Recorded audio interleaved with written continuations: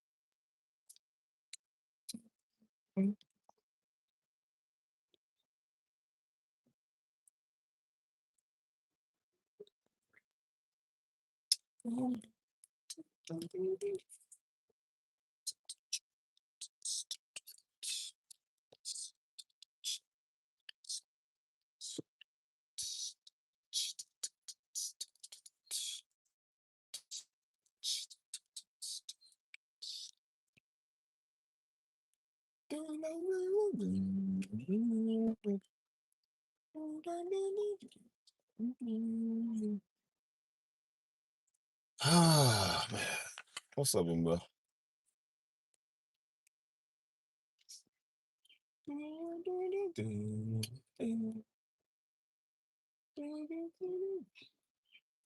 What's good with y'all today?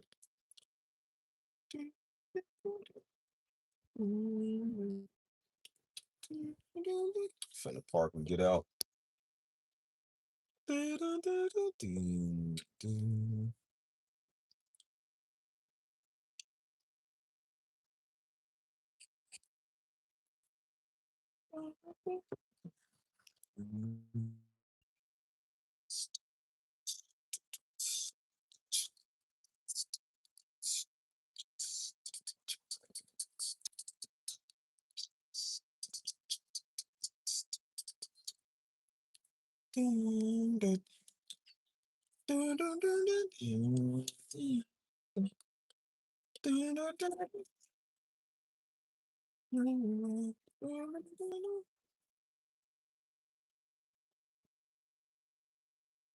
What you doing? You ever look at people that's in their rearview mirrors? We're like, what y'all doing?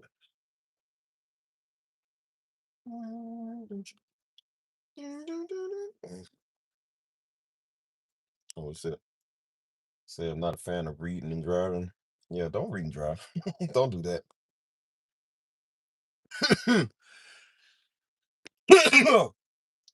Oh man. Oh.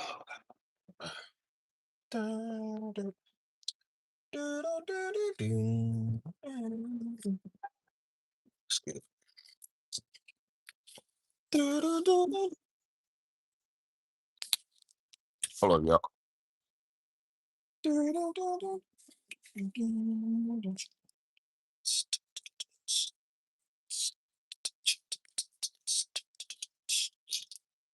Trying to put this thing up. Yeah.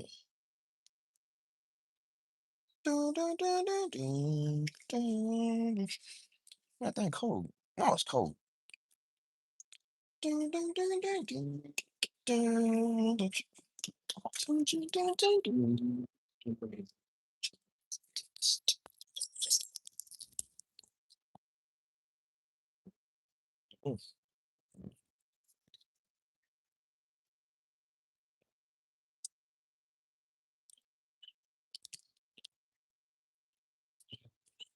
we go.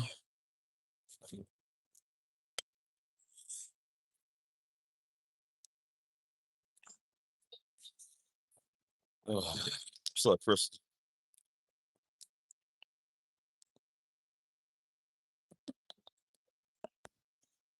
skill with y'all teach your own age. Back on another walk and salt today. Like I said, you feeling good out here, man. I feel like sometimes when I be back in Louisville, man, I just be sitting out here reminiscing sometimes. Like about my old life, you know what I'm saying? Like I feel like it's a good thing and a bad thing, you know what I'm saying? Like I think about a lot of times I after I move, but then I'm like, I think about my old man, you know what I'm saying? Like my old self, man, I ain't gonna lie to you, I still here. Like I still feel like that is, your old man is still inside you. You know what I'm saying? And so a lot of times you see stuff, man, that you had a tendency for, you know what I mean? And so I don't like being in certain places or certain areas, man, because sometimes it bring that stuff back up, you know what I'm saying? Always. I don't what's happening, cuz? What's good with you? So I seen you working all day. Yep. Cause mama put you to work, man. I'm surprised I even got the rest yesterday, man. I got off the flight. Usually when I get off the flight, man, mama come get me. We go straight to do something, man. Go straight to Lowe's or whatever. Got to pick up all the gravel. You got to pick up all the rocks. You know what I'm saying? Mama have you carrying 500-pound loads, man. She like, "Hey, let's drop us off at church real quick." I said, I'm good in you. I can't get a thank you meal. Like, I can't get a meal yet. I said, Mom, I'm still in my brand new $300 J's, man. I ain't got time to change. You got me over here hauling dirt. I said, you gonna wait till later tomorrow?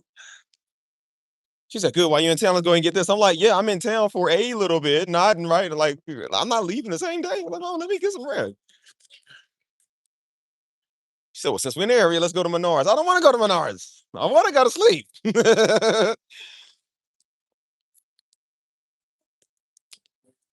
Oh man, though, like I said, I'll be working.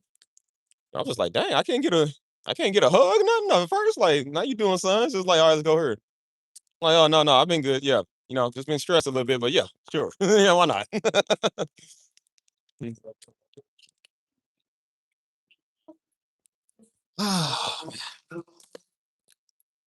Get some garden beds. Like 2 weeks ago, your sis had me working. Yeah, they've been doing this. That's why so we had to go get them rocks today for them garden beds and stuff like that. And so we had a whole truckload full of rocks. You know what I'm saying? So me and Hannah was getting them off. I'm carrying two big old rock full buckets at the same time. You know what I'm saying? So I'm just over hauling myself to work. Look, you know what I'm saying? You gotta work smarter, not harder. Well, in this case, I did work harder though, so not really smarter. But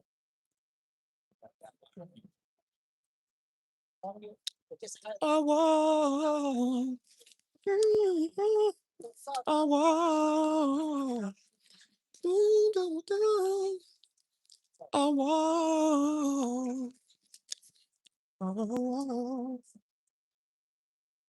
Yeah, I feel like a lot of time, man, like, yo, man, still be here, you know what I'm saying?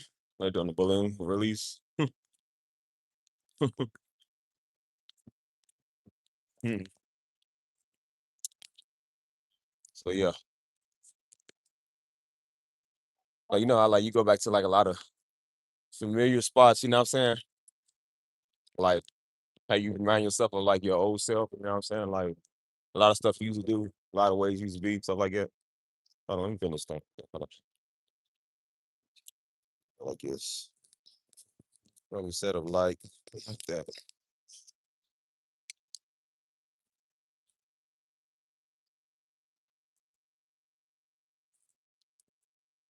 It's crazy because it used to happen all the time, man. Like it was always something that like came and gone. You know what I'm saying? Like you remember your old self, but then it's like times that you don't think about it. You know what I'm saying? And then it's like sometimes like random flashes, like when you come back. It don't happen every time, but sometimes you do come back and you think about old stuff. You feel me? Like I don't be thinking about old people, man, or old lifestyles, man, old partying ways. Like, I don't like that stuff. I mean, that's why I be hoping everybody's alright. You know what I'm saying? Because I'm like, I ain't, I don't keep in contact with niggas. You know what I'm saying? So I be hoping everybody alright. But I don't like reminiscing on stuff. You know what I mean? Like that's why certain streets, when I come back, or certain streets I won't go on. Certain places I won't go, man, because just remind you of a lot of bad, man. You know what I'm saying? Then it remind you of a lot of stuff you used to do over. I'm just like, I don't even like thinking about that. You know what I'm saying? What's up with you? What's good with you? So that's why I like coming back to every street. You know what I mean? Like I said, that same street that Daddy buried on, that's the cemetery right there. I'll go see him, and then I go across the street and go get my hair done by my stylist. But I literally take the back way, man, because I'm like, I don't want to go that same route. You know what I'm saying? Because that same street right up there, that's where we used to do everything at, man. That's where all the parties used to be at. Everybody gets shot, killed at. You know what I'm saying? Uh, we used to go out that way all the time, man. You know what I'm saying? I can't stand it every year, man. You know what I'm saying? It's a lot of bad memories on that street for years. You know what I'm saying? So I literally go the back way because I'm like, I don't even want to see that spot. I just don't even want to see it because it just sucks. It's depressing. You know what I'm saying? That's why I said I don't know how people can live here. I'm like, it's a good city, but but I just don't know how people can just. This is it. Like it sucks.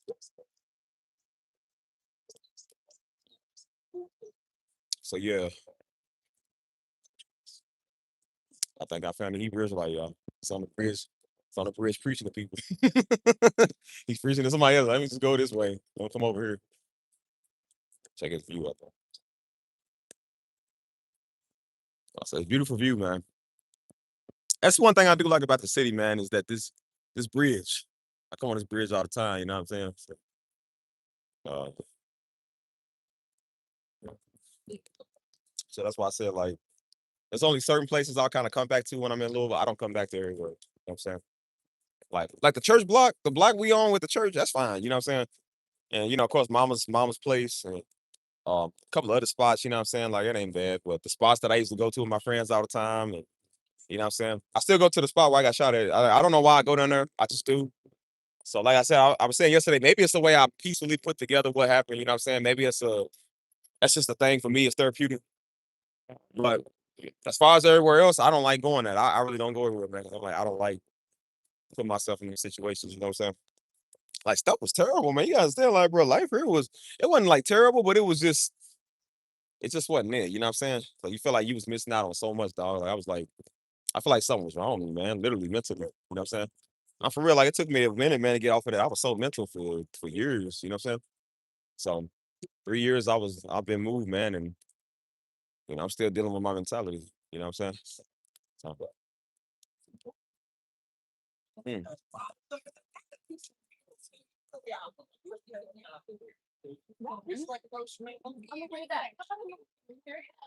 yeah. Yep. He's my quiet today. The Negroes ain't out right now. They got this police out here. So that's why I said, man, I was dealing with mentality, man. That's just everyday human life. You know what I'm saying? But I ain't gonna lie to you, man. I was mental for 3 years. You know what I'm saying? That's why I said the devil, man. When the devil attack you, he don't just attack you physically, man. He attack you mentally. You know what I'm saying? So if he know if he can't get you while you're awake, he'll get you while you sleep.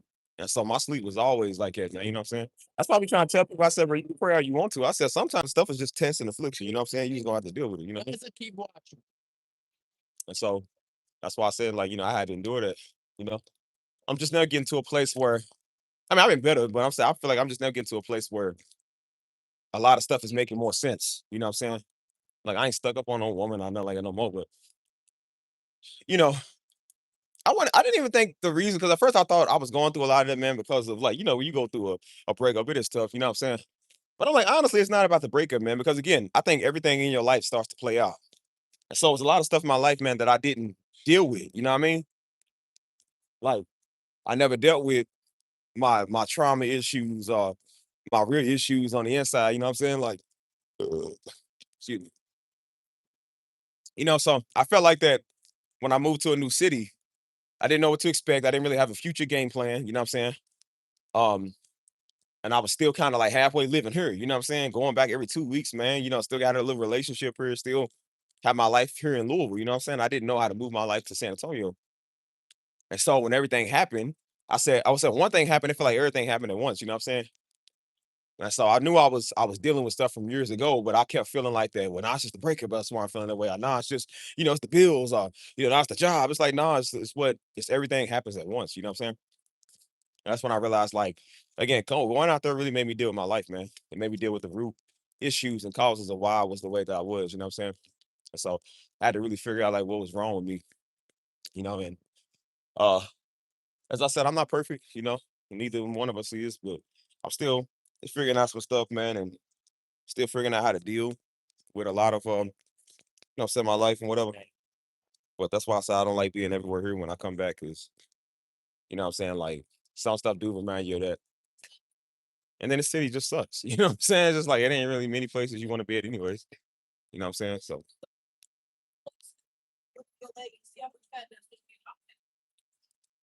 So I don't know, man. It's just kind of my mentality. But I think I can't really tell you how to exactly deal with it. Like I said, everybody's walk is different. You know what I'm saying? Everybody's um experience is always gonna be a lot different. But uh I just know I don't like to really be back in too many familiar places that kind of bring those memories back. You know what I'm saying? Like, so, you hear me?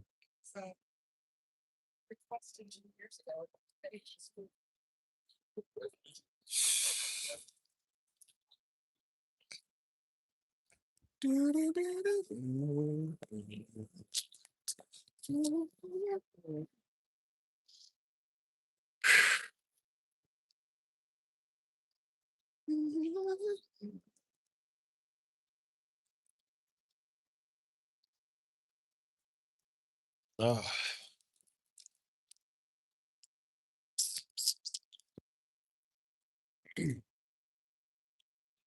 no, for real. Yeah. That's why I said it comes on good days. Like it's like it just depends on certain days. Like, I mean, it's the same thing with Daddy. You know what I'm saying? Like, I don't think about Daddy as much as I did. You know what I'm saying? Like, not thinking about, but I'm saying like I don't extremely feel like it like I used to. You know what I'm saying? Like I did before. You know what I'm saying? So, because I remember at first it was just always on. You know what I'm saying? And then it was always kind of on and off. And then it's kind of like every so often it'll happen. You know what I'm saying? But it's not as much as it. You know what I'm saying? Once was. What's up, Joe? How you doing? Good. I'm good. How you doing? But you know what I'm saying? It's always gonna be part of your life. You know what I mean? But I said I do think that a lot of stuff can be avoided, man. You know what I'm saying? If I can avoid certain people, certain places, certain events, you know what I'm saying? Like certain stuff. Like that's why I don't come back to Louisville when it's derby time. Because like I said, man, I don't like niggas. I ain't trying to be swarmed by 10,000 sweaty niggas outside. Like I don't like that stuff, man. You know what I'm saying? I said that's why I will come after Derby. I'll go before Derby. Like I don't even like being in the city when Derby happens. I never even liked Derby, dude. You know what I'm saying? Even when I did live here, it was just too much. You know what I mean? So that's why I said whenever it's something I just don't like, I don't surround myself with it. That's why I go the other way. You know what I'm saying? I don't even put myself in positions or situations I just don't want to be in. You know what I'm saying? That's why I said, like, I know a lot of people, I got friends, you know what I'm saying? But I don't hit everybody up because I'm like, I don't want to talk to everybody when I come back. I don't want to be associated with everybody all the time. You know what I mean? Yeah. You know, some of the homies, man, and some of the females, the chicas. You know what I'm saying? We still cool. We still straight, but you know what I'm saying? I don't really hang with them because I'm like, I mean, I ain't. I don't really got nothing to say. You know, like, I don't got nothing to tell. Because when everybody hear you back in town, guess what they want to do? Go party. That's what they want to go do. Let's go party. No, I don't want to party. You know what I'm saying? Let's go out. I don't want to go out. You know what I'm saying? It'll start off on a small transition. Like at first, it's like, let's go bowling or let's go karaoke. And then we do that. Then it ends up with us wanting to go out. Like, no, I don't want to go out. I don't want to do this. Like, no, I want to just have a good time. You know what I mean? Can't have a good time, man, without y'all going out and get drinks. Like, I don't want to do that stuff, man. You know what I'm saying? We did that stuff a long time ago. I don't do it no more.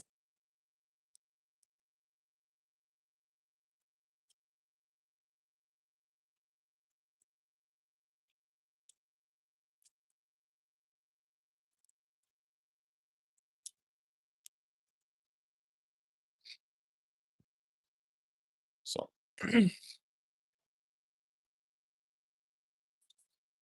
so that's why I said, man, it feels good to live somewhere else, man. And think about the future and what you want. You know what I'm saying? I didn't build a business or a brand in Louisville. You know what I'm saying? I built that in San Antonio. You know what I'm saying? I was thinking so small living here. You know what I'm saying? If I would have still lived here, I would have still been thinking small. I wouldn't got half the stuff I got done now. You know what I mean? So that's why I said imagine that. You know what I mean? Now, if I would have really came to San Antonio with my visions and ambitions, you know, like what I'm doing now, oh man, I'd have killed the game, bro. I'd have killed this. But I didn't know nothing. You know what I mean? And I came here just trying to. I just was trying to get out of Louisville. That was my whole point. I said I just want to live somewhere else. I want to get out of Louisville. I didn't have a future plan or what I was gonna do. I was like, let's just go. You know what I'm saying? Let's move and then we'll worry about it later. And I said, no, you should still worry about that in the minute of you moving. Because then when I got it, I realized I didn't really want it as much as I wanted to because I didn't have a game plan. You know what I'm saying? Then I was going through the breakup and I was going through all of that stuff. I said it made me kind of regret. I felt like I was remorsing over like moving. I was like, nah, niggas, remorsing over that, man, because I'm a stupid girl. Like, girl. And that's why I said, imagine if I would have packed it all up and would have moved back, man, for some dumb girl. Like, I ain't moving back for no silly woman. You feel me? I ain't moving back because it's hard and I can't stand it. It's like, nigga, this is what you signed up for. That's why I said, like, you can't go crying and complaining now. Like, this is what you want. You know what I'm saying? Worked the whole year to get here. You want to cry, complain. Like, you can't do that. You know what I'm saying? I said, we know what we're doing. You know what you want, and you got it. This is what we want. So,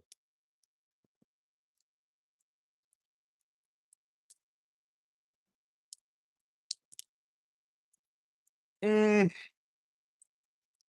I know where I like being in the sunset. Like a nigga look even sexier than what he is. Make you look like a fine chocolate thing. That's when I get my hair did, man. I get my retwist. I was supposed to get it today, but running late, man, and had to take a nap. Been doing working all day. So probably tomorrow. I'll probably get a retwist tomorrow, but I'm gonna be so sexy with my two braids, boy. Like, how'd your wife now? How'd your girlfriends? Here we come. Said, boy, you ain't gonna be ready for this nigga. Get the shape up and everything, boy. Come back to San Antonio looking like a little man. Like, boy, yeah, I couldn't keep him off of him before. I sure ain't gonna keep him off of it now. That's why I said I ain't gonna be going live stream to my Hurricane that big game because all y'all thirsty thoughts gonna come in here and be like, oh my gosh, a stave. Some of us are like taken. Well, oh my gosh, some of us, if I wasn't taken, like, ew. You better be glad you're taken. Or else I call somebody to get you taken. You ain't get out of my face. Mm.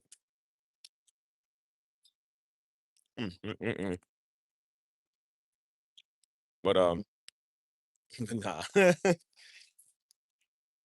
But nah, I do like to live sunlight on my skin. It's gonna look better, boy, when I got my beard trim and everything else. Got that melanin glow going, you know what I mean? So I gotta be worried. Negroes think I'm using this channel to bewitch women. You just all about vainglory. Yeah, I would sure be about vainglory on this crappy channel with a bunch of church folk like y'all. Of course, I'm gonna be vainglory on here trying to get a bunch of church women. Nigga, what I look like? I'm not Simon the Sorcerer. We don't do that. I don't like y'all Negroes. Like trying to get y'all. Doesn't even my type. Boy, my women is in Algeria. I don't even know where Algeria is, but it's somewhere where y'all ain't at. Like, the world I want y'all.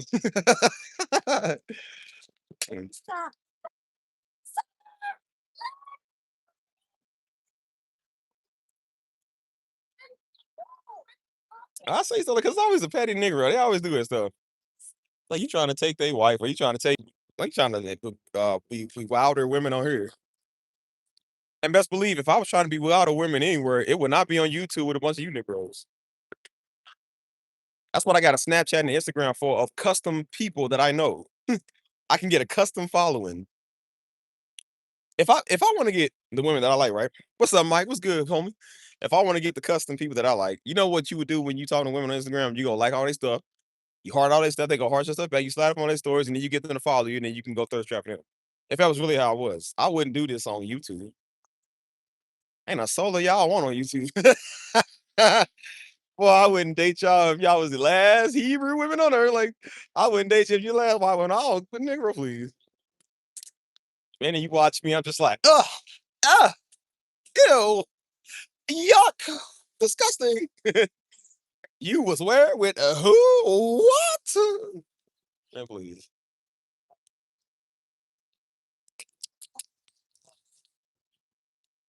Don't hate me because I'm beautiful. Because I got preferences. You're just mad because you wish you could get with me. You can't get like Mike.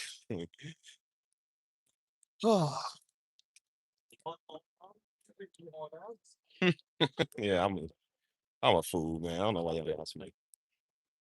I talk like I'm all that boy. I call myself ugly all the time.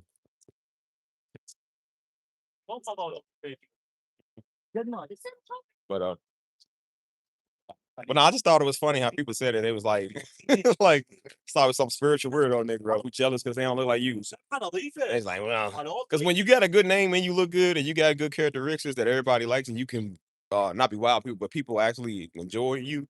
You know what I'm saying? So people can't again, Negroes want to make up something because they can't just accept the fact that you're better than them or like people just are attracted to you. So they gotta make like, well, no, they only like because you showing your arms. It's like what? That's the same thing the devil did with God, with Job. He was like, well, Job only love you because you bless him. It's like, no, Job loved God because he loved God. You know what I'm saying? I said I could be ugly, but if I still had a good personality, I said people will watch me. I'm sorry that you don't have a funny personality and people don't want to watch your little ugly spotted sea turtle looking stuff. I said, but you know what? Maybe you should go look in the mirror at the ugly truth instead of looking at my stuff. It's not about muscles. I'm like, I never said it was. The fact you said it shows how gay you are. Buddy boy. I said, okay, well, from now on, I'm gonna wear all small tight shirts since you won't talk. I'm gonna wear all small tight shirts. I be trying to tell y'all, bro, like, stop trying to tell a nigga what to do. I don't know, listen to y'all. Cause Daddy kept doing that too. He was like, he thought I was trying to buy small shirts for the women at church. I was like, I think that's what he was trying to say. He like, well, don't wear no t-shirts in church. I'm like, well, I was only wearing it because we went to prayer. You know what I'm saying? I said, if you think I'm trying to bewitch them, I'm like, man, I was like, Daddy, don't disrespect me. Don't disrespect me like that. He said, nah, because these women be looking at you. I was like, what does that got to do with me? I could be fully clothed in a sweater. They still trying to get a hug from a Negro. Like, that ain't got nothing to do with me. I said, don't act like that. Don't do that. He said, well, son, it might not be you, but they. I said, well, I don't care about they. That's their problem. If they 49-year-old self can't see that a young 21-year-old man is not interested in them, then they got real problems. That shows they never passed calculus because they can't do math.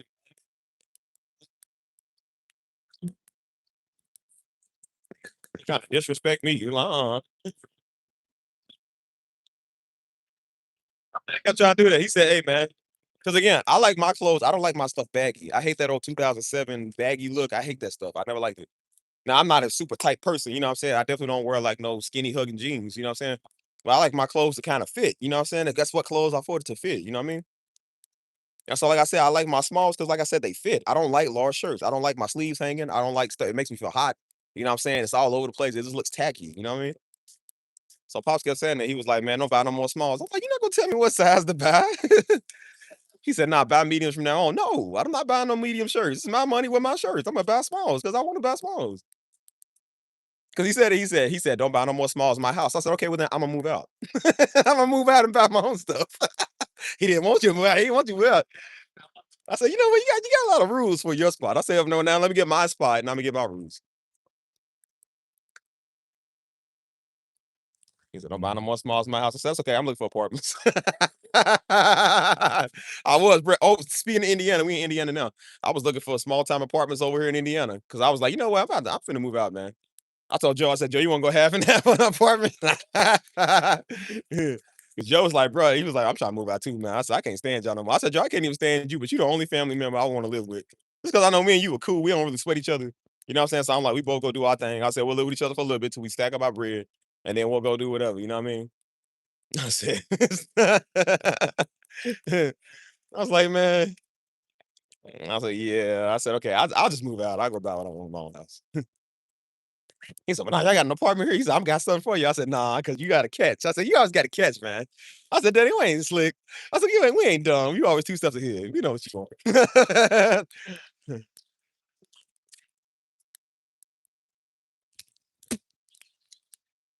Mm. But looking the arrow on them, my tight clothes, seeing suspiciously. Well, he didn't really care about that. I think he was just caring more about the fact that he was like, because like I said, he didn't really care. He was just like, just don't wear some stuff to church. You know what I'm saying? Which we never dress rockily. You know what I'm saying? Like y'all see, I wear what I wear now. Like I always wear like a undershirt. Like when I'm wearing, I'll probably just wear it like a tank top. You know what I'm saying? Well, obviously you can't wear tank tops in church. Obviously that's kind of like common knowledge. So I never did that. You know what I'm saying? But I wear these, but just kind of like the V-neck form. You feel me? It was like a basic V-neck t-shirt. He said, yeah. He said, don't wear that no more because I don't want these women here stumbling. I said, I ain't got no breast. I ain't got no breasts. It's like, bro, what are they trying to look for? What are you gonna find? He said, yeah, son. He said, you might not care. He said, but some of them be thirsty. I said, well, that's why they come to church so they can get delivered to being thirsty. Mhm. I said, well, I guarantee you, I ain't got no drink for them to quench. They ain't getting none from me. Right. Sound like I got a pair of double D breastises. Like, bro, I was like, what I got to cover up? I was like, man. Daddy was like that too. He used to do it growing up. He would want to look at the clothes that you bought. Because he was like, nah, let me see what you bought, man. So he said, so I can make sure this is cool. And so I bought a shirt where it was like, this guy's here to party or something. He said, nah, he said, you know what that means? Means you going out clubbing and drinking. He said, nah. He said, I hope you kept the receipt because it's going back. He said, don't worry, it's going back. I said, bro, what is wrong with the shirt? That's when I told Joe, I said, Joe, you gonna go half and half on an apartment when we get older. I said, you wanna move out? Y'all think I'm joking, boy. We and Joe was finna move out so much when we was like 15, 16 years old. Yeah, I'm on YouTube. Yeah. That boy run up on me. That's not my streamer, boy. I to be a first streamer to drop kick child. You better not run up on me like that. Forgot where I'm at, boy. My Negro sense kicked in. I said, well, I'm in Louisville. You can't let me run up on you like that. Even the kids got guns. Kids got a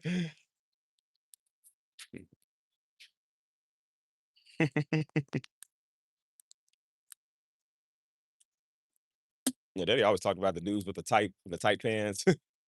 That was something that we never did. Like I said, I ain't never did that. I told you I wore a lot of baggy stuff. I had a baggy era. I would get jeans that was like a couple of sizes bigger. And I don't know why I thought I was so cool, man. Because I guess the jean design looked good. I never measured about a waist or the size. You know what I'm saying? So they kept being like, bro, why you getting these big jeans? You know what I'm saying? I thought I was cool, man. I was a Negro, man. Like something's wrong with me. That's why I said I look tacky as all I do is, but I mean, I was the idiot. So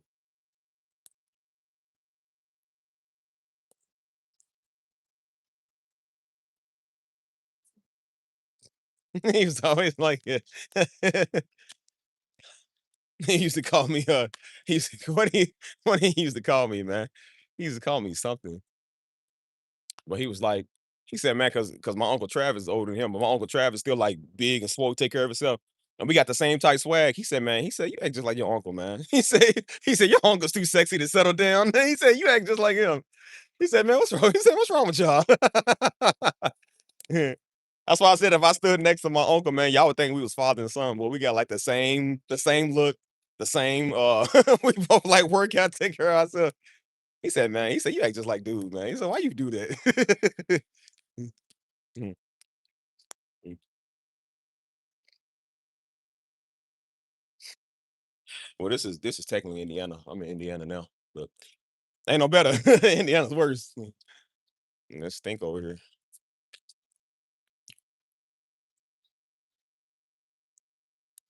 Ain't no bad. So that's that we can sleep on the street. Yeah, you see them niggas with the parachute pants. It's like, bro, what are you wearing? That's why I be looking at people. I'm like, bro, what are you wearing? You know what pissed me off now? You see what these rappers are wearing? That's why I said I miss the old days back. You know what I'm saying? Like, I mean, I was young, so I didn't know nothing about like no Easy. Back in them days, like when Pac and them was on scene, because they style was fresh. You know what I'm saying? Everybody had the butter Tim. You know what I mean? And then you see these Negroes, man. They wearing these. What's up, America? They wearing these big old Doc Browns and these skinny leggings and stuff. Like, bro, they be gay as all I do. I'm like, bro, look at this. Dude's legs can't even breathe. Be wearing crop tops, man, little Uzi type style. Like, y'all be looking weird. I'm like, bro. I said, dang, man, like the sounds upgraded. I think the music sounds are better nowadays, but the style sucks. But back then the sounds wasn't that good, but the style was better. You know what I'm saying? Like everybody wanted to be I think that's where everybody wanted to do like the crib walk because they seen how Crips dress, you know what I'm saying? Like everybody was fresh back then. I feel like nowadays it ain't the same no more, you know what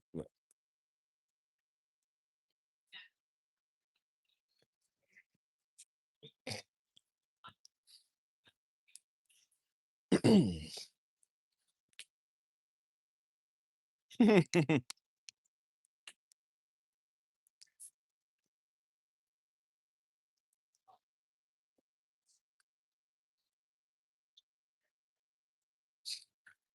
Yeah.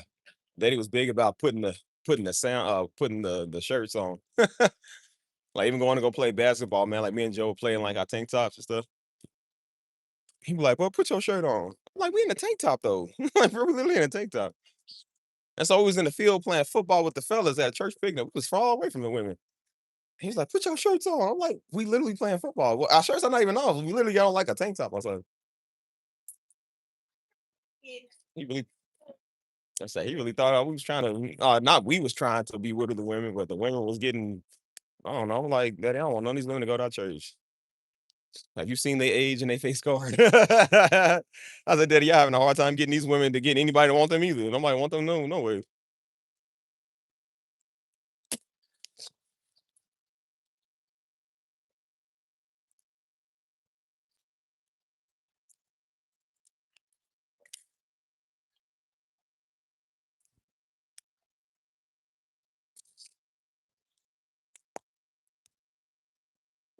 I said, he always did stuff like that. He always asked you these questions. I'm like, why you ask me these questions? I feel like some of the questions are unnecessary. I'm like, why you ask me this? Yeah, so, let's see. Imagine if the sound and the fashion were both trash, right?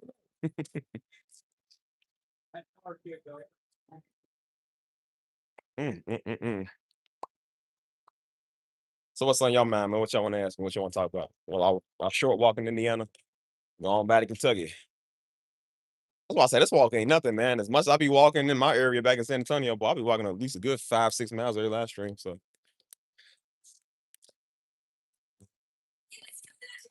yeah. You notice a change up here too, man. The people, I'm trying to tell you, man, the people here are not pretty. Like, bro, people are ugly here. It's like, dang, you might see like two fine ones. Everybody else ugly. Like, you forget what you left. Come back, like ain't no palm trees, man. Ain't no Whataburgers, ain't no HEBs, ain't no taquerias, man. Like y'all got ugh. You got the white people version of a tacos, tacos with a corn tortilla. Like, man, y'all ain't real. Did y'all enjoy Mother's Day? Yeah, we did. I got stuck in the airport on Mother's Day, so like I got to enjoy it. You know what I'm saying? So, and I'm not a mother, so I don't get to- somebody put in the comments when I posted the picture that they said, "Yeah, Happy Mother's Day to you, sir." I said, "Bro, Mother's Day is not for me." I said, "Bro, Mother's Day is for the mothers." Like I know they're probably trying to be like, "Oh, well, Happy Mother's Day to you and your mother, sir." They say, "Happy Mother's Day to you, sir." Again, I have to look. I'm just like, I got any kids on know. I said, "Bro, I ain't no mother." So, bro, you say that? I'm Mr. Mom. Like, I'm not a sir. I'm a sklaw. Those are my pronouns, sklee and sklaw. I said, "Get it right. Don't make me take you to the Supreme Court and sue you. I'll sue you for every penny and every stocking you have." Like, I think I can go. I can probably go this way.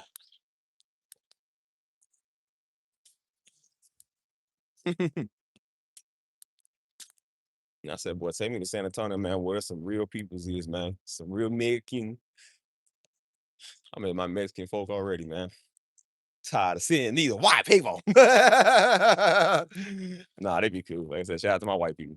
Shout out to my black people, man. Shout out to my ebonies. What is an ebony? It said ebonies.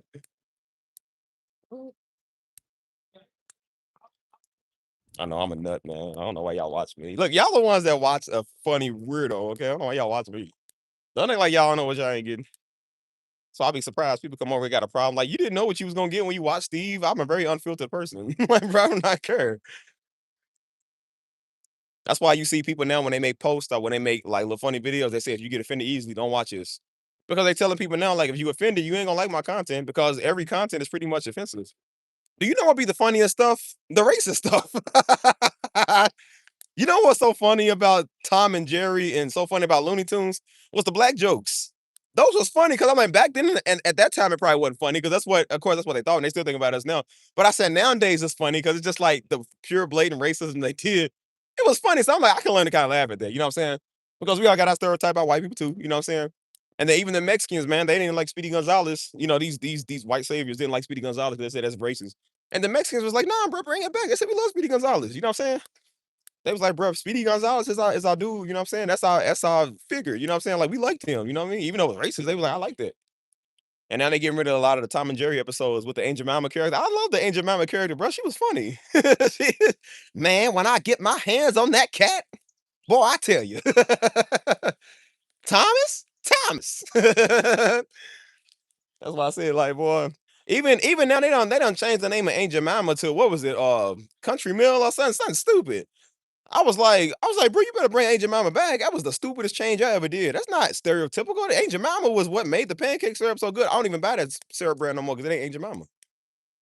I said, y'all need to stop being so culture appropriation all the time. Like, bro, stop doing that. Like, y'all trying to be so woke. Or like, stop, dude.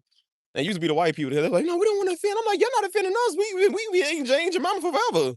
Don't try to act like y'all care now. Y'all should have cared way. You should have told your people way back in the day when they was doing it on purpose. Don't try to say you want to change it now. The name is different, but the racism is still real. Like, girl, I never experienced so much racism in one flapjack.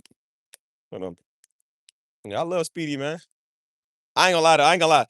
I didn't know much about Mexicans growing up, but I remember I was in kindergarten, and that's really what we thought Mexican people was. I'm not gonna lie to you, because again, like where I'm from is mainly white and black. You know what I'm saying? So we didn't really see. I mean, we seen some, but we didn't really know. So we was told off of TV. So when I saw Mexicans, I remember watching Looney Tunes and what they made Mexicans out to be. So they always was talking about sombreros and they was talking about Speedy Gonzalez and tacos. And I know that's mad racist, but that's what we was told. So we thought all Mexicans did that. You know what I'm saying?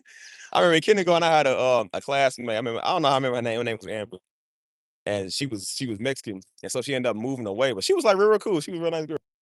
Um, and that was about as much as I knew about. I think it was the only Mexican I like met at the time. You know, so I didn't know nothing about they culture, or nothing. But I knew about it from Looney Tunes. You know what I'm saying? Because we watched Looney Tunes. You know what I mean? And so I remember when people would say like bean burrito and sombrero, that's what I thought. That's what we thought Mexicans did. You know what I'm saying? Like they have the Mexican jumping beans. I said, bro, that's racist. See, we didn't know that was racist. We just thought that was just a cartoon. You know what I'm saying? I said, bro, that's mad racist. Like, you know. But a lot of them said it's funny. That's why they say they like us stuff. It's funny. We think the black stereotypes. I was watching um a Tom and Jerry compilation of the day. And they was doing stuff with like blackface, bro. That was so funny. I was like, bro, because they was so wrong. I said, dude, they are so wrong for that. I said, but it was funny. I was like, bro, because white people ain't got no filter. That's why I said they talking now. It's funny because they talking now about racism and about why can't we just all get along. I said, let's not forget y'all the ones that did this. Don't try to act like white people claiming racism now. Like, nah, please. And he said he was trying to escape from Jerry. And so he got he was trying to escape from Tom. He got the blackface on. I was like, well, hold on now, sirs. Let us just go on now and get out the way. I said, bro, they did wrong for that. I said, they did wrong for that. I said, yo, I ain't never seen this episode on TV. But they tell you before you watch the show. They said, listen, a lot of these are stereotypes back in the day. They said, as much as we don't condone it, we leaving it in because it's the cartoon. They was like, we don't condone what's going on today. But they said, just try not to get offended with the stereotypes. You know what I'm saying? Even Popeye, I was watching Popeye, man. They had a lot of blackface, and I said, bro, that was funny. I said, bro, bring that stuff back. Like, don't censor everything no more. That stuff is getting on my nerves, man. They censoring everything, trying to be all woke. Yeah, it sure do.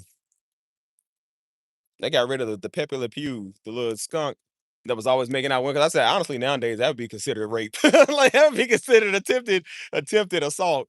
Because Buddy didn't know how to leave women alone. He was always in a woman's face. Hi, my love, you set my soul on fire. Like I was like, bro, nowadays women have rights. You can't. They say no. That means no. You can't keep forcing yourself, like brother. That's called attempted rape. You can't do that. You know what I'm saying? So I can kind of see why they canceled his character because he was a little aggressive. He was a little aggressive. Hold on, let me see. Because you got to go home, reflect, get ready for your next level. Say it's waiting for big ones, probably. Uh, hold on. Mm. What's happening? What's your name is? Don't is that Donut Smash? What it say? Donia Messiah? Is that how you say? Masha? Bro, I look like I say donut shop from far back. No, I do a Messiah. I said, I'm a Hadullah Messiah to you too. Yeah, I don't know what that means. Can I call you Dewey? Can I call you Dewey, girl? Can I call you Dewey? Is that fine? What's happening, y'all? What's good with you? What's good with you? Mm.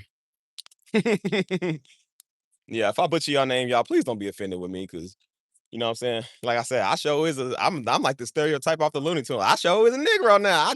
I show didn't pass my education. Like, yeah, I'm sorry. I didn't pass 8th grade. Like I said, I statistically I wasn't supposed to pass 8th grade, but I almost got kicked out of school. I'm smart now, but I still have tendencies of being, a jungle bunny. So nah, I gave that lifestyle up a long time ago. I had my little kit and everything, the bunny ears. I had all the Negro activities. I said, put it away and bury it. No more jungle bunny activity. We've been trying to change for the best, y'all. So that's why I said I don't like being back in Louisville. Like, you know what I'm saying? Because it brings back the jungle bunny out of me. Uh, Said yes. I'm guessing you from Louisville. Who in here from Louisville, man? If I got any fellow Louisvilleans or whatever, however you say it. If you are from Louisville, you shouldn't be watching me because I don't live in Louisville no more. Yeah. Mm. There's a lot I don't miss about the city, man. The city sucks. Mm, I'm from Louisville. Ugh. Y'all still live here. That's why I said I don't know how y'all still live in this state, man. Like, I can't be in here, man. I'm in Indiana now, which is even worse, but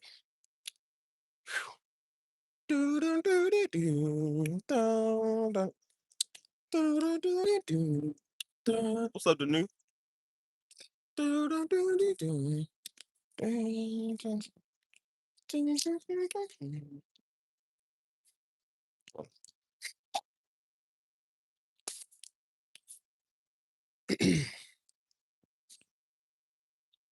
Mm,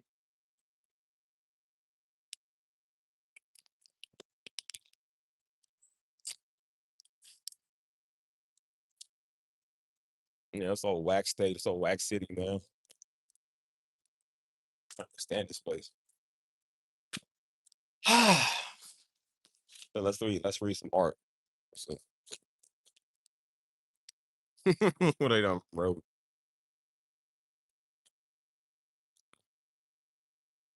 That stuff is.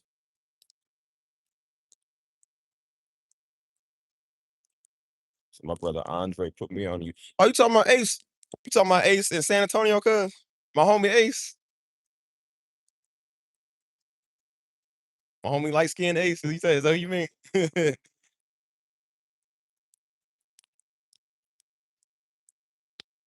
make sure it's the same Ace you talking about. Hold on.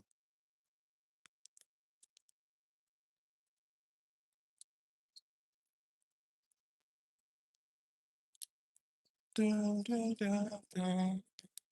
Oh, word, that's what's up. Yeah, yeah. I think Ace was telling me about you, man. Yeah, he was telling me he got he said, I guess he said brother or whatever. He said he knows somebody live in Louisville. Cause that's funny, bro. Me and him was next door neighbors. In my old apartment complex in San Antonio. You know what I'm saying? I ain't never knew dude. They never spoke to him like that. And so one day he was outside smoking, so I said, so you know what I mean? I was coming home from work, man, and me and him just start chopping up a conversation, you know what I'm saying? And we start chilling, just start, you know what I'm saying? We start vibing, you know what I mean? And so, like I said, man, he was cool, bro. He was cool. You know what I'm saying? And we kept in contact. We still cool now, man. We still kept in contact ever since. You know what I mean? He said, "Yeah, I got a little homie, man, live out there in Louisville." He's like, 'Cause I know you say you from Louisville, right? I said, "Yeah." He said, "I got a little homie live out there in Louisville." He said, "Louisville that bad?" I said, "Yeah." He said, "Right." That's my little homie. He said, "Bro, it's bad." He said, "Bro, I told you." I said, "Bro, I told you, Louisville's nothing." He told me about his people, man. You know what I'm saying? Shout out to Ace, bro. It's a good brother, man. Good dude. I've been meaning to make plans with him, man. We both been busy. You know what I'm saying? He live a little further away now, but and I moved to a different spot, so been meaning to make plans with him again.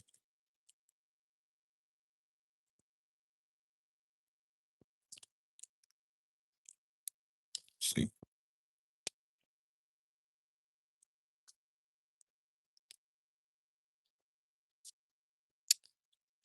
I can do what?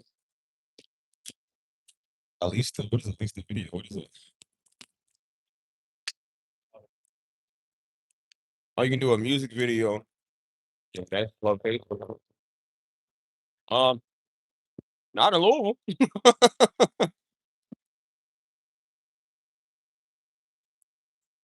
He saw it. He told me I'd rock with a lot of your content. So I'm tapping that. What's up, bro? Yeah, I appreciate that, man. That's why I said, bro, it go a long way, man. A lot of love support go a long way, you know what I'm saying? Shout out to homie. I ain't talked to him in a minute, man. I was trying to holler at him so we can make some plans again. But as you can see, I ain't even in Texas right now. So like I said, I've been all over the place too myself. So but yeah, that'd be cool, man. You know what I'm saying? But you say you live in Texas? Are you in Dallas? Because I know you say they say he got peoples out there in Dallas.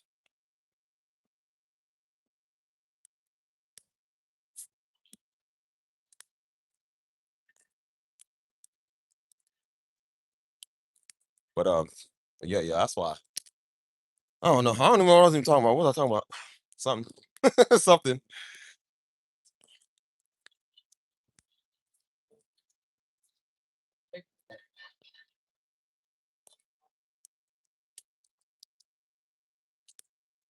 We talking about a lot and a lot of nothing at the same time, you know what I mean? So at this point, like I said, I was gonna get a Louisville following too, man, and just continue doing what I'm doing, you know what I'm saying? So there's a lot of content creators, man, that live in Louisville. You know what I mean? They be having viral videos all the time. Everybody's doing content now, so a lot of people are going viral, you know what I'm saying, doing this. So look at this nigga, y'all. This nigga. See, this is the stuff you see in Louisville. This is the stuff you see right here. See? Stuff all the time. Watch I tell you. Nigga activities. White people. You know how many times people climb this bridge, bro? There's been like two people that jumped off this bridge, dude. I was down here doing music one day when I was making my money to move, and I seen the helicopters, the choppers, and everything. They said somebody jumped off the bridge. I said, bro, what? They said, yeah, somebody jumped in the water, and they still live. They went to go get the like the little police boats, like out there, and they went to go like pick them up. I was like, dude, they said that was the second person. I was like, how do you? How's that two people that jump off? That's crazy.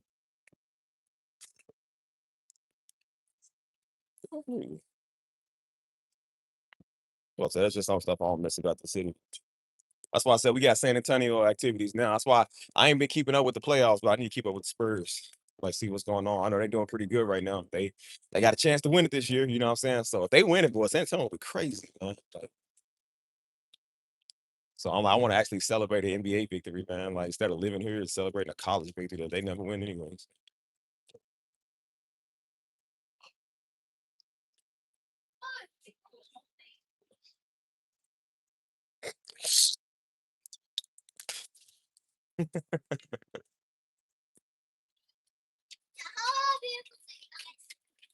All right, what's up, dude?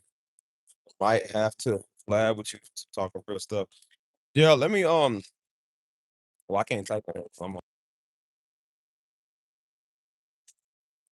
oh yeah, I might call him. Yeah, I try not to put my IG on social media too much, but I got a lot of weirdos on. You know what I'm saying? People be trying to send me friend requests and whatever. I give you my like I said, I give you my music page though. My music page is cool though. Just type in AYEST3B3 music. Just A Steve music. And if I see any of y'all other little weird niggas on, I'm blocking y'all. I don't like y'all. So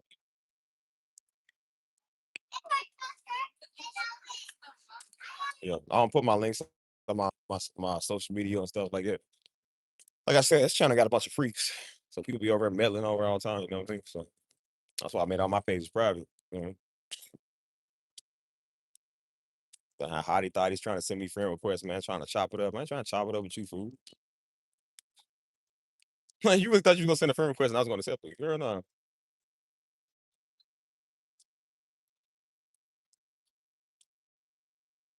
I don't even know how people be following like finding me on social media. That's how I think people be weird, man. They just be typing up your name and they send you a request. You got to be on Facebook because I'm not really. I don't think I'm really tagged in a lot of stuff on Facebook. So on Facebook, and I definitely ain't none of the people you may know because you don't know me. You know what I'm saying? So I don't know how people find me on there. Be having to remove myself from these tags, man. There's this one woman on Facebook, man. This nigga keep tagging me and everything. Like, bro, stop tagging me, man. You don't know me. She tagged my daddy and then she tagged me. Like, y'all niggas don't know us. Stop tagging me. That's why I said people want attention so bad. That's why I said, well, you guys, you know what I do? I just remove myself from the tag. I say, you tag me again, I'm gonna block you. Stop doing that. I don't know you.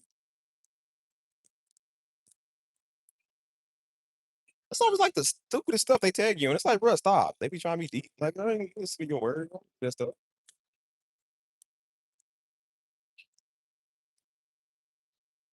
And that's exactly why I don't get people social media because they weirdos.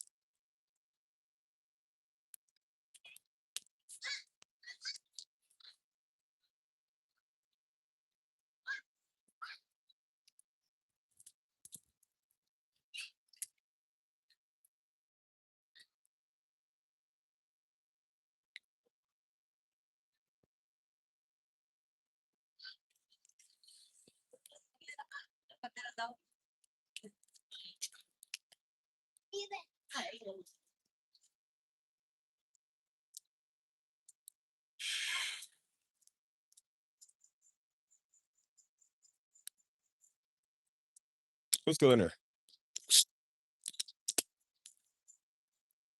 there? Feel good though, man. I ain't gonna lie. I feel good outside today.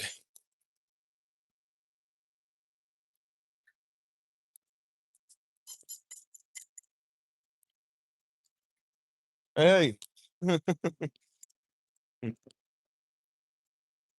It's the same woman I ran into yesterday, man. The sister that go to our church. I told you, you gonna see people in Louisville that you always know. I swear, man. That's also why I don't like Louisville. Because you see people that you know all the time are people you don't want to see. I'm telling you, dude. Everybody goes to the same spots. That's why I like San Antonio, because at least San Antonio is huge. So you're not gonna see people you don't want to see, bro. And I only see people in the people that I know that's in my area where I live at because that's a tourist spot. You know what I'm saying? I said, but as far as like people I used to know and don't want to see no more, I don't see them because, like I said, I ain't going out looking for them. You feel me? People on the ground. No, I almost stepped on a. That's why I said like I don't see people I used to know, man. You know what I'm saying? I ain't seen the X yet out there, which is a good thing. I'm like, bro, cause that's what I used to see here all the time in Louisville. That's why I hate Louisville, man, because you see people you used to be with all the time. It's so annoying. It's like, bro, I ain't trying to see y'all for who long. I don't want to know y'all no more. You know what I'm saying? Trying to get away from y'all. That's why I told you when I did have a heyday of clubbing and doing stupid stuff, there were certain places I didn't go. There were certain places I didn't roll at, certain areas I didn't go to. I knew on a Saturday night, everybody and their mama gonna be outside. Saturday night. So guess what I would do? Go to the other part of town on a Saturday night. I'm like, I don't want to be over here because I know you're gonna see them. You gonna see them? Are they friends? You know what I'm saying? Which I ain't that type of person. I don't really care. But everybody would get to ask me your questions. Oh, how you and such and such, and why you and such ain't talking no more? It's like I don't want to talk to y'all, man. You know what I'm saying? Like I don't want to see nobody that even remember me. Like I said, when I do a clean slate, I want to wipe you from existence. I don't even want to know you. Like I said, I can't murder you because that's against the law. So I'm like, I have to murder you in my mind. I said, man, look, I have to kill all that existence in my mind of you. And so I said, I ain't trying to see nothing that remind me of you no more, man. You know what I'm saying? Like, mm. So that's why I say you go to another city, man, where you ain't got to see familiar faces and you ain't got to catch no cases, honestly.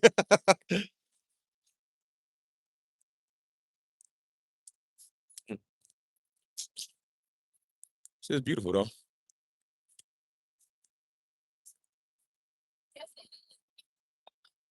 Yeah,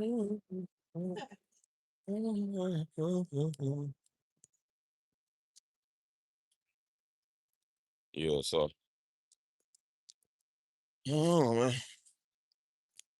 I just don't like the fact you can see people, man, that you don't want to see. You know what I'm saying? Like, bro, so many people I didn't want to see, man, every weekend. You gotta understand some of these people you will work with too, or some of these people might come into your job, you know what I'm saying? 'Cause you be seeing people that talk crazy. It's like, bro, I'll get you right now. Like, bro, I can mollywop you right now. You know, I ain't gonna do it.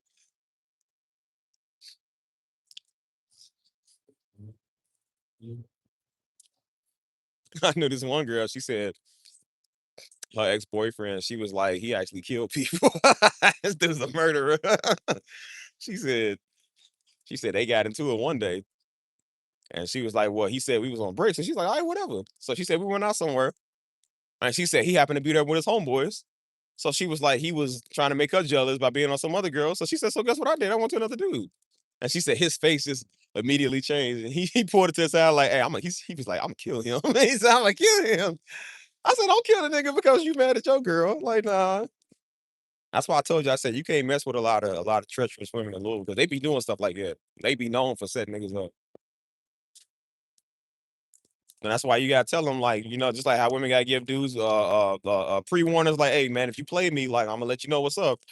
And you gotta let some of these females know, like, girl, if you set me up, I'm killing you and that dude. I'm killing both of y'all. Because they do that, man. They be setting people up. You know what I'm saying? It's one thing not to ever fight over women. It's another thing to fight over little women. Like, why would you fight over women in this city? Like, boy, you can't, boy, ain't a daggone virgin in here. Ain't nobody worth nothing in Louisville, in Kentucky. I don't know why y'all think y'all want to fight for somebody else. They live here. That's the whole point. They live here. Why you want somebody to live here? I don't want nobody in this city.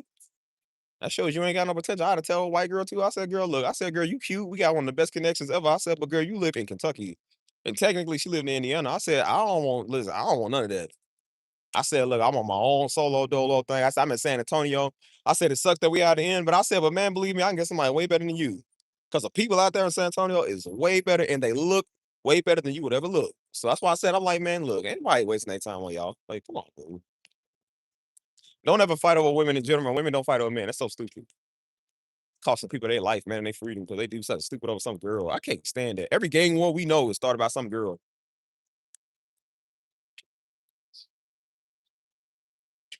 I said, bro, is it that serious that y'all killing each other with a woman? I don't think it's even worth it. That's why we trying to tell niggas, like, bro, it's like, look, man, like, look, we wasn't the best of people. We shouldn't have did certain stuff. But I'm like, but bro, look, you got what you wanted from them, right? Okay, why are you worried about them folks? I can believe the epidemic of men crying. I said, I expect women to because women are mostly attached. Men ain't really attached like that. You know what I'm saying? So when they crying, "Oh, I don't think she gonna leave me. She don't like me no more, man." I was like, bro, I was telling myself, bro, what's wrong with you? They said, well, I don't think she cares about me no more, man. She gonna leave me. I was like, bro, that's gay. Why would you do that? I said, bro, bro, you was with him, right? He said, yeah. I said, y'all was together for that long, right? He was like, yeah. You had a part of her that nobody had, right? He like, yeah. I was like, what's the problem? You smashed, right? He said, yeah. I said, nigga, why you care? I said, you shouldn't. But I said, but bro, you already, why are you crying for? I said, why you gonna cry for something that been used? Boy, you better get on with your life, man. Come on. You know why I don't cry with women? Because I'm a player. That's why I ain't playing now. But I said, you know why I don't cry? Because like I said, I'm like, bro, when I was back in the heyday, I already got what I wanted. You know what I'm saying? And I ain't that I got what I wanted. It was just like I knew they came to me first. You know what I'm saying? It didn't take nothing to get you. You was the one that came over here all up desperate for me. So I'm like, why am I gonna cry because you decided to walk away? You come, you can leave too. Like, I don't understand why people doing that stuff. I'm most certainly ain't killing nobody over nobody. That's why when I'm done with people, I unfollow them. I block them. Because I'm like, I don't need to see you. Because guess what they gonna do? Go get some other dude, go make you mad. Bro, they put me in the photo. Bro, some girl put me in the photo. Because she was trying to get that dude that she ain't like. I guess they was playing around with each other or whatever. And she, let's take a photo. So I'm thinking we just taking a regular photo. You know what I'm saying? So we're doing that. And she's like, yeah. She's like, it's to make him mad because he was some other girl. I said, hey, don't use me. I said, bro, don't use me as bait. Cuz. Because I'm gonna have to hurt this nigga. He won't show up and do something to me. I was like, no, no, he won't use me as no bait. That's crazy. That's why I said beware and be leery of who you take pictures with too. They be doing that stuff on purpose. Stuff was crazy. I'm still in here, man. You hear me? They've been away, man. Come on.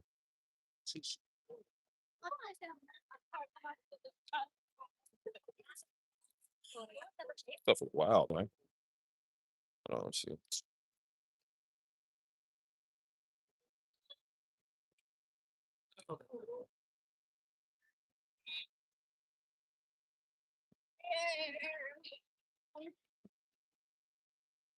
I'll tell you, don't never be down over no females. I don't die with nobody. Dag on, man. I just think that is so stupid, man. People fighting each other over the stupidest stuff. Don't do it in Louisville. You know how a lot of these niggas be getting shot? Because it be over some girl. She be playing them both. You know what I'm saying? Or he can't get over the fact that old girl left him. He can't move on. So then he see her with somebody new. They won't fight you. Like, I was like, bro, she been passed around. Man, these girls here be thoughts. They been passed around. Why you want them?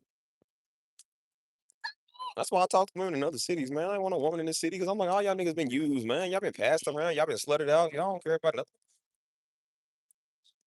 And you know who worse? The white girls. For the white girls, the worst. The white girls ain't have no filter. They's with everybody. That's why I said, I'm like, dang, man, y'all just been all over the place. Like I said, I try not to knock people judging, but I said, for daggone, man, y'all just been everywhere, man. I ain't. So that's why I said, get your mind up somewhere else, man. Go somewhere else and do this. 'Cause I'm like, that's annoying, bro. And that's all people think about here, man, is relationships and you know what I'm saying, being with somebody. That's why they don't own no house. That's why the housing market in Louisville is one of the worst. Considering Forbes said, I think back in 2021 or 2023, I think they was like Louisville's one of the worst housing markets. We got the worst drivers, the worst housing market, one of the biggest cities in the United States for depression. The top 10. City sucks, man. Like that's why I said because everybody, you know why everybody depressed here? Because they ex-boyfriend left. They ex-girlfriend with a new man. You know what I'm saying? That is literally the reason why people here be depressed, man. Why they be so stuck up on themselves, dude. They ain't got nothing else to live for but a relationship. That's why they hop and bounce around, man, like it's like freaking rag dolls, man. They don't care about nothing out here. People don't want nothing out here. That's what I noticed, man. That's why I said, like, I'm seeing people's problems in San Antonio and people's goals. And then I look back in Louisville when I was looking at people's problems, man, it was just their ex-boyfriend care today. You know what I'm saying? They girl best friend don't want to talk to them. You know what I'm saying? I'm like, they ain't got no problems. Like, bro, this sucks. And then you asking what they doing with their life, they can't even tell you. Nobody here talks about housing. They don't talk about buying property, owning nothing, man. They don't care about nothing. That's why I had to move out of here, man, get out. Cause I'm like, bro, I'm gonna end up like y'all. I don't wanna end up like y'all, man.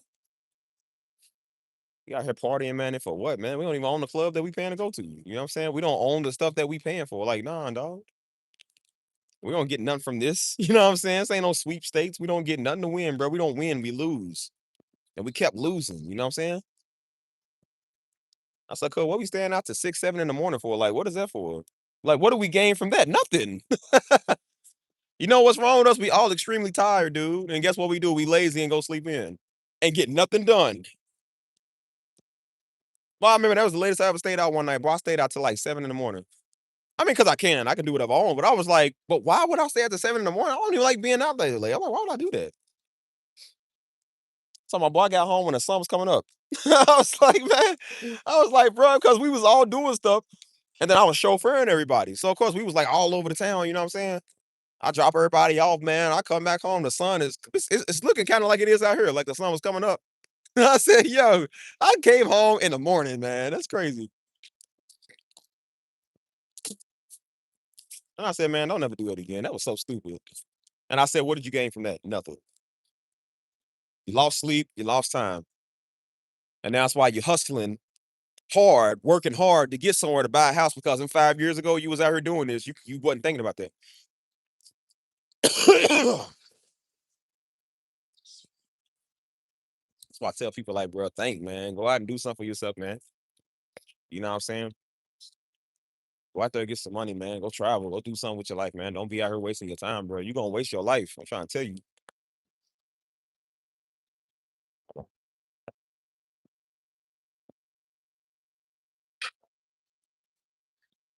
Come on, man. Y'all talk back to me. When y'all silent, bro. I did have to move out of here though, man. This is something. I mean, look at this. This is the best scenery you gonna see. This is it. I set up over here, did music, you know what I'm saying?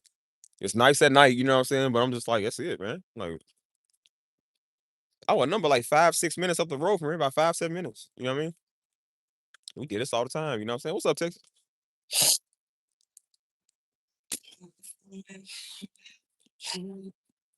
That's all place down here is packed up for derby. You know what I'm saying? They got these little dumb events.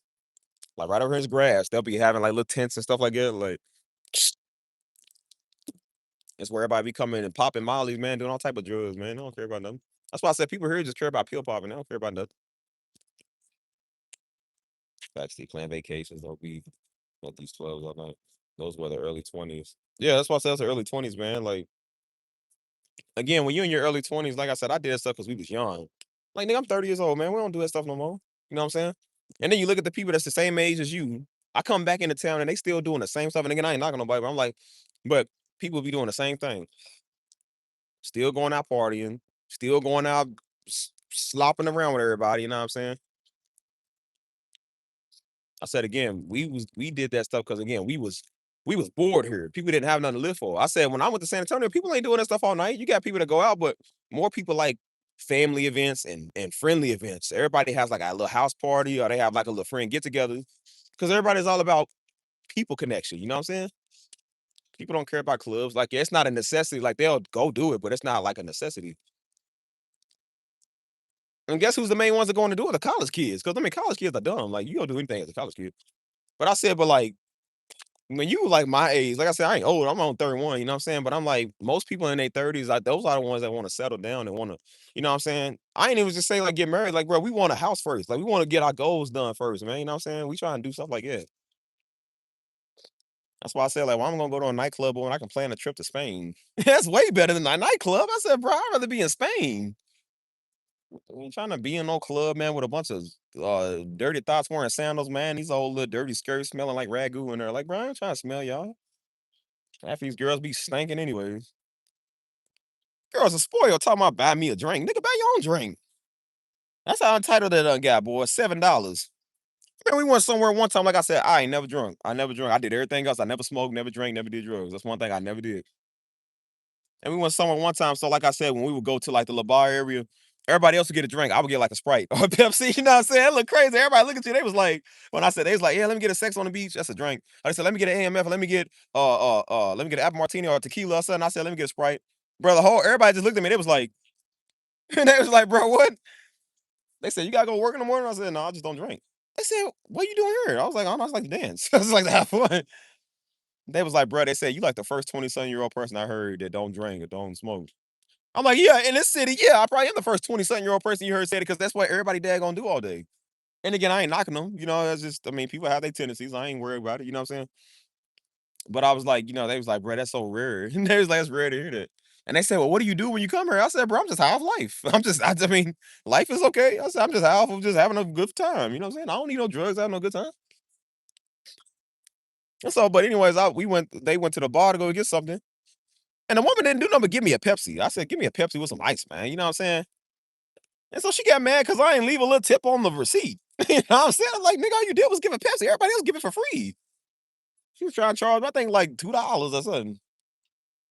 And then she gonna tell my friend, she said, I don't know how your homeboy get down, but tell your homeboy, like, over here we tip. I was like, excuse me. I'm standing right there. Keep in mind, people never say nothing to me. They never say nothing to me. I said, look here, little white girl. You got something to say, nigga. Say it to me. I'm a nigga standing here, say it to my face. Don't go tell her. Go tell the little light skinned girl. Like, no, go tell me. And I told her, I said, okay, I'm gonna show you what you worth. I said, here, I wrote down $2. Here you go, little hoe. Take your $2. You working around a bar with your little, you ain't got no breast to show with them little, you're wearing a little spaghetti strap. Girl, ain't nobody trying to look down your strap. You ain't got none on you. Girl, take your $2. Go get some implants. I'm like, yeah, I said, you know why I ain't tip you? Because you ain't cute. The cute ones ain't never got to worry about getting a tip. Shout out to. I said, is that better? Does your $2 work for you?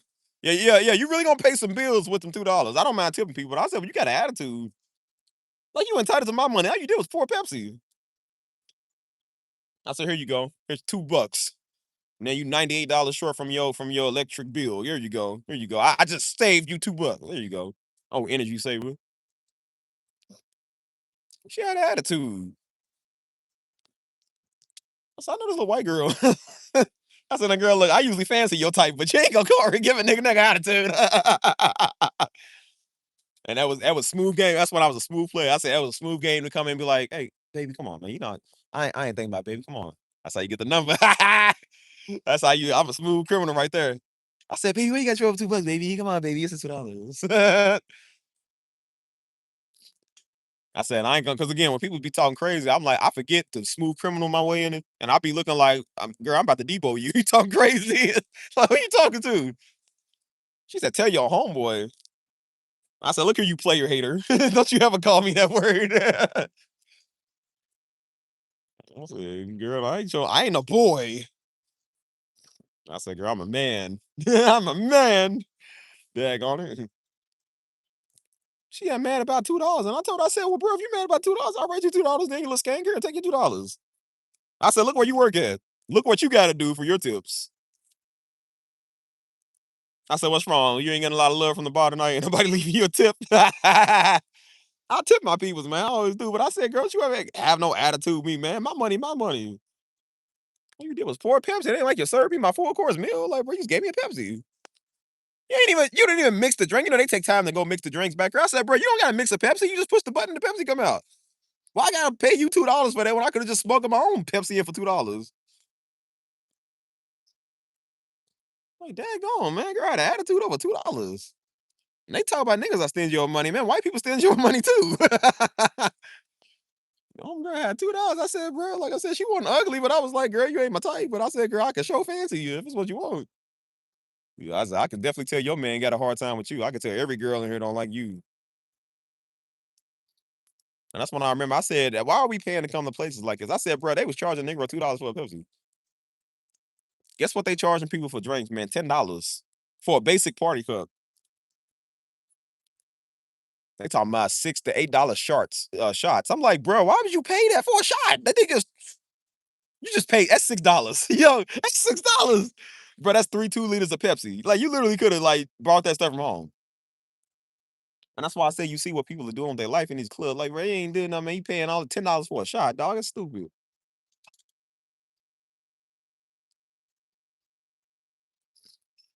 I said, bro, we in there. I mean, like I said, I don't say I was wasting my life. Like I said, I just did that stuff because it was like fun for a little bit. But it wasn't like I can't say it wasn't a lifestyle because it did kind of become like it. But I knew even in that lifestyle, I knew I wanted more. Like I said, them people they don't know they want more. They say that, but I knew I wanted more.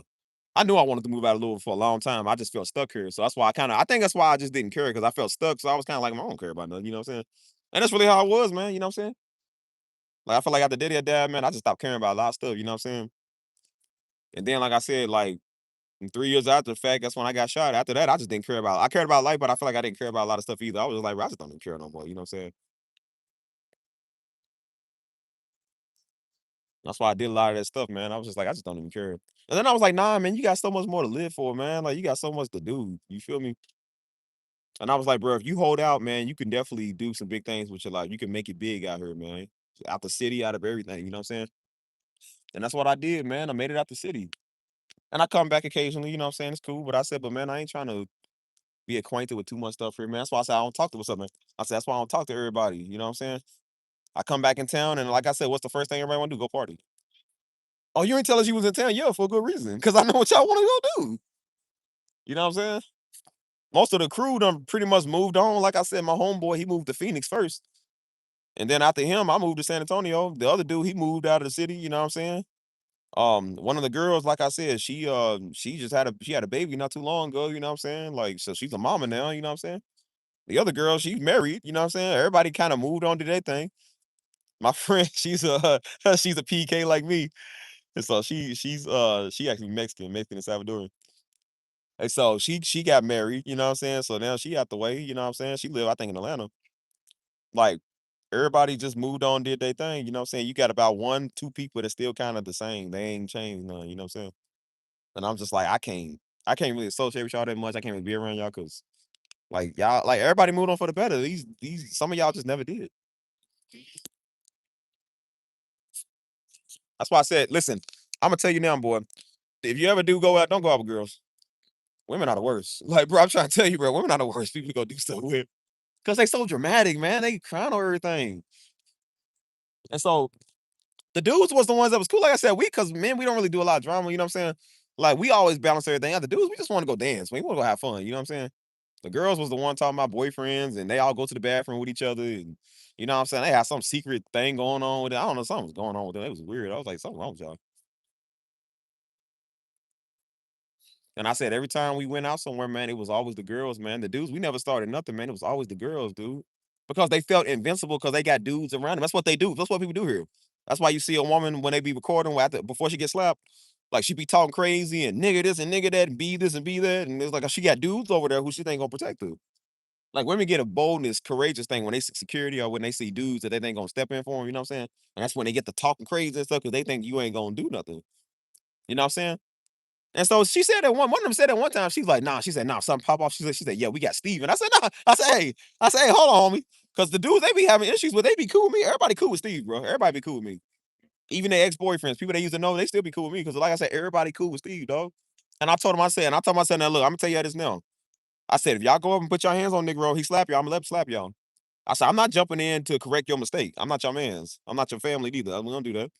And I said, no, you're gonna have to learn because, like I said, y'all get yourself in situations, man. And that's how I said that's how Negroes get shot.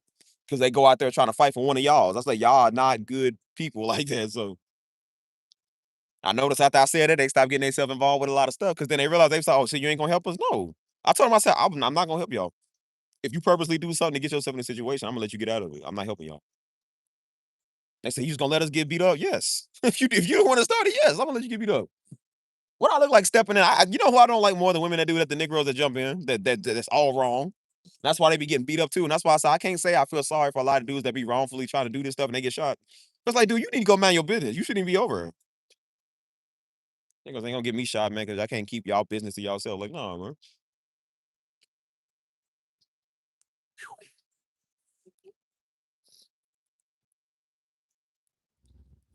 So that's why I say you don't even miss some times, man. You know what I'm saying? But that's why I say I'm just blatantly open and honest with y'all, man. That's why I tell y'all I don't have nothing from my past. That's the stuff I used to do.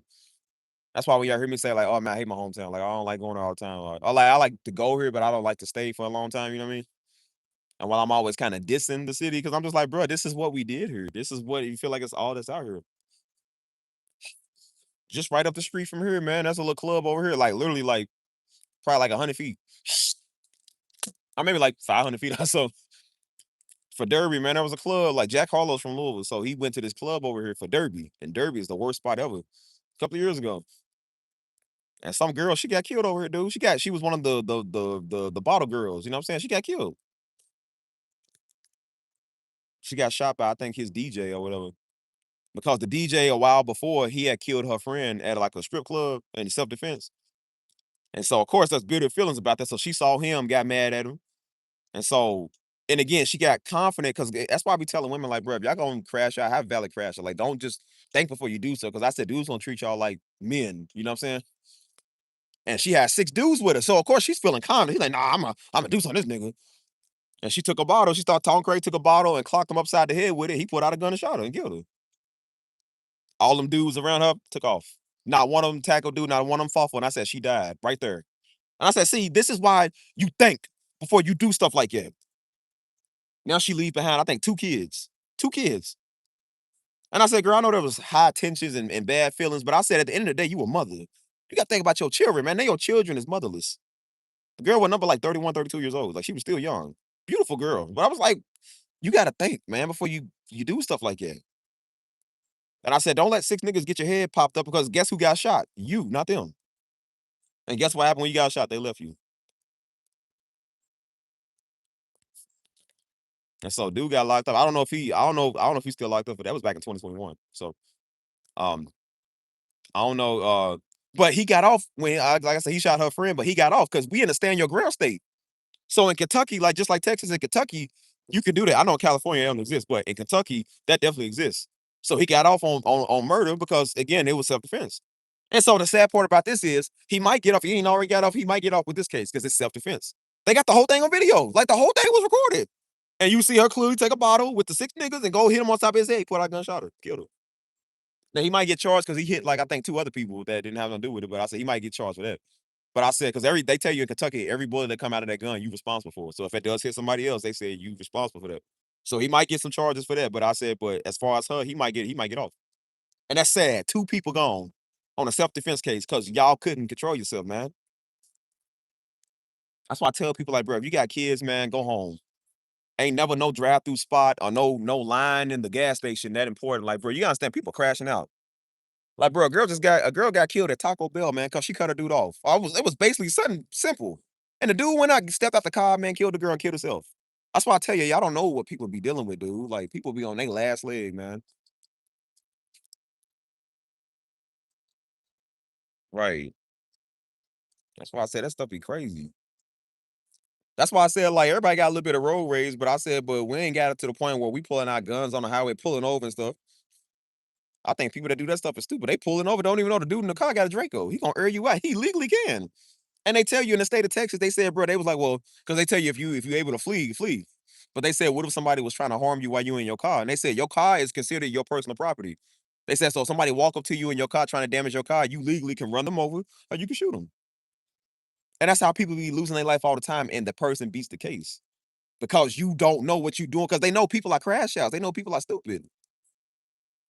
You can't see what somebody got behind their car door, man. Why you talking crazy? You don't know Lil Wayne's got Dracos, man. You don't know what people got. White people got them too.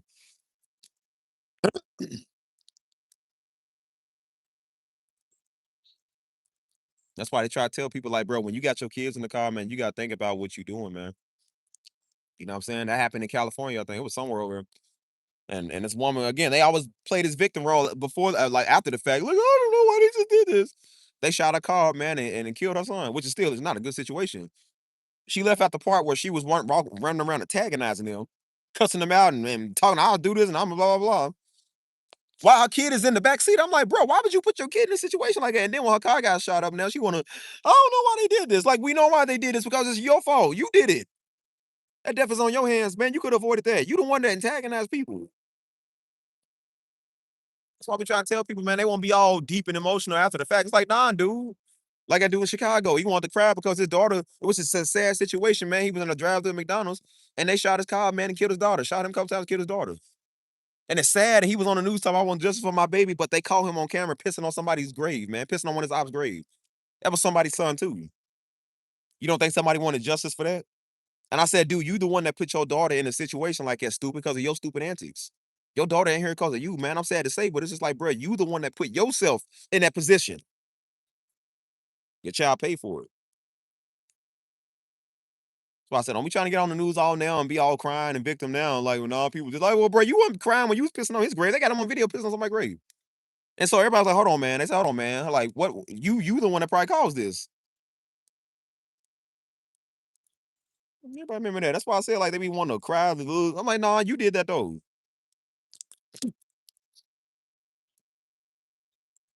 That's why I would tell women, man, stay out these clubs. I said, but these dudes is just, they don't care, man. They always in the middle of everything when a bar fight go on. I said, these are 6 foot, 7 foot giants, man, over here swinging. These some little 4'11", 5'2" white girls. I swear, the white girls are always in the way, bro. They just it's funny because you see the dudes fighting, the white girls be the ones flying because they be like getting ran into by dudes while they fighting. The white girls be like falling all over the place. And they be falling. And I said, why y'all always in the middle of everything? Like, girl, daggone, the black girl's on the corner. The black girl's on the wall. That's why I love bro, I love black women, man. Because black women ain't stupid. Black women know something about the pop off. So black women in the corner, they on the side. I said, bro, the white girl's in the middle of the floor, bro. Black girls know there's like 10-foot behemoths about to start swinging. Like white girls are just standing. I ain't never seen a black girl in the middle of their stuff. It's always the white girls. Oh my gosh, man. That's why I tell people like, bro, stay out of the way, man. I'm like, bro, just because y'all, yeah, girls be like, girl, come on, let's go. These niggas is crazy. The white girls be all, guys, bring it up. And they just be sitting there trying to watch the whole thing. I'm like, dudes do not care where they step out or who they hit, bro. They be stepping on people's feet. I told my light skinned friend that, man, because two giants got in a fight. The dude was with us. He was a giant, dude, tall. He got in a fight with a white dude. I told her she was over trying to go and break it up. I said, hey, girl, don't go over there. I said, hey, stay out of business. Guess what happened with her? They stepped on her ankle. She's over crying. "Oh, I said, I just told you don't go over there. Like, dude, what do you think you're gonna separate 7 foot dudes? You can't do that. You can't pull two pit bulls off each other, man. You're trying to kill each other. You don't think you're gonna be collateral damage because you in the middle? Like, don't be over there, stupid. And she won't cry now. She all dramatic. My ankle hurt. Like, you the one that put yourself over there. Like, dude. Even I didn't want to get involved with these giants. I'm like, these dudes is huge. They weren't like that big, but I said, but they was tall. You know what I'm saying? These two grown men swinging fists. You feel me? You know what they're gonna do when you try to break them up? Guess what they're gonna do? They're gonna both turn and hit you. Just punch you. I said, girl, stay out of grown folk business. I be trying to see. I told you, women think they can reason when they're like, girl, you can't reason with dudes trying to kill each other. You can't do that. That's why they always say don't get in between people when they fighting, man. That's how people get shot. Like they do that. People. That's why I said you see people scrapping, let them scrap. If somebody get knocked out and you see them stomping, okay, go stop them. But I said, but until then, let them scrap, get it out. You gotta understand, men need to get that out, bro. Like I said, they got a problem. This is how we settle stuff. I mean, you shouldn't always, but I said that's how you settle stuff. You gotta let people throw some fists, man, get off some steam. You know what I'm saying? When you in between a rhinoceros, man, trying to get off some steam, they gonna bulldoze you. You know what I'm saying? They already in the mood to fight. So guess what? They gonna fight the person that's stopping them from fighting. They gonna fight you. You know what I mean? So that's why I be telling people. I said, bro, don't get in the way of behemoths, man, trying to scrap. Like let them do it. If they knock out somebody, they gonna break it up. I said, but don't get to the point, like I said, where you trying to step in there and stop them.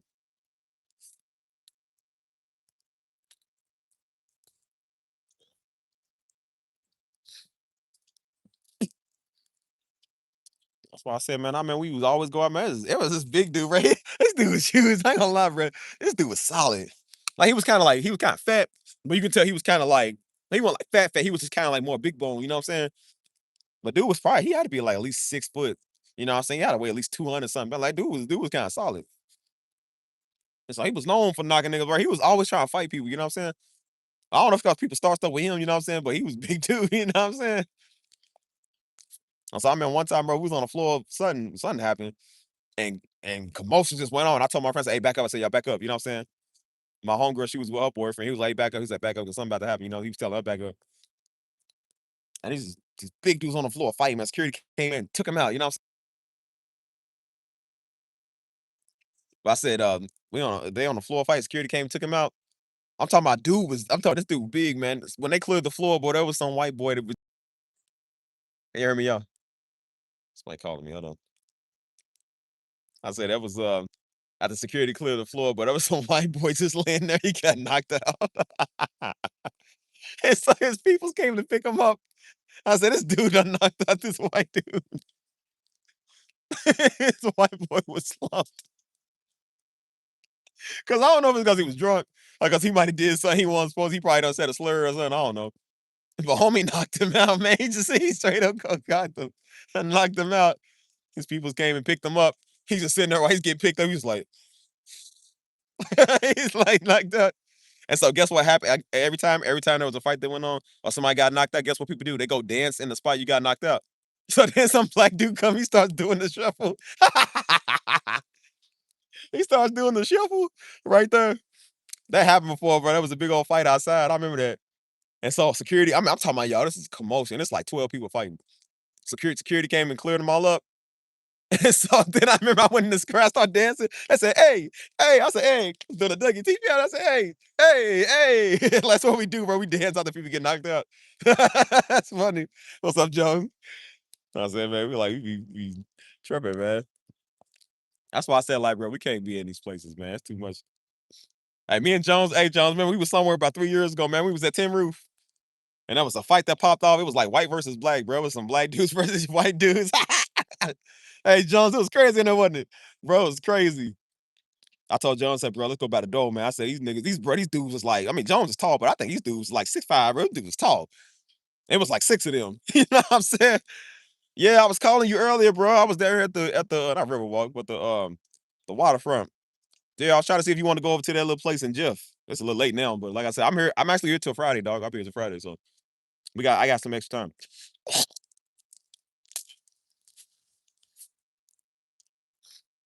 Yeah, that's why I said we was into the roof. They was fighting. Bro, I turned around, they picked up one of their white boys and slammed him, bro. Because the white dude, he had cold cocked the black dude in his mouth. And security was stopping. He said his mouth was bleeding. He said, nah. He said, I want my leg back. He said, nah. He said, I gotta run to security. He said, bow. He said, bow. I'm talking about, bro, it was a big old gang fight in there, man. It was really like some racial tension going on. Bro, it was like 4 blacks and a Mexican. And the Mexican was black. He was with us. He said, "Hey, homie." He said, "Yeah." He said, "I'm with y'all, man." And the white dudes, they was scared to come outside. And that's when, that's when me and Jones knew it was time to go. We came outside. They said, "I'm gonna kill you." They said, "You come outside, I'm gonna kill you. I'm gonna kill you. We come outside." I said, "Jones, I think it's time to go." I said, "It's time to go. This is about to be a murder." Dudes will not come outside, bro.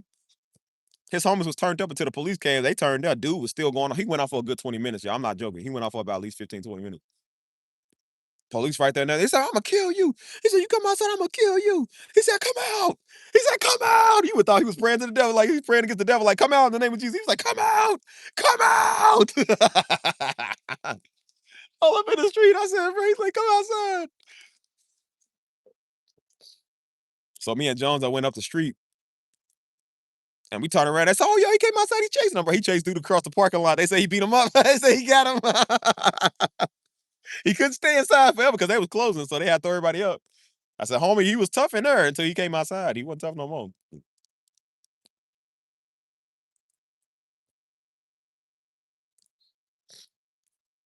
That's why I put um we went somewhere in San Antonio. It's relatively peaceful, man. Real nice, peaceful place. I said, "Look, y'all, this is San Antonio on a Saturday night. Everybody vibing, they cool. There's black people and the Mexicans, everybody cool and vibing." That same night it was in Louisville. I said, "Bro, Louisville on a Saturday night, bro, they out there fighting, y'all." This one dude is getting stomped on the ground. He's already grabbing somebody, they fighting while he's grabbing. Somebody's just like full up stopping him. The funny thing is the people in the back row, they're like, "Dang, dang, dang, dang." Like they just the people in the background is what makes the video.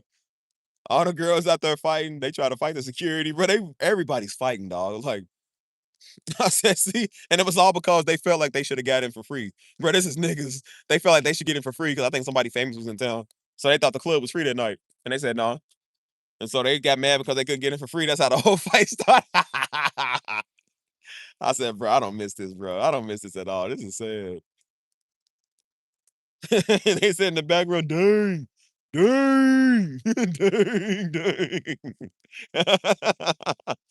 Oh my gosh, bro.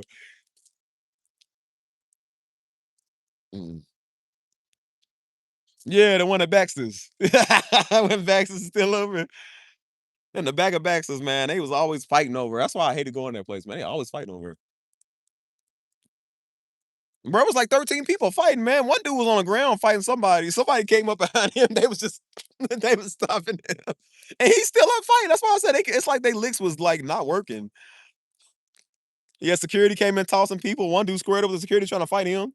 I said, bro, he was trying to fight everybody out there. One dude went off one night, man. That same place. One dude went off one night. Big old black dude went off talking crazy. He got in the security's face because he got mad because he got thrown out for something. He's like, "No, nigga, I'm talking to you, nigga." He said, "No, I'll fight all y'all. I'll fight all y'all in here now, man. I'll fight all y'all."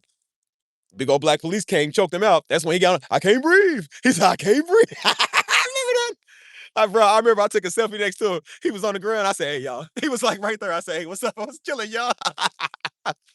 I said, "Y'all, he doing all that talking a minute ago. Now I can't breathe." Like, "Nah, don't do that now, bro." Because they told him, I said, "Bro, stop." They said, "Stop, stop." He kept going, "Stop, stop." Yeah, I choke him out. He's like, "I can't breathe. I can't breathe." I said, "Nah, nah, don't do it now, bro. They told you go on about your business." I said, "Just know you're gonna go viral. I'm putting this on my story." I said, "I know everybody else put it on their story too."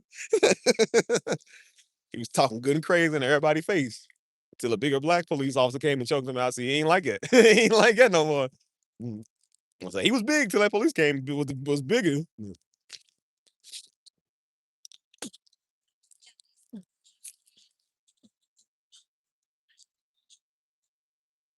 That's why I told you. I said, but you don't realize how dangerous that stuff is, man. We was always in that same area.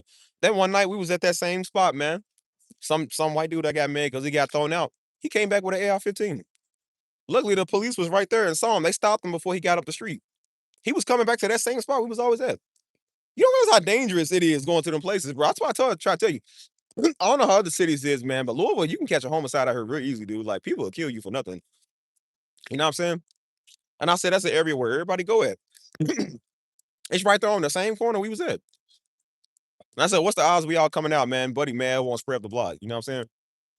I said, "Well, thank God they stopped him. You killed everybody." You feel me?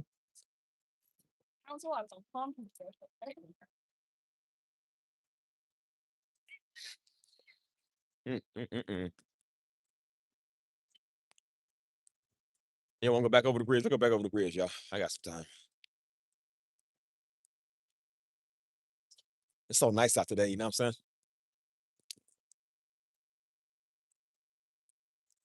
I said that lifestyle, that lifestyle. That's why me and Jones, man, we always went somewhere like cool. Like we was. That's why we all went over to Gerstles. Gerstles was like relaxed. You know what I'm saying? Like we didn't really have to worry about that because everybody in Gerstles was cool, man. You know what I'm saying? Like they ain't never really did nothing. Cause we didn't want to go to that other place, man. Like, cause they was again, that's that same place. Remember I told y'all when my daddy buried there, like right across the street. Like right over there, and I get my hair done up to my hairstylist. That's the same street I don't go on no more. I will not go up there. I take the back way.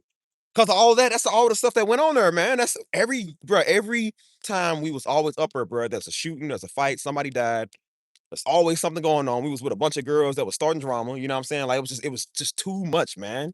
You see your exes, you see everybody using all like, I hate the street. You know what I'm saying? So that's why I always go the back way. A nigga ain't even trying to go over and see that no more, man. I'm tired of even driving over the daytime, the nighttime, anytime. You know what I'm saying? So that's why I was like, I hated going back to that place, man. You know what I'm saying?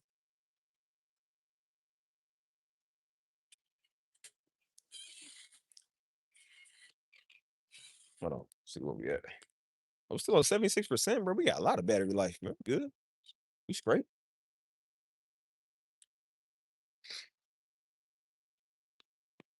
Let's see what it look like at night. We going back on the bridge. Mm, mm, mm, mm. Whew, y'all still hear me?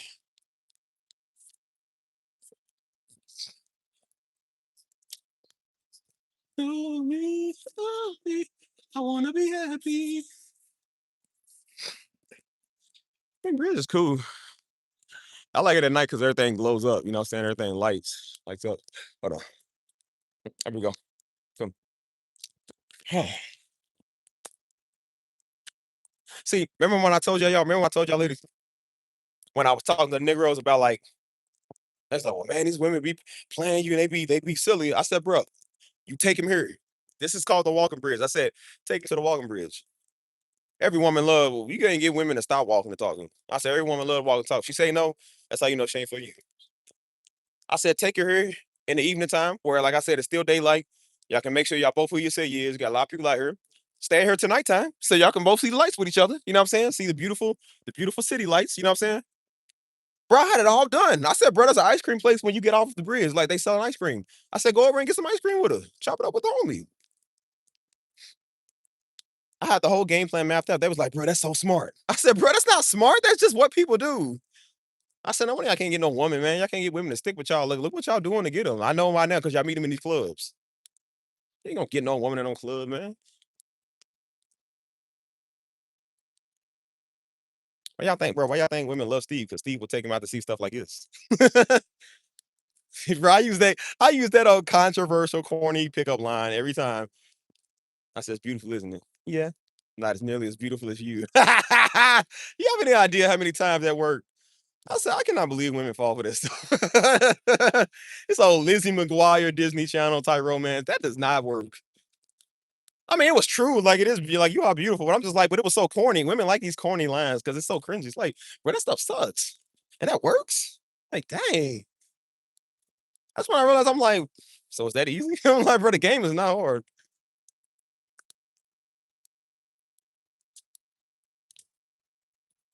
Every woman like a night walk with holding hands and stuff like that. They like all that stuff. So how do dudes not know this, man? This stuff is so easy. I said, bro, take it to the river walk, man. Everybody love the river walk, man. You hear me? Not river walk, the what do you call it? Um, walking bridge. That's what it is, the walking bridge. This is like our version of the river walk in San Antonio, except river walk in San Antonio way better.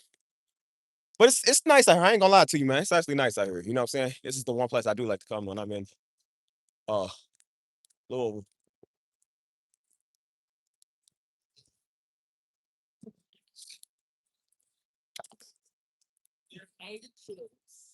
Mm, mm, mm, mm.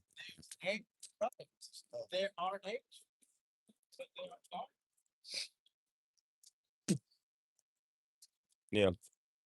You wanna know how easy it is to go on dates out here? It's not hard at all.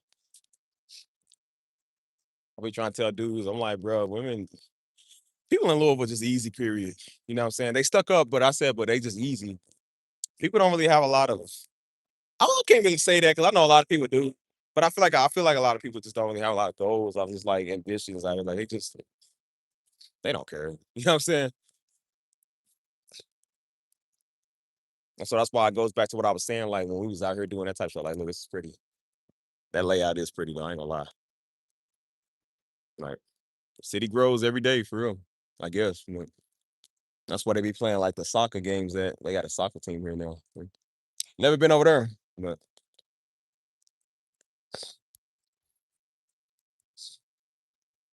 I don't know, man. Like I said, we go back to what I was saying earlier about how people, they got so much potential, but it's just like I don't think they really know how to use it or what they got because they stuck here. You know what I'm saying? They don't know nothing here. So people do be kind of like wasting their life, you know what I'm saying? It's just kind of sad because I'm like, I feel like everybody got a lot of potential to do stuff. You know what I mean? And so when we was out there doing our thing, I'm just like, I knew I wanted more. I knew I had more to me, but I didn't really care. Because we all think it. We just like, bro, I'm young. You know what I'm saying? Like, I'm young. I'll do whatever I want to. You know what I'm saying? We all got that mindset, like, we get our party years out first. You know what I'm saying?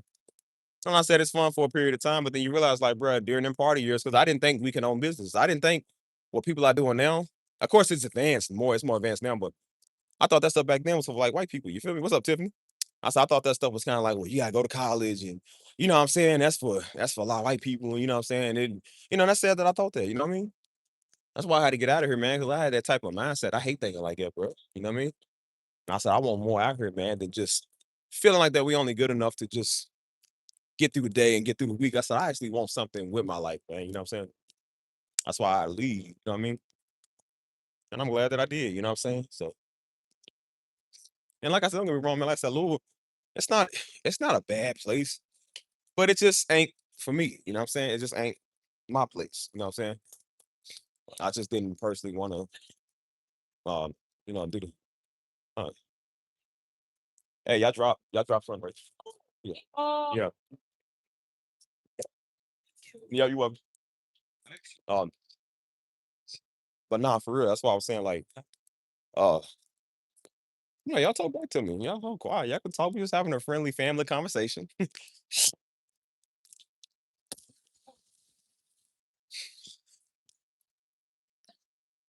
So yeah, sometimes I think about the good memories like that, and then sometimes I think about how bad they was. I'm just like, dang, bro, this kind of sucked. Like this actually did suck. Um, you know, it's just like you get an eerie feeling. I think that's what it is with me. Like you get a very eerie feeling thinking about stuff like that. Cause it kind of reminded me of like the stuff we used to do, and then like what you would feel afterwards. It was kind of like, I mean, it was cool because, like I said, usually when you done partied all night, you done did your thing, you done stayed out all night, you're tired, so you go get some food and you just relax. It's the AM, so you just relax and you chilling. You go to bed. But I think after a while, after you do that, you kind of start looking like, bro, what is my life? Like, what are we doing? You know what I'm saying? And it was kind of like the same thing. It was just a wash, rinse, repeat type cycle. It was just like, I don't want to keep doing this. You know what I mean? Like, it's stupid. So,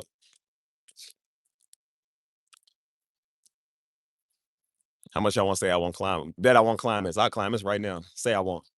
Say I won't. Get 15 people that like it. I'll climb it. I ain't climbing no bridges though with no water. It's too dark out there. You see, that's dark. I don't like it.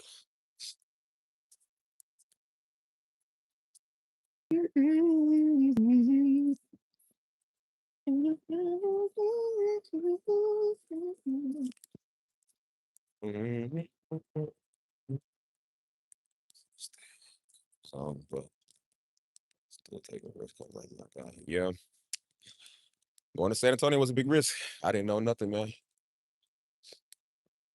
I still ain't even been around the whole city, man. I've been there for 3 years. I still don't even know a lot of my areas out there. You know what I'm saying? Because it's a big thing, man. It's just like it's bigger than me. You know what I'm saying? So I know God got something good planned for it, and I'm starting to see it now. You know what I mean? I got some people they want me to come talk to the youth, man. Want me to come talk to a lot of the younger kids. You know what I'm saying? Because they dealing with the same thing in their communities, man. Like I said, they got a lot of the Mexican population. They said even the black population. They said, bro, there's a lot of them out there, man. They need some talking to. Because most of the black people stay on the east side. You know what I'm saying? I ain't really been to the east side like that. Because the city's so big. You know what I'm saying? Like that's about probably a good 45 minutes from where I live at. But Um, but they work with a lot of the kids, man. And so they had told me, they said, bro, they said a lot of the kids, man, they don't respect a lot of people. You know what I'm saying? He said, but I think they will respect you. He said, because it's just how you are. You know what I'm saying? He said, I can tell you're a very respectful person, like people flock to you. I said they do. You know what I'm saying? He said, I think you would be good at talking to some of them. Which is what I want to do. I just haven't had time for it, man. Because again, I've been just traveling, doing everything, working, just doing my own thing. But I said they wanted me to come talk to some of the youth. You know what I mean? And that's what I want to start doing, man. That's what this channel was meant for. I could have reached them with this, but fortunately, I got a lot of these old niggas and dumb spiritual weirdos over here. I can't have the kids see that because, like I said, the kids gonna look at them and think they a bunch of idiots walking. And I'm like, you're absolutely right. They are a bunch of idiots walking. So,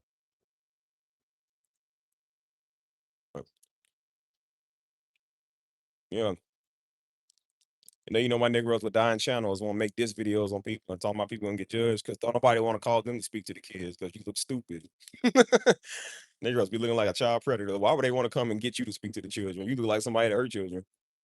You look like somebody that eats children. Like, yeah, I wouldn't call you to speak to the kids either. I don't want to scare my kids thinking this is the lake nose monster talking.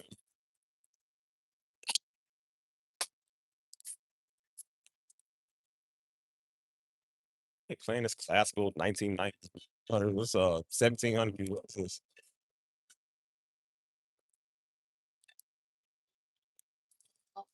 And that's why I told you. I said we save. At first, it was save the kids 2025. Now we save the kids 2026. Like that's what we doing. What's up, Ari? How you doing? That's why I said we are trying to reach the kids, man. The children. I don't care about no old nigga. And that's why Louisville is the way it is, because people won't reach the children. You got a bunch of old Negroes sitting on their hindquarters, a bunch of white people talking. They ain't doing nothing. People just running their mouth. And the organizations that is doing the work, that's hard for them because again, a lot of them don't have the funds and they ain't get all the manpower to do what they trying to do. You know what I'm saying?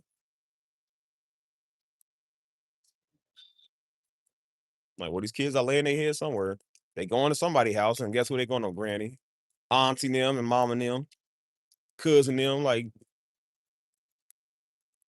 everybody trying to reach them.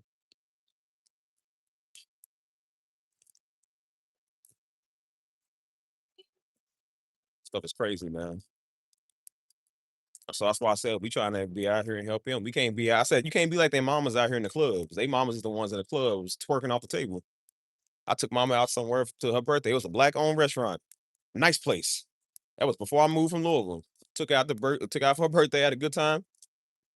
Guess her come all the hottie thotties get a table. Guess what they doing? Jumping up on the table, twerking in the corners, twerking on each other.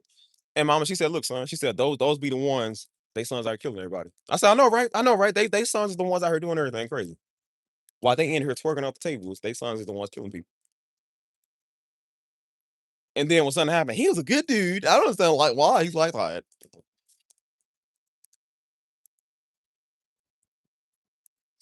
Couldn't even have one good black establishment thing without Negroes jumping on the table twerking. These Sukianas.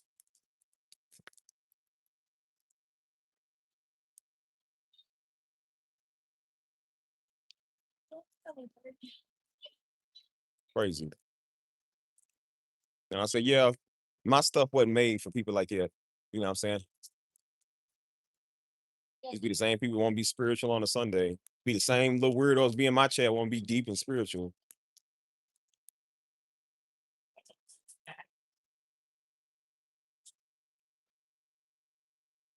Right. I said, so, since you stupid spiritual weirdos can't do nothing, and since you stupid parents can't do nothing, and since you stupid OGs can't do nothing, you old Negroes can't. So I said, well, maybe Steve will. Maybe Steve can.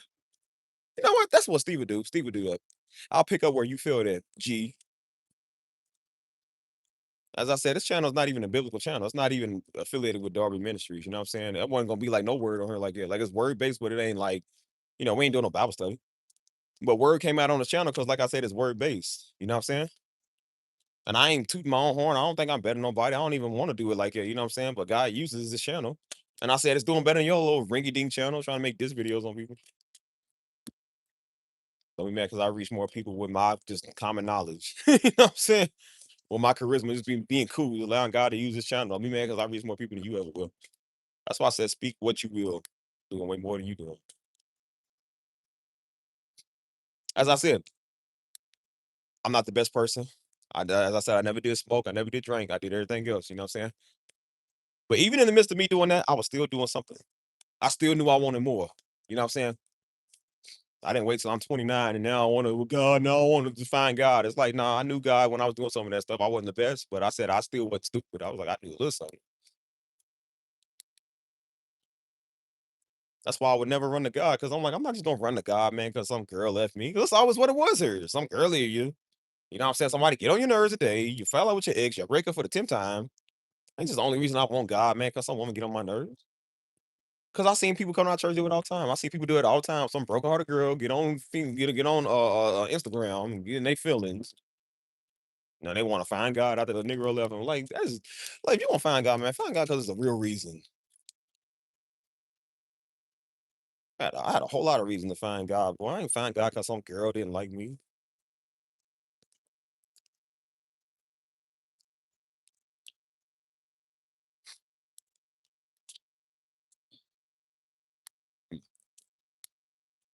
Mm,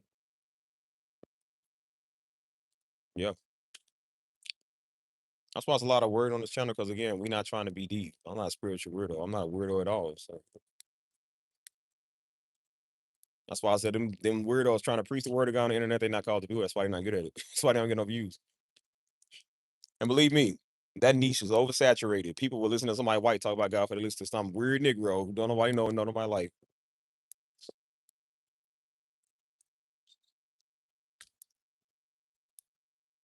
Why you think they came over here watching me? Because they thought I was gonna give them a word. Because that's what they wanted me to do. Shoot, my toothpick, dang.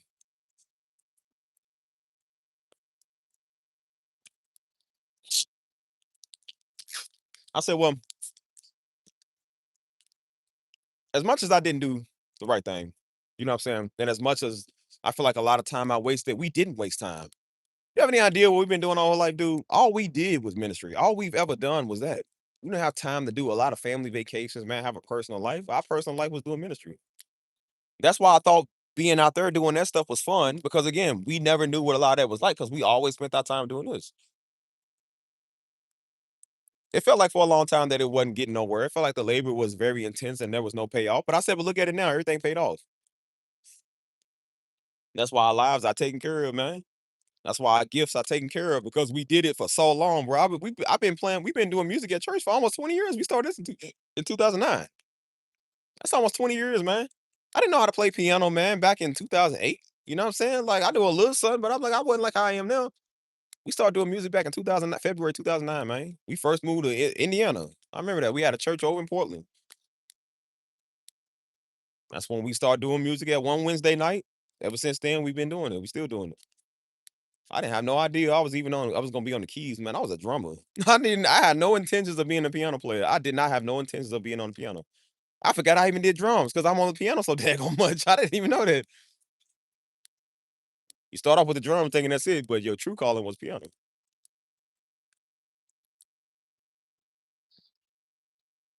And I said that's why all our gifts and everything that we doing is taken care of because we spent 23 years doing this.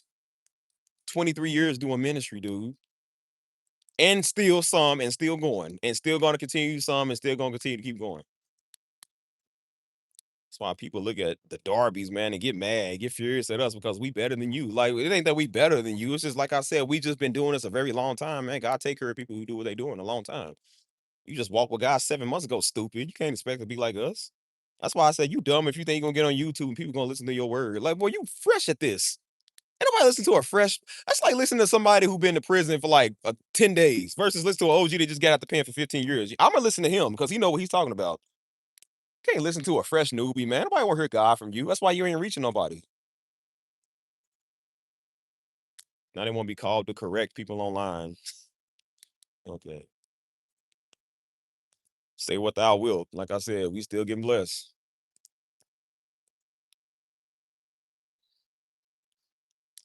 That's why I said I got, you know why I was out here doing this stuff out here? Because first off, because I wanted to. I ain't gonna lie, I ain't gonna say, well, it was because it was a reason. I said, bro, I did everything I wanted to do because I wanted to. I never really blamed stuff like, well, because people did this and because she did that. I did everything Steve wanted to do because Steve wanted to. Whether it was right or was wrong. I did all the wrong because I wanted to. I did all the right because I wanted to. I did it first off because I wanted to. Second of all, I seen the stuff that went on in church and I saw how people was playing. I said, I don't want to be like that, dog. I said, people in there fighting each other, man, and trying to be better than everybody. And Negroes in there trying to compete. You know what I'm saying? I was like, they was just weird, man. You couldn't get people to act right. They couldn't get people to act right. I was like, I don't want to be like them.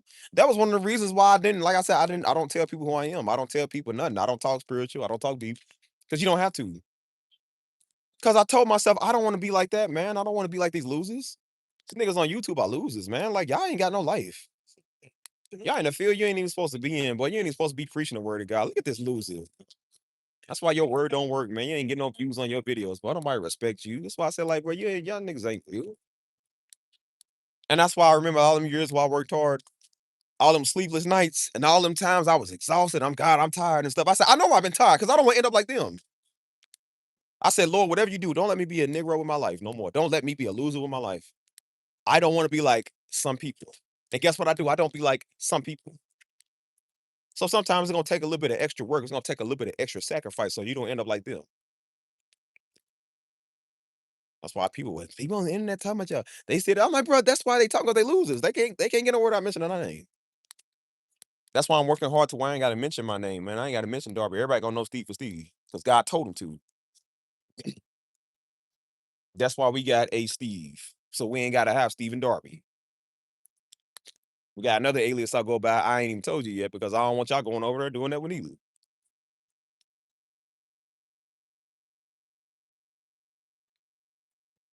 And I said, I might not been the best person, but boy, I tell you, I give my all. God knows I'm not a lazy man. I give my all, man. I work tooth and nail on stuff, man. I didn't even think I would even be good at. That's why I said I really locked in. I got to the books, man. I got to YouTube. I locked in.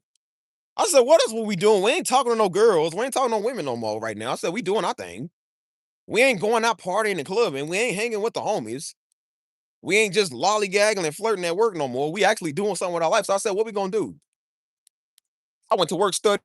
I went studying. I went to sleep studying. I woke up studying. This is all I did all day, every day.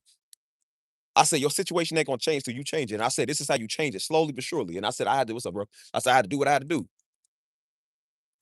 I never thought I could read so much, boy. I nigga didn't even like reading, dude. I never thought I could read so much. Y'all know that paper, The Entrepreneur? I was reading The Entrepreneur, dude. I was reading all type of books. Stuff I was like, I never will read. I got back into reading chapter books. That's how you know I done been changed. Nigga don't even like reading. I told myself I'd never pick up another chapter book after I graduated high school, man. And like I said, I'm sitting here picking up chapter books, reading. That's how serious I was. But I said, you ain't gonna change your situation till you for real. You done got intelligent, man. I finally stopped chasing women for once and start chasing books, chasing God and chasing everything else. And that's why everything else worked. So I want a woman come through and mess that up. Why I want a wife right now, you ranky dank Negro? Like I'm thinking about something bigger than a wife, stupid. I want to own my first house, man. You can get a woman any day, boy. You be 65 and get a woman. Like I don't care about that. I want to have a house before I'm 65. If God willing, if the word is still long enough. Trying to do stuff in this world, man, before it all goes to hell, dog. We trying to do something, man. We ain't got time to be sitting here worried about the little traditional stuff because you niggas watch Darby want us to be some traditional pastors and stuff. Negro, please. How about this? Why don't you go get your little niggas and your little killers out the street? Go get them little skanks you call wives and daughters, man. Go get them from doing what they doing out here being hoes. Worry about what we doing. Care about a traditional church family, yo, stupid Negro. Talking about that living in the bad parts of Baltimore, but you sitting here talking about me though. Sitting here worried about what we doing. Don't worry about Steve. I live somewhere nice in San Antonio. I slaved to get out there. I showed this slave to get out there. I didn't think it was even possible, man, to work that hard for 10 months, man, to save my money and move out the city.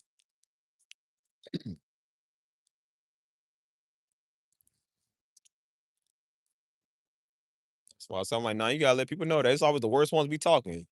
All your people's out here whoring themselves out, and you sitting here worrying about us.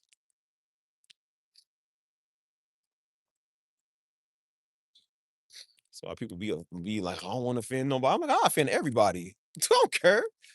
Boy, I offend black people, white people, everybody. I don't got no filter with nobody. I don't care who you is. See, unlike some of y'all that are tap dance for white people, I said, bro, I let white people know I don't play with y'all either. I let people just, I don't get involved and stuff. But I said if they ever take it there, because there's some white people that took it there before, and I let them know, like, bro, I be a nigga on you, and I was a nigga to them. I was like, I don't care if you white. You don't got no boss rule on me. I say anybody talk crazy to me. I don't care who you is. Anybody talk crazy to me or anybody give me a problem, it's gonna be a problem. Work too hard to get where I'm at, boy. I'd be doggone if I'm gonna let one of you little fools mess it up.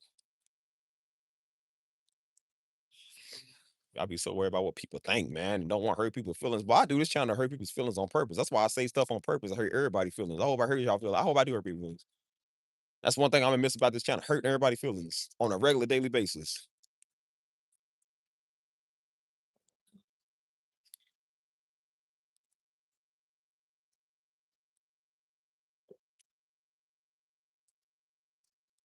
Want to do something with your life, man. I don't want to end up like them. I could stand to love like some of these fools, man. Like I do not want to be like you. Jesus, I don't want to be like you.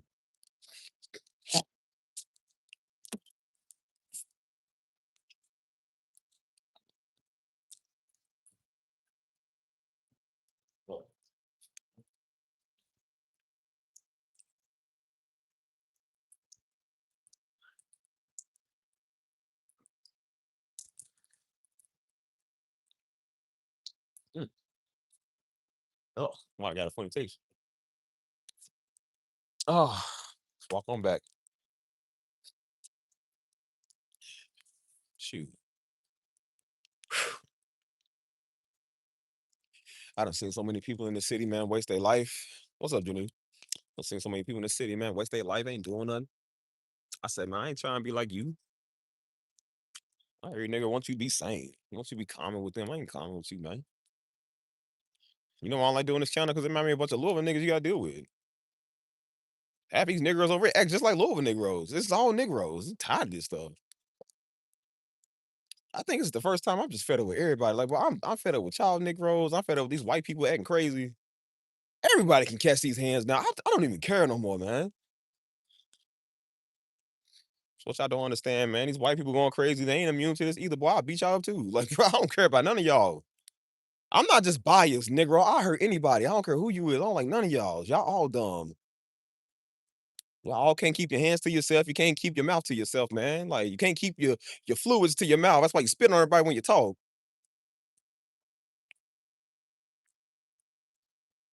I won't deal with people no more, man. Dang. That's why I said I don't know how people work in HR customer service. Because boy, I'll show jump through that phone string with you. You gonna talk crazy to me.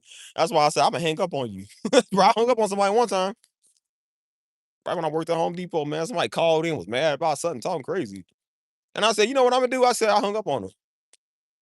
He said, well, that ain't the right one. Click. I hung up on him. I said, you ain't gonna talk crazy to me. That's why I told you. I said, boy, I don't have to take this phone call.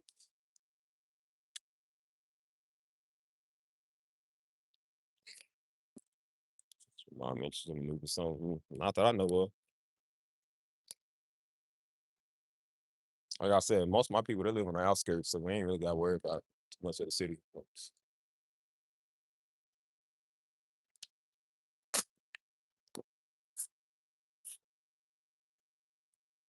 It's not really about like I said, you can be in another location.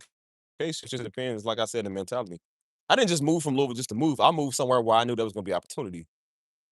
That's why I be seeing people move from one state to the next, man. Like Negroes will move from Charlotte just to move to Raleigh, North Carolina. Like, nigga, why you move? Move out. If you gonna move, bro, move far. Move to the place you want to move to. Why you gonna move like a couple of cities over? People are moved from Louisville here just to go to Lexington, Kentucky. Like, wow, that's even worse than Louisville. Why would you go there? That's so dumb. Now because Lexington got the Kentucky Wildcats and Drake come to Lexington. So, like, dude, that's all y'all care. Bro, you know why people go to UK? You know why people go, we call it UK, University of Kentucky. You know why people go there? Because they say they got some of the best parties. They said, nah, man, all the girls be out there. Like, nigga, there's girls everywhere. Like, oh my God, y'all so stupid. Y'all can't tell them nothing, man. They said, nah, bro, be some baddies out there, man. They be some. I'm like, bro, shut up. And that's why people here can't get nowhere. All they talk about is baddies.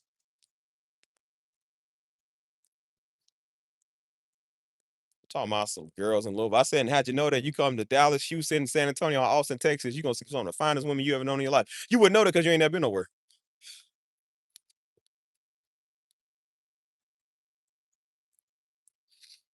It's one thing to see a baddie. It's another thing to see a baddie with a business. A baddie with bad credit. Oh man. See, the women in Texas, they bad and they got a bad business and bad credit. You're like, oh man, that's sexy. The women up here, they just bad looking and they just really are bad, not in the good way. It's bad. That's why I was so shocked to see when I first moved there that there was people younger than me that was actually doing real good in life because people here don't really do that. You know what I'm saying? Girl, 25 years old, man, on her own house. She got a small time part business she was working on, and she's a teacher, got her own career. I was like, you don't really see that where I'm from. You don't see a lot of that. You know what I'm saying? Girl taught me some stuff, man. I was like, dang, bro, I didn't even think that was even possible. You know what I'm saying? I was 28 when I moved out there. I said, imagine if I would have moved. I was trying to move out of Louisville, man, back in like 2000, like 2013, about 2012, 2013. I was trying to move out there. This is over a decade. I've been telling, man, that's why I don't want to hear nothing. I've been telling Daddy for over a decade. I told Daddy and Mama for a decade I was trying to get out the city, dude. That was why. I told Daddy back in 2000 and what was that, man? 2009. It was 2009. That was 2010. 2010, I told him. He said, you don't know everywhere, man. He said, that might be the dope stroll up the street. You just think anywhere nice. I said, we live in a dope stroll. Our church is always on a dope stroll street, man. Like, we ain't gonna try to act like we don't know where we is. Like everywhere else is bad. And that's why Louisville got one of the highest homicides in the country. Some of the worst drugs in the country. The highest property crimes in the country. The worst housing markets in the country. The hardest headed people in the country. Yeah, Daddy realized that after a while, and that's why he wanted to move to Atlanta, which ain't no better, but he wanted to move to another city. Texas, Atlanta, somewhere else. He was trying to go somewhere else because he got tired. I said, see, I told you, don't want to be here. Y'all just see the 2026 Steve that live in San Antonio. I've been trying to get out of Louisville since 2010, dog. 2010. Because I knew. It was like I didn't know, but I knew. You're like, this ain't it. Something ain't right. And I saw how people was just wasting their life, man, not doing nothing. I was like, I refuse to waste mine.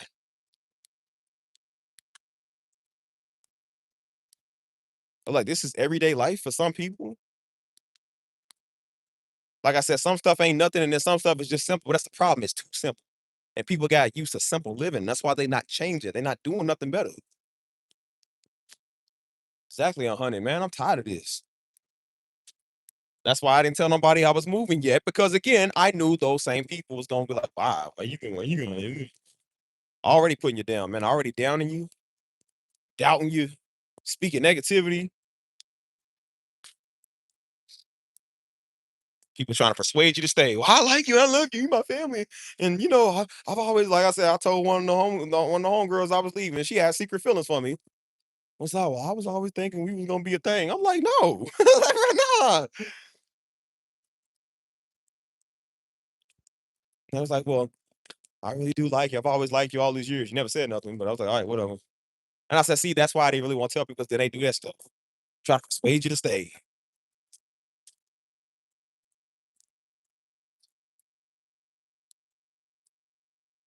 I said, well, you're welcome to come out there and see me. You're welcome to come out there and see me one time. 3 years, people in Louisville don't come see you because people don't want to get out of here. Everybody swears up and down. They want to go to Florida. They want to go to San Antonio. They want to go. They don't. Guess where they go? That same street where they go clubbing. Them same bars that they went to last week, the last 5 years they've been going to. And then when that bar shuts down, or it gets old, they go to the next bar where everybody else goes to. It's the same stuff. That's why I tell you, when you're in Louisville, man, you ain't gonna find nobody that's really been in touch. Everybody been with everybody. You're gonna probably fall out with some friends because you're gonna go talk to her ex-boyfriend or some dude she was with, and you don't even know it because everybody been with pretty much everybody here.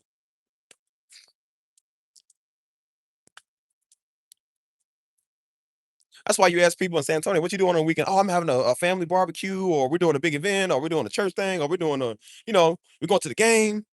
You ask people in Louisville, what you doing? Oh, going to the club. Oh, we going out, man. It's gonna be lit, man. It's gonna be we drinking and getting shots, $5 shots. That's all they think about. It's going out. Nothing else. So boy, nigga trying to own a house so I can host my own events. That's what I love, man. That's why I say that's a great feeling owning the house, man. You know what I mean? Especially a beautiful house in a beautiful neighborhood. Shoot. I go move all my stuff up there in that mug. I said, man, what's up, cuz? What's good with you, man? I said, I go move all my stuff up in that house, man. Ain't I said, boy, imagine moving in on a Friday night. It's not about Friday night, and then a Saturday morning is nice. But moving in on a Friday night, man, you know what I'm saying? You wake up on a nice Saturday morning, boy, I done got my Scott's feed your lawn, the seed for the lawn. Shoot. I done went out there taking care of my lawn on a Saturday morning, man. Got the dog in the backyard running around, got my fence up. Shoot. I said, I'm trying to get a house, man. So I ain't gotta rent no apartments. I ain't got no next door neighbors like here. You know what I'm saying? I ain't gotta have a whole bunch of weirdos. Like, I want my own spot. That's what I dream about. I don't dream about no woman. I don't dream about that stuff right now. I dream about getting that. That's why I work hard. That's why I had to make necessary sacrifices. Sometimes you gotta sacrifice stuff, right? And I had to sacrifice relationships for the longest. 2 years. I had to sacrifice that. And that's why everything that I'm doing now, 2 years of sacrifice is paying off. You get to a point where you think you're just doing it for a good reason. Then you get to a point like, bro, I don't care. I don't even care about that stuff no more. I don't care about no women. I don't care about no sex. I don't care about that stuff. Like, bro, I care about what I want. I care about doing something for my life. That's all we was distracted with in our early 20s, man. That's why we was all dumb, couldn't do nothing right, because we was always doing what everybody else was doing. We all was stupid when we was in our early 20s, man. We all thought we knew love and thought somebody cared about us and all that other stupid stuff. I said, man, we wasn't thinking about nothing else. I thought at that time, I said, no, I can't imagine telling people straight up, just, I don't want to hurt nobody's feelings. I love hurting people's feelings. I'm like, girl, look, if you can't talk right, get out my face. Don't talk to me. Homie, if you can't be a real friend, go on, man, beat it. I don't care. Like, bro, I will get rid of anybody in my life. Go get more people in my life that's better. That's how you be, man. You like, I don't care about cutting off nobody. I don't care no more. I leave people on red all the time, man. I don't care. I get to a point, like I said, I ain't no jerk, but I said, I do not care about your feelings, dog. Like, your feelings ain't got nothing to do with me. You felt that way before you met me. You gonna feel that way after you leave. That is not my problem. We are shooting for bigger. We don't talk about no feelings no more, man. And that's all people do in this city. That's all they do is talk about their feelings. That's why they 35 don't own none. I said, bro, I want to own a house, man. I want to own stuff. I ain't trying to talk about the stupid bare minimum no more. Yeah, World War IX and Negro was talking about some daggone 2013 relationships. All these thoughts in this city, man, all they do is go on social media and post their feelings and their boyfriend and all the stupid relationship stuff and little sneak disses to their friends and all these little Instagram reels and all the stupid stuff. Don't own no house, don't own nothing.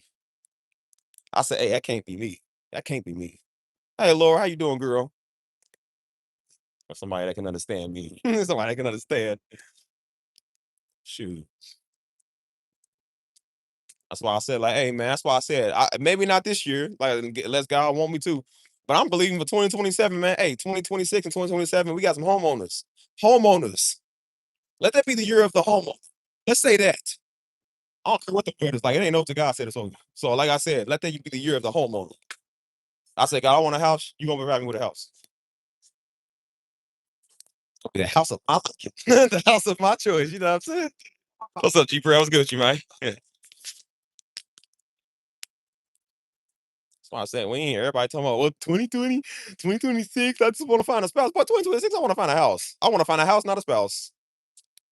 I want to find a house, not a spouse. The only thing that's calling in my house is a mouse. Like, girl. Uh, Seen a mouse on my couch. Ran across my bras. Oh, man, shoot. And what's better than a woman is called a house. The house is here to stay. The house has a firm foundation. Well, when I get a house, boy, I'm gonna kiss the floors, I'm gonna kiss the walls, I'm gonna kiss the shower, I'm gonna kiss the toilet, because everything gonna be brand new. That's why I say, you think I'm gonna have people come on my house? It's a brand new unused toilet, girl. You are not about to sit your hindquarters on here. Like, you are not about to blow my bathroom up. You ain't about to have your little wretched hair everywhere. Because women do not clean up after their bathroom. I will tell you, women, y'all be nasty when it comes to the bathroom. Y'all be having your hair everywhere and all y'all products and stuff y'all don't put up. Like, no, no. Girl, coming on, like, what's this bag for? I thought about staying. You ain't staying the night. You ain't even staying for a couple hours. You gonna come in here and sit on the plastic on the couch, and then you gonna look. I'm gonna show you a tour. All right, get out. Bye bye. And don't step on my lawn when you on your way out. My lawn's gonna be my most prized possession. It's not about my lawn, bro. I'm gonna get that dark green grass. I'm gonna get you ain't gonna touch my lawn, bro. I don't even want the dog. He gonna be in the backyard. He ain't stepping foot in my house. That's why I don't want him in my house now. He's just doing too much, man. Said shoot.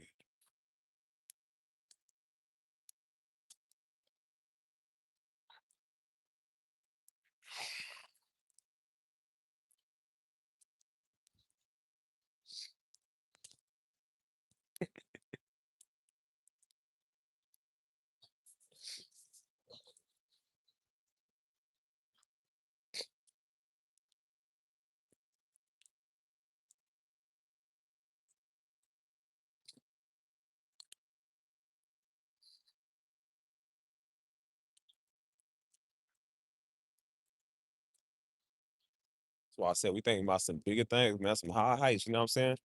That's what we want. That's what we need. You know what I'm saying? So that's why I said we shooting for bigger. We aiming for bigger. Think about no daggone stupid stuff no more, man. We trying to live life. It's like that's all everybody want to do, man. It's just live a good life. Tired of fighting, tired of arguing, tired of doing this stuff. You know what I'm saying? Tired of renting all the time. You feel me? Like shit. I didn't think about that when I was out here in the city, man. I didn't think about that stuff. I didn't care about that. I mean, I care about it now.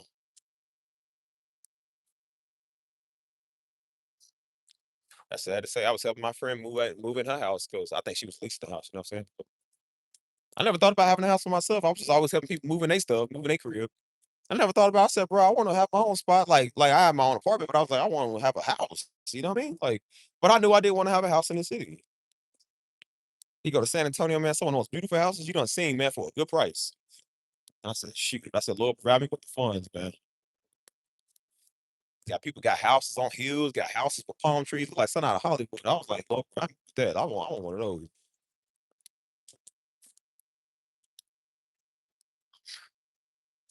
That's why I said, see, when you get to that point, when you think about that, man, you ain't think about clubbing no more. Think about a bunch of petty sex and all that other stupid stuff. They don't care about that stuff, man. That stuff is some of the biggest time wasters in my life, man. That's why I said that's what you see in this city. That's all the city is. It's a whole just slut fest, pretty much. That's what everybody do, man. Everybody just slutting around with each other. You ask them, what you own? Nothing. What your goals? Nothing. Can't do it no more. That's why I'm like, I couldn't do it. You know, you got a different mindset from a lot of people, and that's why I said, if you stay there, even communication is what it do. Career matters. So I was like, bro, I can't be around y'all no more. It's not even the people I was around, it was just the whole city itself. I was like, bro, I can't be around y'all. Y'all don't have no, y'all ain't got like no foundation, bro. Y'all don't care about nothing. I said, I want to care about something in my life. All everybody was talking about, man, was a college team. You know what I'm saying? If it ain't U of L, it's UK. If it ain't UK, it's U of L. You know what I'm saying? It's like, yo, nigga, y'all don't own nothing. They don't care about y'all. They get a championship and you don't get nothing. Y'all paying them yearly, man. This little stupid stadium right here. This is where they play at the KFC Young Center right there. Blocking off downtown. Everybody trying to get off the bridge, go to Indiana, trying to go over to Indiana. They blocking off the whole daggone downtown, man. Y'all don't win nothing. The coaches and the ones that own the team is the one get all the money, man. Y'all don't get nothing but to just say y'all got some Louisville pride. Everybody thought this little stupid sign like this is L. L's for lose, for Louisville and loser. That's what it is. Beyonce came here and Beyonce threw up the L for Louisville. That's all y'all can say is she threw up the L. What did you get from that? Nothing. And when Beyonce goes to University of Kentucky, she gonna throw up the K's. And when she goes to Arkansas, she gonna throw up the A's. And when she goes to California, she gonna throw up the C's. They get paid to do this, dummy. They don't care about your team or your city, stupid. If you ask Beyonce right now, hey, how'd you like your Louisville one? She said, who? Louisville? Where's that at? She done did like 50 concerts this year. You don't know that. They don't care about you, stupid.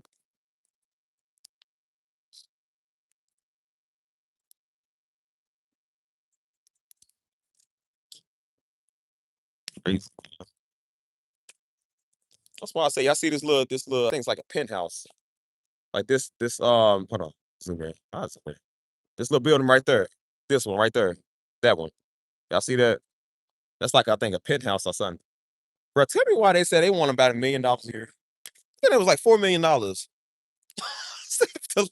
to live in Louisville. Please, please. They want you to pay all that money to live there. I said, "Do you know you could be living somewhere even better in San Antonio for a fraction of that cost?" But no, you wouldn't know that if you don't know nothing. You live in Louisville, Kentucky. You don't know that. You think it's the greatest city on earth, right? You think it's the greatest city on earth? Man, please, you better miss with all that. You know you big time tripping gonna charge me all this type of money. I said, boy, please. I'm gonna pay 4 million to come out and look at this. It's a nice site, but boy, it ain't worth no 4 million. Crazy. People in California don't even pay all that type of money. How they gonna pay you? I think they said Jack Harlow live over there. Like, and I'm like, who cares? Well, you know what? Jack Harlow didn't have the upbringing. Jack Harlow's not even from Louisville. He's from one of the little towns outside of Louisville. That's a town we go to all the time. You know what I'm saying? He grew up kind of in Louisville, but he ain't really like from Louisville. So of course he don't mind living here. You know what I'm saying? I said, dude, I'm from Louisville. I hate this place. Like, bro, I don't want to live here. I'm gonna be a millionaire and a world star now, and I'm gonna go and live in Louisville, Kentucky. Absolutely not. Everybody else seem to know that. That's why most of the rappers from here are people that come from Louisville. They move out. The rapper, the ESTG, that's from Louisville, he got out of Louisville because they try to kill him on so many occasions. I'm surprised they ain't killed him yet, man. They try to kill this man so many times. He know he can't live in Louisville, so he goes somewhere else.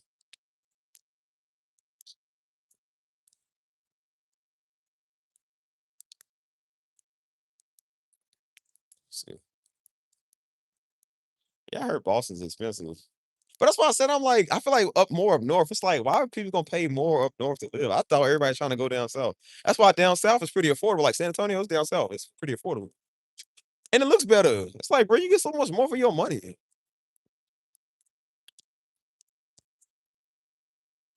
Because I'm not trying to be like be stuck here. That's why I said if I'm spending the money, man, I'm gonna go somewhere nice. And that's why I said when I moved from city to city, I said I didn't just go to the nearest city. You know what I'm saying? Because I was about to go to Chicago back in 2017. 2016, 2017. And I was like, which is cool. But I was like, but nah, Chicago's still too close. I'm not just gonna go from one city just because it's close enough. I want to go somewhere far. I want to go somewhere where I know I can enjoy life at. And I knew San Antonio was a place I can enjoy life at. So that's why I went there. Trying to just go to the nearest spot, man. Paying all that money, man, just to move to like Columbia, South Carolina. It's like, why? Like, why would you go there?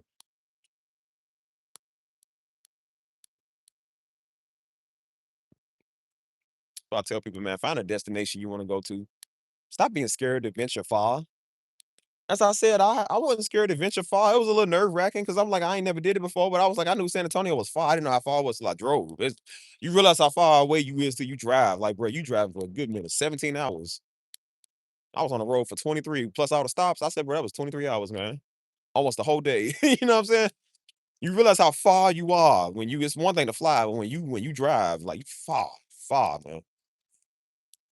And I like the experience because, like I said, it was something that I needed. I needed to get away, man. You know what I'm saying? No, but, I was so curious.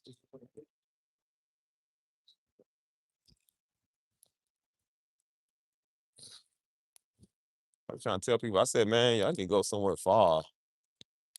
Get out the city, man. Stop being scared. They like, well, my family's here. I said, well, that's why we got social media and FaceTime, bro. You can't let that stop you.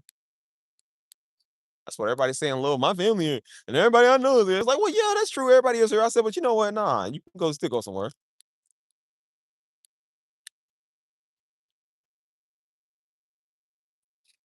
That's why I said, man, so many people died in this city, man, and took their last breath and never went nowhere. Never even knew they had a chance, man, a fighting chance. And I said, I can only hope but think that if they would have got out the city in time, man, would they have been alive? Would they still be alive today?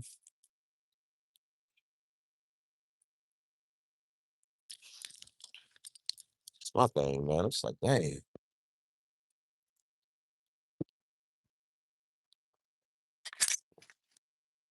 Yeah, boy. Hold up. Mm. Yeah, boy, weird. So, hold on. Can you hear me? Come on, y'all. Talk back to me.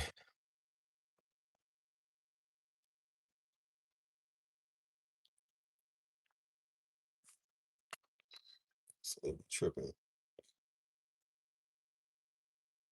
Hold on. Is it buffering? Hold on. Yeah, I think because I had to I was exiting another thing. Can you hear me now? Can you hear me now? I can't hear y'all. Can you hear me now, Laura? Is that clear? Can you hear me? Say clear, real say clear. Clear. Like I can see clearly now the rain is gone. We don't say the, we say da. Like the rain. The beat. That's it. When did I learn to drive? I learned to drive when I was like how old was I, man? My first time ever driving, I drove to church on a Wednesday. Daddy was like, he said, we was around the corner. We lived around the corner. So daddy was like, he said, hey son, you want to drive to church? I said, yeah. I was about like what, 17? I was about like 18, I think. I don't remember.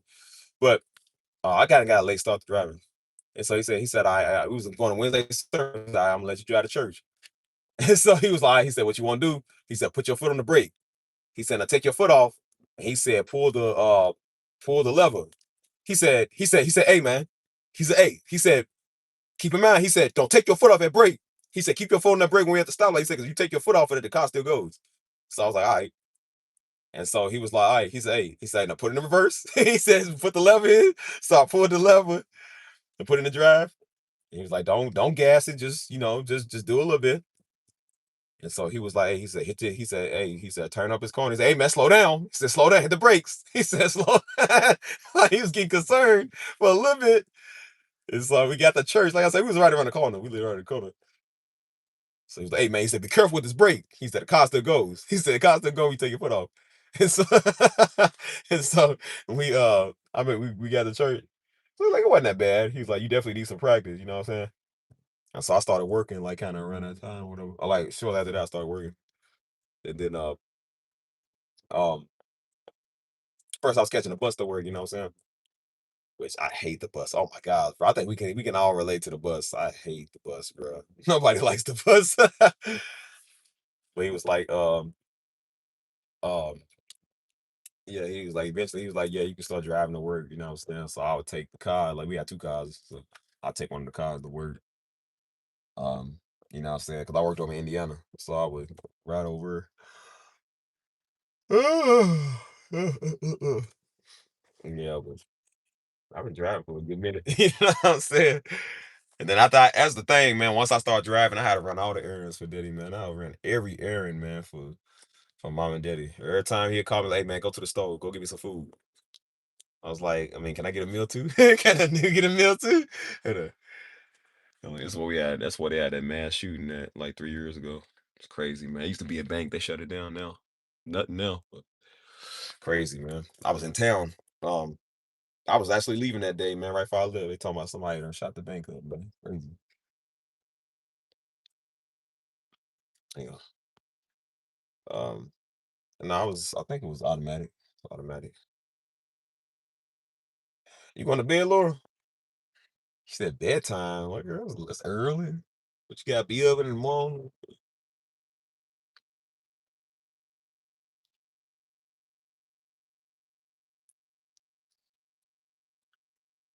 Every time I had to go run some errands, man. He's like, hey, go here, go there. So then we was working at a grocery tree, man. That's when nothing was out there. Like stuff out there now, but nothing was out there. We had to go pick up all the supplies. Yo, man, I was so tired of picking up stuff. He was like, here, go hook up the trailer. He said, put this on there, put this on there. I was like, dang, dude, I'm tired of hooking up stuff. Gotta be up at 4 a.m. Dang, what you got going on? I gotta be up early too, but not on 4 a.m. Oh yeah, we on the same time zone now. Like, you take care, you sleep well. Don't let the enemy win now. If he win, I mean you ain't gonna come back to my channel. Y'all ain't gonna come back to my channel no more. That's all right. Channel going away too much, so it don't matter. Enemy ain't doing much. Are you a nurse? Okay. What's up, a girl? I might need you to take my temperature. Like, I got some story with some nurses when I was in the hospital, bro. I was high off the meds. I didn't know what I was doing, but I was sure flirting. But they said I was flirting when I was on the anesthesia. I remember calling one of the nurses baby. I said, I remember. And then I woke up. I said, what I tell you? She said, I ain't gonna repeat it. I said, oh nah, man. What I done said, man? I was macking in the anesthesia. I said, dang, man. I hope I ain't say nothing crazy because she said I ain't even gonna repeat it. She's laughing. She's like, I ain't gonna tell you. I said, no. Oh no. Mm, sweet dreams, little nurse. Like I said, I'ma fade him and I'ma send him to you. I'ma hurt him and be like, yeah, I know somebody that can patch you up on me. Don't talk crazy no more. Yeah. Right. Where we at? We downtown. Where we going? Where we gonna go at, y'all? I'm hungry.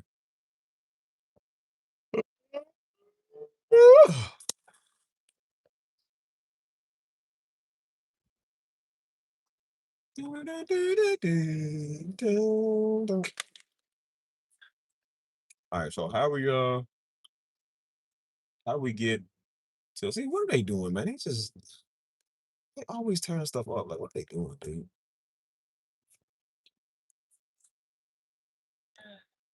See this right here? This is where they have all the college games right here. This is Yum Center. This place, bro. This is where they have all the concerts. Everybody and their mom be out here fighting, dude. They had Rod Wave come here the year I moved. Everybody and their mom out here fighting. Bro, they had Morgan Wallen. You know, Morgan Wallen's a white country singer. The white people out here fighting too. Like, bro, everybody's fighting, dude. Like, people can't have a concert in Louisville without fighting. It's all they do. That rapper from here, ESTG, came and did a concert over here. 20, I think like 20 minutes afterwards, his manager got killed in the car, man. Got killed right there. That's why I said, like, man, people just be dying up here for nothing, bro. It's crazy.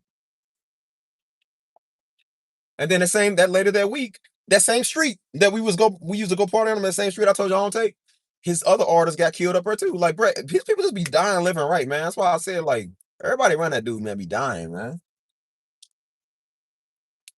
I'm trying to tell you, man, Louisville got scared to death, bro. Like, people just be dying for nothing up here, man. That's just crazy.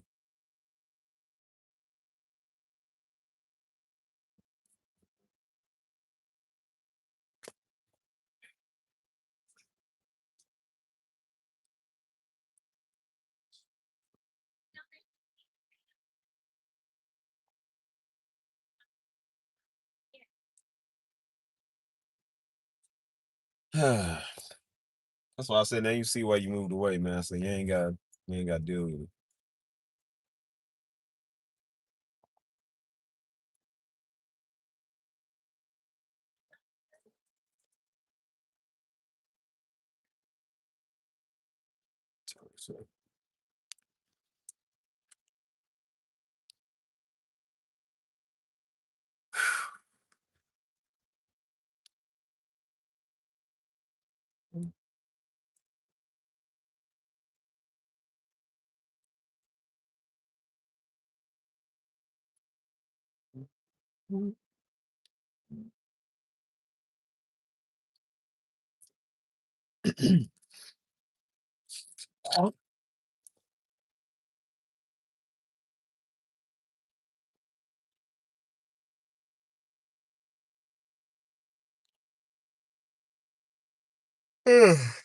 Yeah, want to hear something cringy? I just thought about this.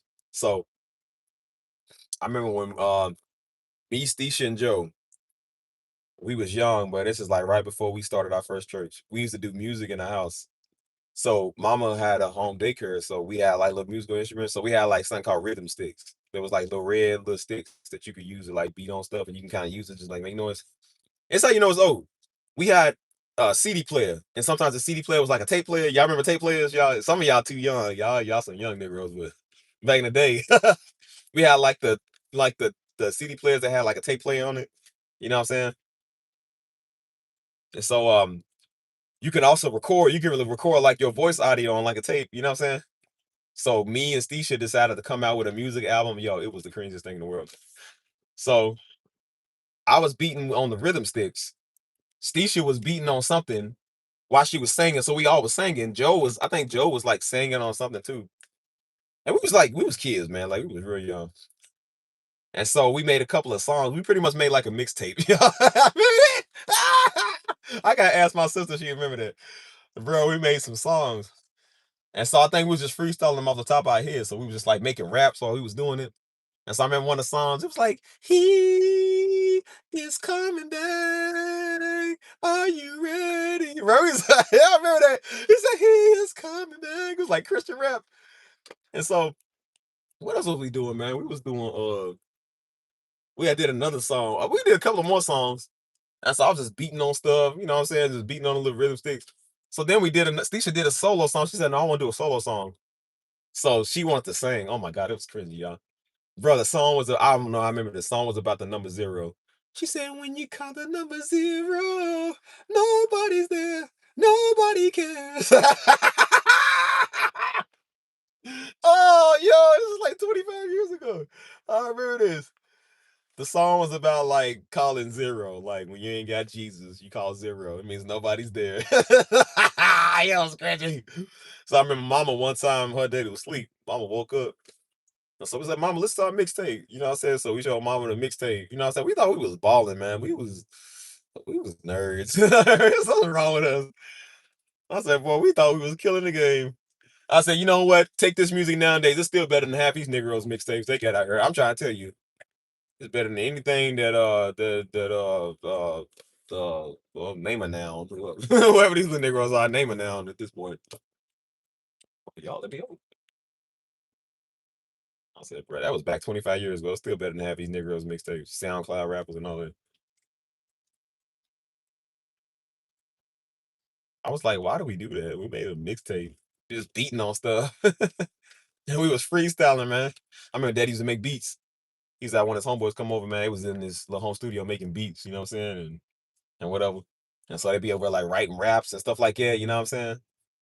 And so I remember I was trying to rap too. So I would write little raps and stuff like that. So I told Daddy I wanted to record it, man. You know what I'm saying? I wanted to record one of my raps. Never got to though. Never did. Like he kept saying he was, and then we never did. Yeah, it was about the number zero. I got asked if she remember that, bro. That was cringy. That's why I say you see my siblings now. Like I said, my older sister, she married, got two kids. My brother, he married, got a kid. You know what I'm saying? My younger sister, she married. You know what I'm saying? She just got married last year. I said we all grown up, bro. We did some cringy stuff as kids, bro. We was so like it was weird. Well, I said Steisha's a snob. Hannah's a snob because they both dated girls. Joe's a crybaby. He ain't like it no more. You know, not that I know of. You know what I'm saying? Hopefully not, because he married now. His wife gonna have to deal with it. You know what I'm saying? I said me, I was always crafted to perfection. There was nothing wrong with Steve. I was the only good one. Well, 'cause I was the worst one of all.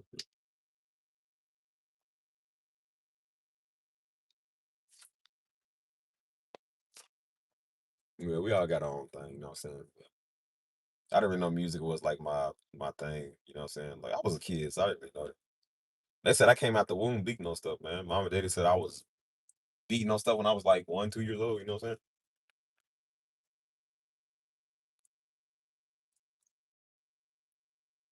I do remember being young, man, going to the church we was going to at the time, like seeing the drum player. I always wanted to play on the drums and stuff.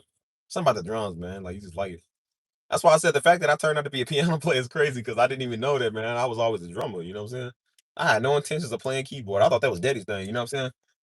Because Daddy could play, but he wasn't like that. You know what I'm saying? He just knew like basic stuff. I had no intentions of playing piano. I didn't know I was gonna be better than him at that. I really didn't. You know what I'm saying? And then he was like, "Man, my son done took over and better than me." And I was like, "I ain't that good." You know what I'm saying? And then you look at yourself, you're like, "Man, it does come a long way. It really do come a long way." I'm just like, I didn't know that I was on drums. I had no intentions of being a pianist. I really didn't. Yeah, I banged on everything. They said I broke the lampshades. I was banging on the walls. I broke the coffee table, I think. That's when they was like, we knew he was gonna be a drummer, you know what I'm saying? So they was like, he was a good musician. So when they said they started buying me my drums and all that, you know what I'm saying? That's why I said I ain't played the drums in so long. This little place I went to, we'll be doing a lot of music sets on like Friday nights. They had drums there. I ain't played the drums in like over 10 years, you know what I'm saying? What about like maybe 8, 9 years? Oh, it was a long time. And I got back on it, and I still had some of it there. I said, "Dang, Russ, I got this." I said it was still kind of new to me because I was like, I don't remember I do a lot of what I used to do. But I said, but I used to do this like nothing. You know what I'm saying? It was still kind of there. And I said it's crazy because I'm actually on piano now. You know what I mean? I like that better, bro. I like piano way better. I was only doing piano because I was taking over for Daddy after he was done playing for worship, so he can get up and preach. I had no intentions of being a pianist. I really didn't. I didn't think I was gonna do that. You know what I'm saying? I was just, helping him out after he was done. I was just taking over for him. You know what I'm saying? And then somehow it just came a thing. You know what I mean? That's why everybody come when they do know, like people that don't know me, they love this. I said, but people that do know us, they be like, bro, what's that sound you was playing uh after the service, your daddy was preaching. I said, I don't know. I said, bro, I don't even know what you're talking about. I said, half of them songs I played was not real songs. They was just freestyling. I never played like a real song when he called altar call. I just did it. You know what I'm saying?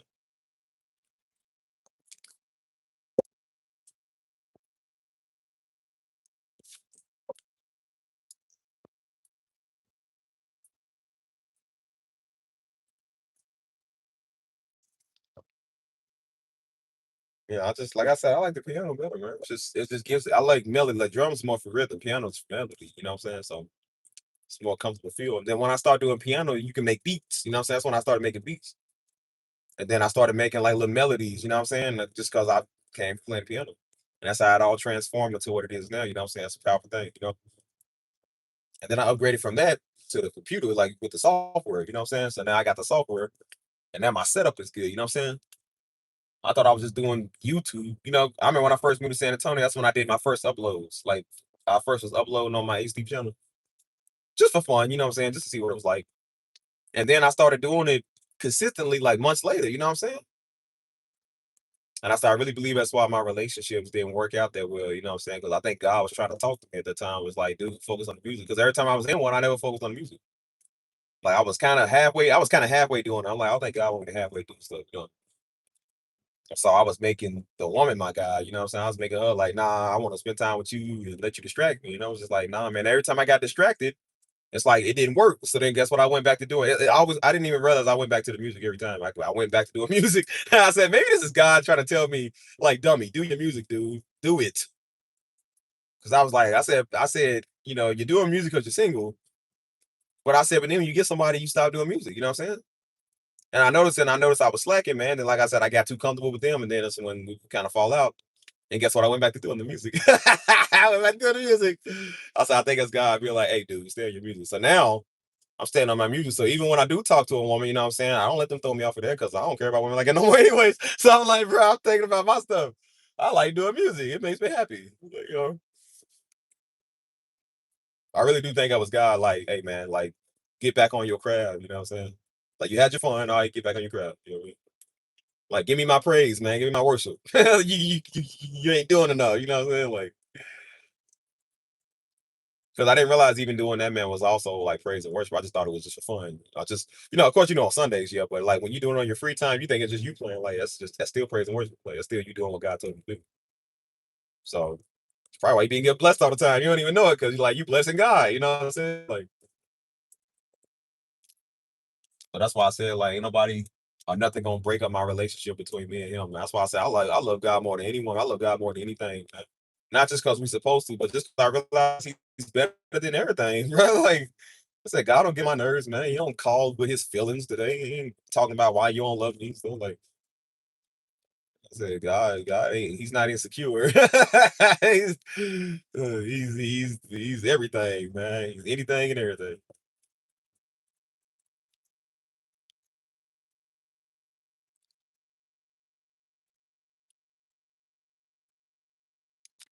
Yeah, we had a nice little flow, man. You know what I'm saying? That's why Daddy was trying to tell me back then, man. It's before like stuff is how it is now. Stuff now is more upgrading easier. Back then the opportunities wasn't the same. You know what I'm saying? But I remember he had picked me up from work one time. My first job, he had picked me up because we had to go do something. He said, "Son," he said, "What you think about doing with your music, man?" And I told him I was like, "Well, I'm just just chilling with it." He said, "Son, why you ain't never came out with no albums?" He was like, "Son, you supposed to be producing." And he was like, "Son, he said the thing is you never finish what you start, man. You just start stuff, but you don't finish it. You know." He was like, "Son, you really got to focus on your." It's fine. But he said he was like, "Son, how my thing is praying." He was like, your thing is doing the music. He said, "I know what my craft and my gift is." He said, "Yours is doing this." He was like, "I really think you should focus on producing your music." It's 2014, man. I remember 2013, 2014. He was telling me, and so he was like, "I think you should produce on your music, man." I wasn't thinking about that because I was thinking about working this little job, getting my money. Because you're young, you're stupid. I'm trying to get my money. I got in the dating game, talking around, you know what I'm saying? Yeah, that's all you think about. That's why I said that's all you was thinking about was girls, man. Thinking about girls and getting your little money. You ain't think about nothing. You stupid. And then when you get older, I'm like, I realized what he was saying, man. Now I'm doing the producing side because I realized I'm like, bro, we ain't trying to be stuck in no dead end job. So I'm like, we trying to do that stuff, man. Jobs suck now. The women suck even more than the jobs. I'm like, bro, like you tried all of this. I said, man, the thing that makes me happy is the music. Music don't talk back to me, man. They don't give me problems. You know what I'm saying? Music don't call with its feelings. Dang, break on too fast on a motorcycle, dog. Don't be careful. The music don't call, be like, I'm pregnant. Nah, it's like, yeah. They going too fast on these motorcycles. Bro. I don't like it. My gosh, every time I see that, bro, Father pray for them. Like, God be with the motorcyclists. I can't stand when I see motorcyclists going that fast, bro. Like, please be careful.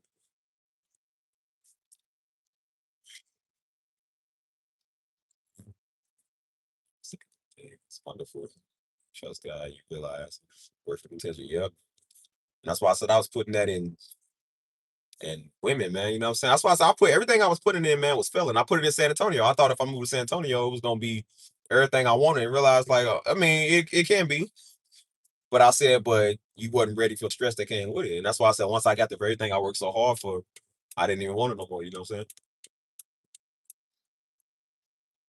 Like I said, San Antonio wasn't working out the way I thought. The relationship wasn't working out the way I thought. The little money I had wasn't working out. For everything wasn't working. I swear that was God, bro. I know that was God because He was trying to reach me for the longest, man. I just, I'm, I'm stubborn in the sense of course, like like, well, I don't care, you know. But you also like, I was proudful in a way where I was like, not that I didn't want to ask God. It was just like I just didn't want to be a crap myself. I just hated seeing everybody come to God whenever they get their feelings hurt. I like they always just expect I do everything. I'm like, I can do stuff too. Like I'm not dumb. You know what I'm saying? So I was just like, nah, I do it myself. That's how I was. I said, I'll do it myself. You know what I'm saying? So it wasn't necessarily like a bad thing. Like I was just like I didn't believe God existed. It was just like, oh, I can do it myself. You know what I mean? Because I'm like, I don't want to be a crybaby, man. I'm just not. It's not in my nature. I just don't like crying about stuff. I'm not like that. Then I realized everything I was doing working. I said, oh, I said God got a funny way of messing with you. I was like it too. I was like, man, why can't you leave me alone, man? I was like, bro, why you messing with me? I was like, bro, what do you want? I was like, God, because you like how Samuel was realizing God was calling him. He kept thinking it was Eli. Eli was like, I call you. He said, dude, maybe God's calling you. He's like, just say, speak, Lord, I'm listening. So I was like, all right. I said, look, it do remind me of that part. It really do remind me of that part off of Evan Almighty. Remember, he kept running from God, and everywhere he went, that God was right there. And so everywhere he went at Morgan Freeman, he said Morgan Freeman was like, "How long you want to do this, son? I got all eternity. Like I got all eternity to keep doing this." You know what I'm saying? So I said, "Steve, you just gonna keep prolonging God's will." I said, "Bro, just do what he said." I said, "Stop being an idiot. Do what he told." And I kept saying, "Well, what you want?" I said, "The very thing you keep running back to when you get upset was the music." I said, "That's what he wants. Do that." You know what I'm saying? Yeah, I said, "You know, it's like every time you get mad, you get pissed off, you go do music. That's what you're supposed to be doing." That's why I was trying to do marketing. I was trying to do the entrepreneuring and you know what I'm saying, do content creation, like trying to be like a Castanet. It was like, boy, you ain't that. You gonna do this. This is what you gonna do. So that's why I was like, God, have me do that. Because that's what I'm supposed to be doing. So I said, okay, well, that's what he wants, right? So I'm gonna do it, you know. That's why I'm like getting on here preaching the word of God, because I ain't supposed to be preaching the word of God. I ain't no pastor, Nick, bro. Steve, I'm a musician. I said, I don't got a passion to preach. I only got a passion to be on camera. Bro, we've been on camera for, man, how long we been on camera, bro? We've been on camera since 2006. Bro, we've been coming on bro, before we had a ministry like this. I said we was coming on TV like before YouTube was like a thing like that. I said, bro, we was coming on TV in like 2007. We was on TV. We had a TV station that we would go do. You know, so we would go be on for like I think a couple of years, like maybe like 2 years, 3 years. So we've been on TV, man, for 20 years, dog. We like I'm tired of being in front of the camera all the time, man. That's why I say I like the background stuff, man. I feel like this channel's too much information, man. It's too personal. My music channels wasn't personal. It was just for me. It was just like the person that made it. I was trying to do something where I was showing people who the person that does this stuff is, man. And all these Negroes came over and made it personal. That's why Negroes get personal. They think, oh, you and your father, man. I'm like, why don't you go do the will of God? Stop worrying about somebody's daddy, you fool.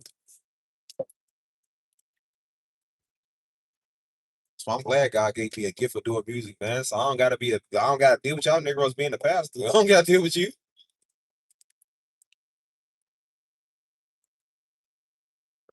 That's why I said, boy, I'm sure about the prayer Lord Park on you. Y'all been running your mouth for 2 years. I had a freaking nature when I first started doing YouTube. You came over and nigga came in two different streams. Kept trying to tell me what my gift for my calling is. This is one of them weirdos, one of them spiritual dumb weirdos that watch Daddy all day. That's what happened when you watch Darby Day. You be stupid. You turn into one of them. He said, your gift ain't doing music, your gift is preaching. Like, how you gonna tell a nigga what his gift is? He said, God gonna stop everything till you preach. I said, well, that's why God made a way for me to do my music full time, stupid. You stupid knuckle draggers don't know God. That's why I said, y'all stupid, you knuckle dragger. Ain't no worse than a knuckle dragging nigga. Yeah, how that word coming along? That's why I said I got some testimonies to tell. How that word coming along? So you gonna talk? Why God make all the time in the world for me to do the thing that I love doing, the thing that He gave me? I mean, I ain't picked up a microphone yet, stupid. Guess what I did? I clicked on his little rinky dink page with his little 30 views. He over there trying to preach the word, trying to put scriptures on it that ain't nobody watching. I said, I know what it is. You mad because ain't nobody watching your little crappy word. He's like, that's what it is. I said, okay, we're gonna see who got the last laugh. We're gonna see what God does. If I God making one time me to do the very thing I'm supposed to be doing, dummy. That's why I'm confident in it. I said I can't fail in it because God told me to do it. So I can't fail it. That's why I told you, don't be do so much y'all like. Don't be dumb on the internet like one of these little dumb weirdos with they little dumb channels trying to preach the word of God. They don't call it the word of God. Don't be a spiritual weirdo with your life, people. Oh yeah, by the way, I'm coming out with some merch. I'm gonna come out with some shirts. And I was about to go off the chain. I'm about to come up with some merch, y'all, and sell it. Might as well go out with this channel with a bang. You know what I'm saying? Like sell my merch, make a lot of money. Get on this channel. Yes, sir, baby.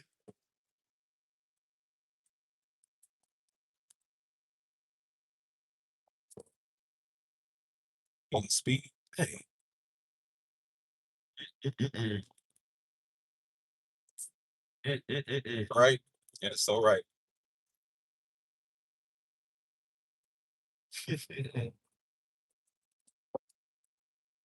So I told you, yeah, you keep running them out for you. Just keep talking.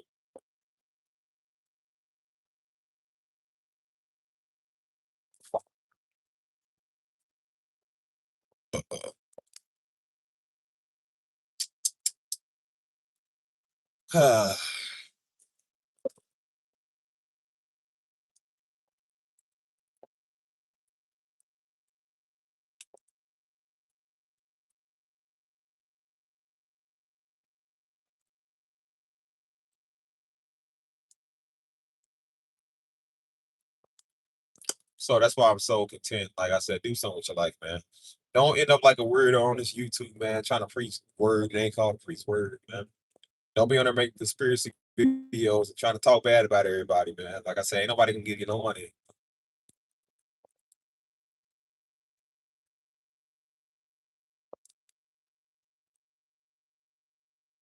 So I said, I'm enjoying my time in San Antonio, and I finna enjoy this and live this year up. So I said, I'm about to do a whole bunch of traveling. I'm about to do a whole bunch of fun stuff. I already am. Shoot. Everybody a weirdo, man. With somebody talking about somebody doing, man. That's why I told them, get a life, man. For watching people on the internet all day. You could be a millionaire too if you wasn't watching other millionaires all day.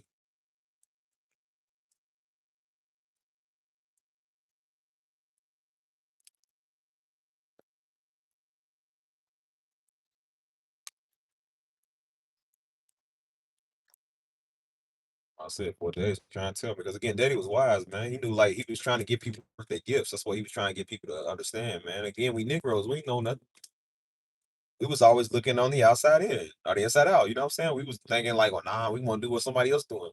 That's why Pops kept telling people. He said, bro, he said, stop going to school changing majors, man. He said, you don't need to keep going doing different majors. You get in all type of debt, changing career paths. You don't know what you're supposed to be doing. He was like, stick with one thing, dude. He was like, my kids was like, yeah, Stisha did the same thing. He knew Stisha was gonna be a teacher. And then eventually, like I said, people want to switch over because again, they want to go do something else. He was like, nah, stay in your craft. No, you a teacher, stay on that.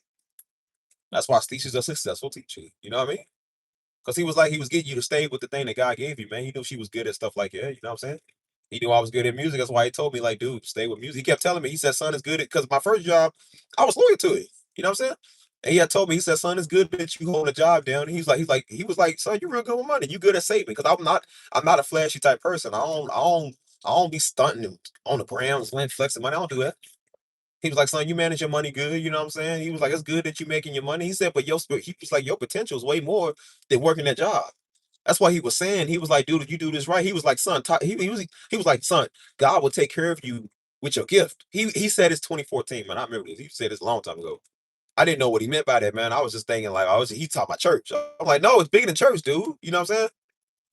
He was like, I'm trying to get you to understand, like, you got more, man. He was like, how you use it is up to you, but he was like, you got something, man, that's good. I remember he was telling me about Ben Tankard at the time. He said, dude, he said, son, Ben Tankard is a millionaire. You know what I'm saying? He was like, because he did what God told him to do. He was like, God to take care of your stuff, man. Again, I didn't. I believe that's the part where they say yield little faith, man. I didn't have no faith. Because we come from Louisville, where everybody else talking down on your stuff, and you don't believe it's good. Darby wasn't big at that time, man. We didn't think we was gonna be mega like your daddy did, but we didn't think it. You know what I'm saying? So we thought it was just like, oh, he just talking. It's just that old, well, we talk big and nothing happens. That's how we would. We talk big and nothing changes. Daddy was saying this stuff for a long time, man. He was talking about we gonna fill up arenas, and we gonna do conferences, and we gonna be big, and we was just like, he's just saying that until it happens, and then you realize like, oh, he did that. Like, it really did. That's how I am. I said I just thought the music was just something I do for fun. Like, hey, you gonna see it ain't just for fun. This is a business, it's an organization. Does my heart good to see people in Denmark hearing my stuff, people in Southeast Asia listening to my stuff. Man, I made this stuff at home. Didn't think it was even worth nothing. People all over the world right now. That's why I said I don't care about everybody else on here right then. I care about people over there that don't know nothing. People in Malaysia over there listening. You know what I'm saying? That's the stuff I think is powerful. That's nice.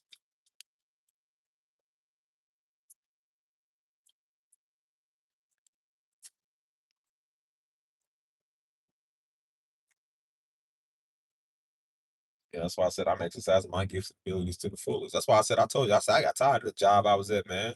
Working for somebody else, man, making them money so I could get a cut. I said, how about I make my own self money, man? I get my own cut. I don't got to pay y'all nothing.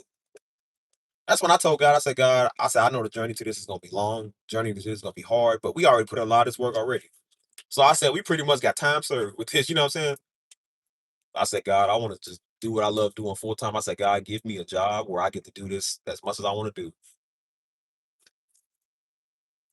God been making the way. Said I'll speak on it later. I ain't gonna speak on too much of it. Because I said, I'm not, I said, because I'm like, God, every job I get takes me away from this. Every job I get took me away from that. Every relationship I got took me away from it. I was always focused on other stuff because I kind of had to be. And I'm like, you know what? I don't want to do that no more. I said, I want to do this. I want to do this full time.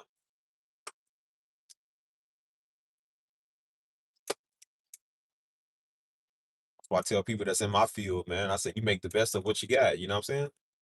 That's like, well, I ain't got the software you got. I said, bro, I didn't have this software all the time either. I said, bro, I had a basic little crappy Yamaha keyboard. Little $99, $100 keyboard, man, back in 2007. I was making beats on that thing. Basic beats. You know what I'm saying? I didn't have the software, computer stuff, man. You know what I'm saying? I didn't have what everybody got, man. That's why I said, like, I started soft, but I said, but I went hard at it, man. I was making my own sounds, making my own beats. I had a joy of doing it because it was fun. I did that stuff for hours, you know what I'm saying? And now, like I said, I'll be doing this stuff in front of y'all for hours. And I'll be having fun, enjoying doing it, you know what I'm saying? Like I said, it wasn't, it's not, like I said, it's not gonna always be the best when you first start off. I said, but you don't, it showed me right there, you don't need the best equipment. I didn't have the best stuff, man, but I was making the best music, the best of what I had, you know what I'm saying? Even millionaires are telling people because they think when they start YouTube, you got to go get a whole bunch of camera equipment. They was like, bro, most of my videos are shot off my iPhone. They was like, most people are not using cameras to make videos. They doing that stuff when they do movies. They was like, when you doing like basic videos, they said, bro, we use our phone. All my videos was taken off my phone, man. We just use the software to upload it to make it look a little bit more professional. And sometimes we don't even do that much with that. You don't need all this recording equipment, man. You don't need all this mixing equipment. I thought I needed studio equipment where you need a $50,000 mixer. You know, you see them electric mixers and people. I'm like, you don't need that stuff. You just need a laptop, a good software, and some stuff. You don't need all that studio equipment, man. I was trying to tell the homies that, man, they think they need to get in the studio, spend all that money to go rap and stuff. I said, bro, if you buy your own computer, you buy your own microphone, you can literally do this at home free. You know what I'm saying? What you paying in the studio, you can just invest that in your stuff. They ain't want to listen. That's like, nah, see Kodak them. I said, well, Kodak them are millionaires. Of course they get to go to the studio because they got money to do that. You don't got the funds to do that, dude. And it's better just to do it by yourself. I said, bro, people's best mixtape came from their basement. Dude's one dude mixtape came, he was recording in his closet, man. Like, come on, man. My best stuff wasn't made in the studio, man. My best stuff was made in my house. You know what I'm saying?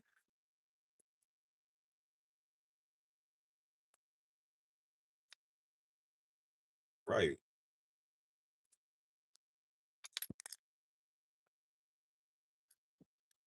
That's why I say, like, bro, just use what you got, man. Like I said, my vlogs, this is my old phone. This is like I upgraded now to this one. But my old vlogs, man, was this. This phone was the one I had because this is brand new. Like I said, I got this phone when me and old girl was together. I upgraded my stuff. That's how I got my Apple Watch and everything. But all my vlogs was taken with this phone. You know what I'm saying? So that's why I told you. I said, man, like you don't need the top notch stuff, man. I went out there with one phone was to record. The other phone was the microphone I was using to record the audio to make it sound professional. Cause the wind, I had to do it professional. 'Cause a lot of my first vlogs. Wait, if you watch my old vlog, like the wind was picking up, and you couldn't hear what I was saying. And you don't hear it at the time, but when you play it back, like you do. So that's why I was like, I just did the phone thing. So I had two phones, one recording the audio, one recording the video. You know what I mean? That's why I say you don't need the top notch equipment, man. You don't need all that stuff. That's just for show. You know what I'm saying?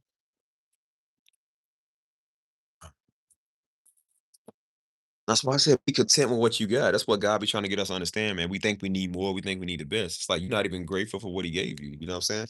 So I'm like, I'm grateful for just having a keyboard, man, having a nice computer.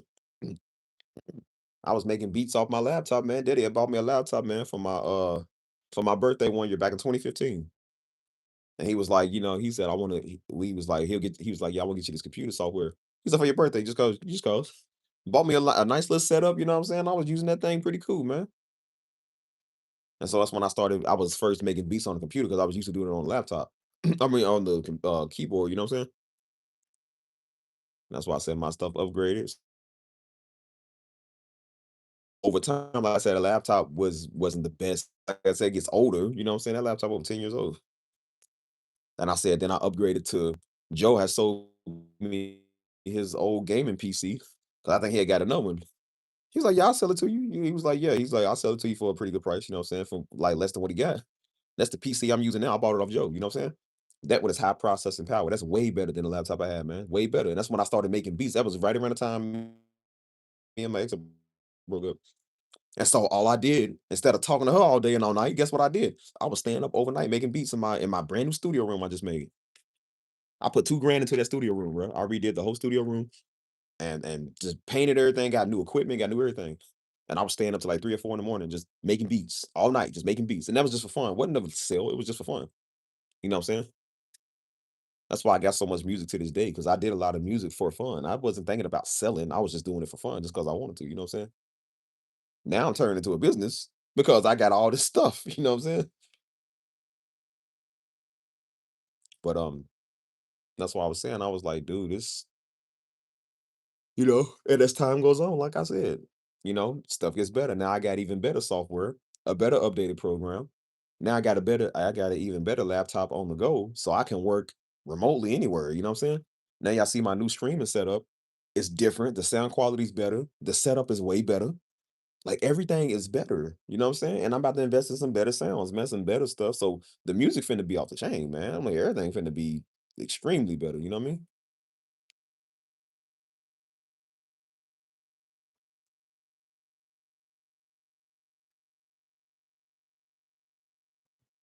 So that's why I said, but it all started from that basic Yamaha keyboard I had back in 2006, man. Like a basic keyboard. I was making beats off that thing in sixth grade, boy. I remember sixth grade. And I made beats, man. They be like, let me hear some of your beats, man. You know what I'm saying?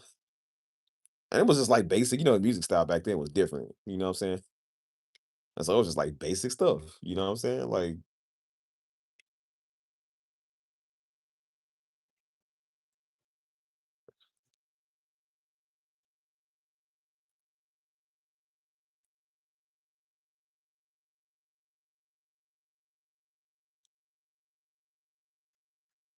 that's what I said. I remember this ambient music I be making. I make a lot of ambient music. I'm gonna read y'all stuff in the hold on. But this ambient music I be making, I said, I heard ambient music, man. It was by we was actually watching a commercial, man, back in 2012. I remember we was watching something on YouTube, man. Me, Daddy, and Joe was watching something on YouTube. He had the autoplay on, so after that, but the camera work was in like slow motion. It was dope how they did it. Like they had people in the background frozen while they would do parkour movie. It was cold. But the sound for it was an ambient track. I was like, and it was interesting. We weren't even gonna watch it, but we just sat right there watching it. And that was he was like, the best thing about this video is the camera quality, like the way they did stuff. But the music got me. It was an ambient tune. And it said, and I was hoping they said, who's this music by? And it said music by Hammock. Hammock does a lot of good. That's how I learned a lot of my ambient music from Hammock. Hammock music. Type 'em up. But they had like this nice sound. That's why a lot of my stuff kind of sound like theirs, because that's the first ambient music I ever heard. And I said it sounded like it can be like worship music too, you know what I'm saying? And I wanted to make stuff like that, but I didn't know how, you know what I'm saying?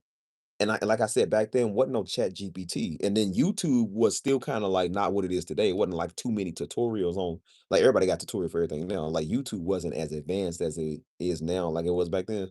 So the stuff I found on YouTube, they didn't show you how to do that stuff, you know what I'm saying?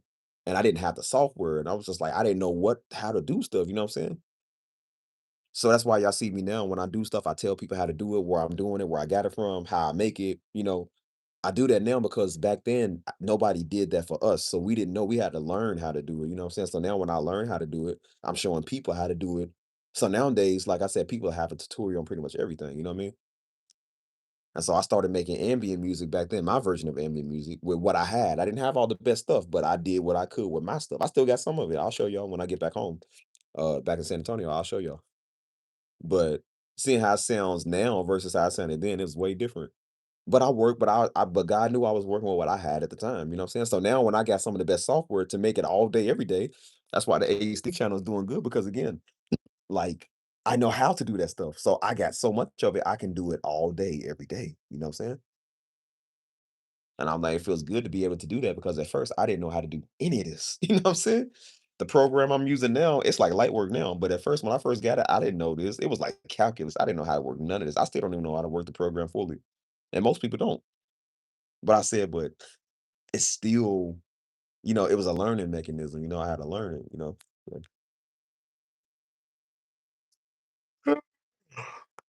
That's what the scripture said, yeah. Mhm. It's got some good scriptures in it. Yeah. It said, "You're awesome for that." Most people pull the ladder up once they make it. Yeah, and I try to show other people, man, because again, we can't gatekeep nothing, man. We gotta show people how to do it. And that's why I ain't charging people no courses and no classes. I said, I'm just showing people the bare basics. Because 'cause I'm like, "You want everybody to win, man?" I always said, "If I can find a way, Imma show everybody the way." You know what I'm saying? And that's why I wanna show people, like, what I'm doing. That's why people come in like, "Hey, what are you using?" I tell them, and I show them how to do it. That's why I like to set up now because now you can see, like, y'all couldn't really see the computer like I could at the time, you know what I'm saying? So you couldn't see, like, now you can see me moving the mouse and program I'm editing. That's way better. You know what I'm saying? Like, I wanted y'all to be able to see how I do it, you know what I'm saying? Instead of just looking at me on camera, y'all can see me in a little box, and then y'all can see the software, and the sound quality is better. Now that's a better tutorial because now it's showing people how I make stuff, you know what I'm saying?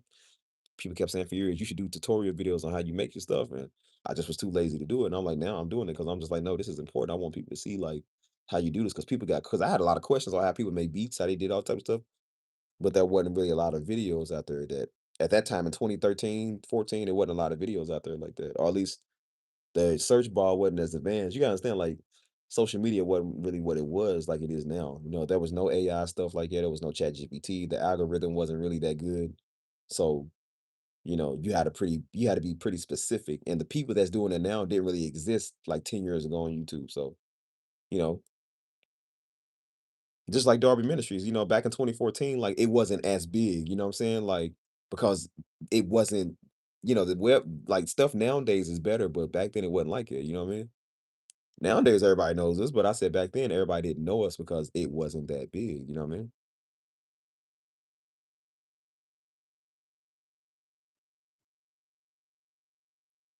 Yeah. Yeah. My whole goal, like I said, you got to help and share stuff with people, man. You want people because I don't want to gatekeep nothing, man. I want everybody to win. You know what I'm saying? Everybody got to eat. You know what I mean? So that's why I said my channels and my stuff that I'm doing, man, it's not just production, but it's also just like tutorials too. It's showing people and it's encouragement. You know what I'm saying? I don't think my stuff is that good. I didn't even realize how much work I got done until I counted up the videos. I'm like, bro, I got like all these videos I done did, don't even feel like it. And this is hard work. And that's why I said now, again, I'm gonna speak on my testimonies later, but I said, but now this stuff is paying off because of the labor that I had to do. I said at that time, man, I was upset, man. I was hurting. I was stressed out. I was depressed, but I was working, man. I was fired up. I was pissed off. I was every emotion you could think of. You know what I'm saying? And that's when, but I said I got to work at that time, and I said now God took that, and eventually when I speak on it, you're gonna see how He took that struggle from years ago and turned it into something good, man. And now it's one of the best things, man. Beauty really came from my ashes. You know what I'm saying? Like you really do get good things for it. God really takes your bad and turns into good. You know what I'm saying? That's why I said y'all gonna see. And He's doing it in your life now, man. That's why I said just hold on, man, stay content. You know what I'm saying? That's why I tell people, man, people are, what's your advice? Get to work. What advice can you give me? Get to work. Be like Abraham. When God told Abraham to get up and go, what did he do? Got up and went. He told Owen to build an ark. What did he do? Get up, build an ark. Don't ask questions. Just do it. I ain't that dude sitting by the pool of Bethesda. Well, I ain't got nobody roll me in. Well, I ain't got nobody to invest in me, God. I ain't got no watches. I ain't got no people that's encouraging me. I did. I started this stuff from nothing. I didn't have nobody encouraging me. I didn't have an audience. There was no Discord. There was no Darby watches. There was no nothing. I got up and took my phone, took a little stand outside, propped it up, did my first video. I started a YouTube channel with my music, got up and just did it. Wasn't no, well, God, I ain't got a support base. Boy, my channel had like 4 subscribers. It was a channel I made back in 2020. Me and Joe was doing gaming. And so we was putting like some of our little gaming uploads on there. And it was just like for fun, you know what I'm saying? We was doing like little 2019, we did like little Call of Duty or like little, just like little snippets of gaming, you know what I'm saying? Streaming, you know what I'm saying? Like it wasn't nothing serious. And I had like 4 subscribers, man. And I posted stuff on there every day till it grew, grew.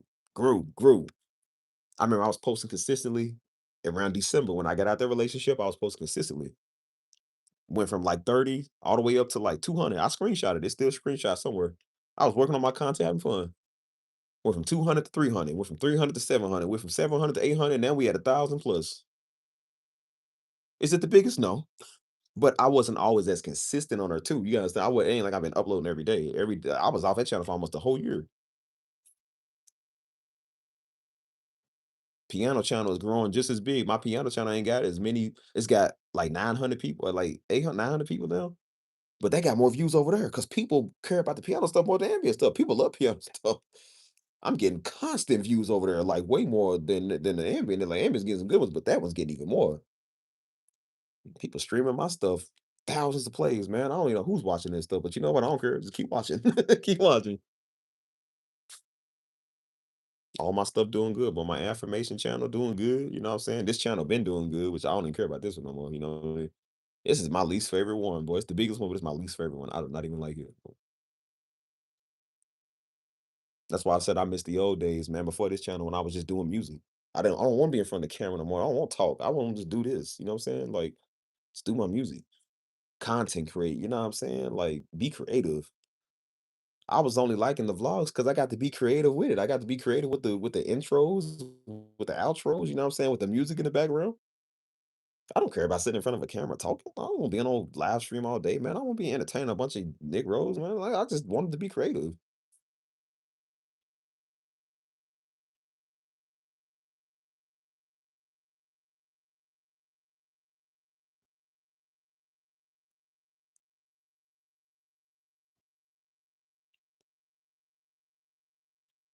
So that's why I said, just hold on one second. There we go. So like I said, I didn't start off with the best, man. You know what I'm saying? As I said, bro, everything starts small, man. Jesus ministry started small. Moses started small. He went out there with him and his wife Zipporah, man. When he went to go speak to Pharaoh, you know what I'm saying? He went with just probably him and Aaron, you know what I'm saying? He probably went with about 3 people. Left out with a whole multitude. You know what I'm saying? Like you start small. You always start small, you know what I'm saying? Like I said, we started home ministry in our house, you know what I'm saying? Then we started a church. The first service, we had about 2 people, you know what I'm saying? And now the whole multitude of everybody all over the world knows, you know what I'm saying? Like, that's why I tell y'all, man, don't wait to start, bro. Just do. Just again, I didn't think about it. I just did. I said I'll learn on the way as I go. I'm just gonna do. And I do. You know what I'm saying? 3 years I've been working on content, man. 3 years I've been at it, just doing. And I'm seeing the rapid growth, man, the rapid success that's coming from it too, man. It took a minute, but it's still getting there. You know what I'm saying? That's why people be like, "Well, how you play piano that good?" I don't know. I said, "Bro, I just do." Like, I can't tell you. I can't really give you lessons. I just do. I'm not a talker, man. That's why I said I'm not a talker. I'm a worker. You know what I'm saying? Well, all these other little fake men of God is on YouTube talking. We out here actually doing. And that's why God is using us more than he using some little weird cheddar biscuit looking weirdo. Because you talking. You ain't being used of God, man, with your mouth just sitting there talking, man. Breath smell like pennies, man. Like you ain't did nothing. Get out there and do, man. That's why I said we all know who they want to go speak at somebody's seminar. Me or you, they want me. Have you had dinner, bro? You've been talking. Yeah, I've had some food. I still got some more food in the house. That's why I tell y'all, man, don't be these spiritual weirdos on YouTube talking to people. Ain't nobody watching their videos. Be something of God. Let God use you and do something righteous. Don't be a loser with your life trying to preach the word of God to people when you ain't called to preach it. Trying to be deep on YouTube with not even 1,000 subs. What everybody watching that little crap word you get? That's why I told you since they want to put people down, well, we're gonna talk about that little raggedy channel of yours. Just barely even 100 views. Somebody watching you. That's how you know you ain't supposed to be doing it. That's why I knew if I was going on the line preaching the word of God, the only time I would give views would be people who know our name because they know us. They want me to walk in the traditional father son route. You know what I'm saying? It's not because I'm called to preach the word. It's just because people want me to do that. But if I was to do it on my own, I wouldn't get no views because don't nobody want to hear Steve talk. Nobody want to hear what Steve got to say. They don't want to hear Steve talk. They want to hear Steve play. So when Steve plays, people watch that because that's what I'm supposed to be doing. I'm gonna listen to a Negro who don't know how to stop dragging his knuckles on the ground to come tell me that I should be preaching when that's not even what I'm supposed to be doing. Why don't you pick your knuckles up one time? Stop dragging them, boy. The guy have sores on them. Go do something with your knuckles one time. Stop worrying about what we doing. For you eat my knuckles in your face. How about that? You obviously talking a lot about a bunch of successful people. We already successful. Why you talking about us? You went there back in 2003, boy. We was first struggling with the ministry. Don't try to come there and act like you know something. We successful now. You too late. You are 23 years too late. Yeah, and 23 years ago, while we was doing that, you was on dope. You was out there smoking dope, drinking. Don't try to come down and be enlightening to us, little stupid Negro.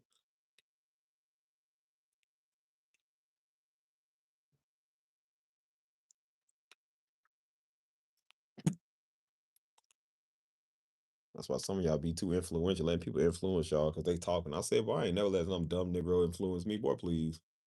Credit score of a high cholesterol. Like, boy, I ain't listening to this Negro.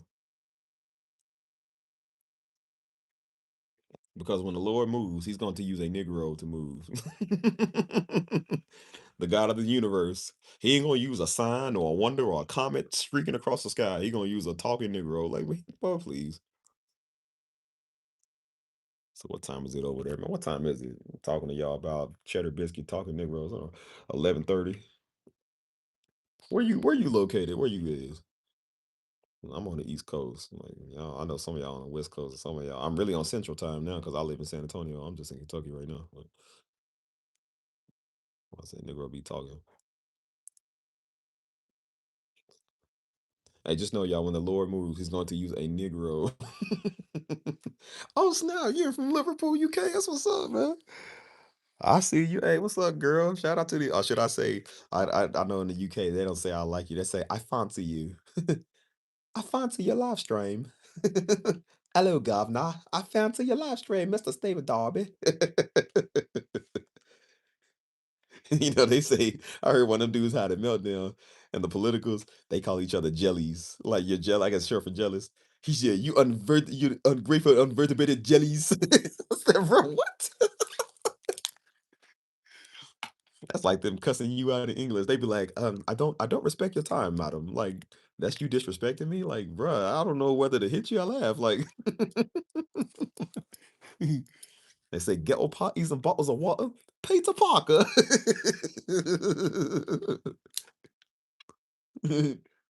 Lie, Mike. I sure got a knife in me chest now.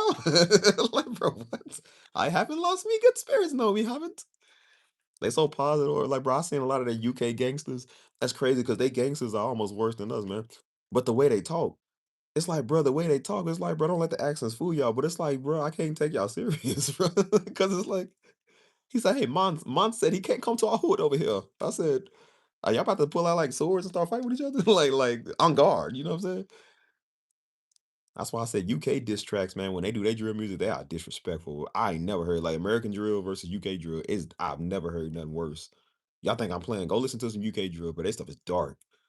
Y'all think we talking about they talking about smoking on a Tuka pack or something like, bro? They over there they be talking about they shank man's laughing at his mama crying because he's mad at they tracks getting their tracks taken down. Dude was like, I don't care because her son had his whole life ahead. He was like, you think I care about him? His mama were crying. I was like, bro, he put that in the song. I was like, yo. He said, you say you miss your mans, go to the grave and dig. I said, dang. I ain't never heard a line like I said, bro, they are wicked, bro. They be wicked over here. I said, bro, bars, but dang, it was that was dirty. I said, yo, that's deep. Uh, Like over there, like people say they put you in the casket over here. They say casket. They say man's got put in a spliff. They was like, what's a spliff? They was talking about everybody got put in a spliff. I said, what is a spliff though? Mm. Like what how I've been trying to come over to the UK. I ain't gonna lie to you, man. I've been trying to come over to London. You know what I'm saying? Like I've been trying to see everything I see off TV, man. Big Ben. Like,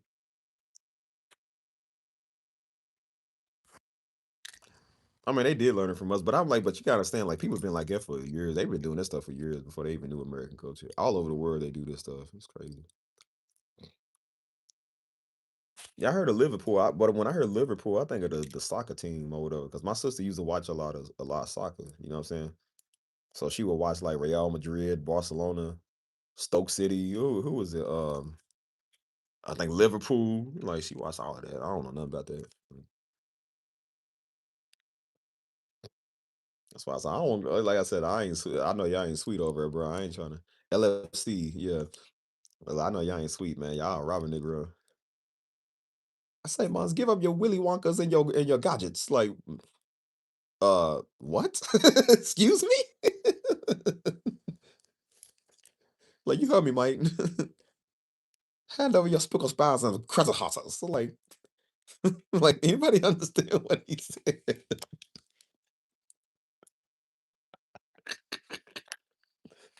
I'm like, I have my hands in there. I'm like, what? Like, bro, what did he say? I said, I know you robbed me, but bro, you kind of undoing everything you're doing right now just for talking. You could have just kept on the shiesty and the knife. Like I already gave you everything. I said, bro, you talking is kind of make me not take you serious.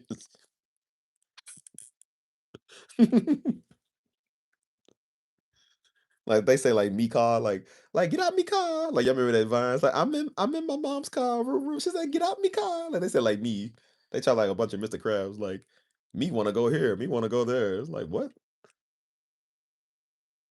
'Cause I told moms he can't come. He can't come to our hood. I say one dude getting arrested by the police over there. He was getting arrested by police because they be black profiling people over too. And so he didn't do nothing. He told the police time and time again, "I don't got nothing on me." And so they grabbed him and was and searched him and they ain't found him. He said, "Would you like to see me butt? You like to see me butt, huh?" Hey, me, Daddy, and Joe was watching that. We was laughing because I was like, the way they talk, it was like he was so mad. That's the way he was insulting him. He said, "You like to see me butt now? You want to see me butt?"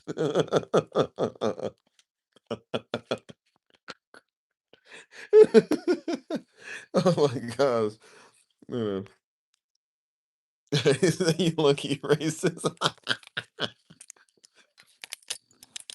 Listen, I can admit, like I said, sometimes I do be kind of lucky racist. Look, I'm racist against black people.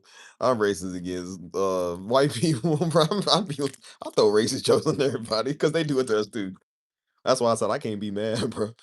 These dudes be popping up on the timeline. It's a white dude. He went viral for saying that. He said, "Do you know why?" He said, "Do you know why a lot of black men don't want to date black women?" He said, "Because at the end of the day," he said, "they don't want to be called a nigga." It's the way he said nigga. Everybody was in the comments. They was like, they said, "Bro, you shouldn't," but the way you said it, they was like, "Okay, bro." They was like, he said nigga too good. He was so complicated. It was the way he said it. Another dude went viral because he said the same thing. He said, "Yeah." He said, "You know why men don't?" It was some fat white girl. He said, "You know why men don't want to talk to the skinny man?" He said, "Because that fat nigga over there."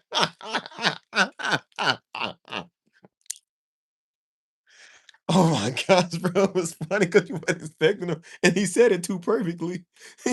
So black people was in the comments. They said, "You know what, man?" They said, "We gonna let you have it." They said, "You low key ain't lying." They said, "You shouldn't say it," but they was like, "You low key ain't lying though. You kind of right in the way you said it." It was just like, you know what, man? He just yeah, just let us say it. Oh my gosh. Now I heard over there they said Americans got an accent. I don't know how true that is because over there like y'all got an accent to us. I don't know if y'all got an accent to yourself. Like, I always wanna talk to a British girl, man, so she can be like, "I'm gonna go watch the telly." Like, they say telly.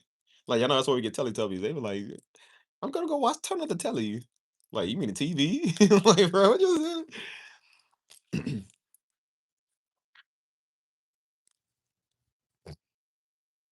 "Oh, you ain't got an accent? Okay."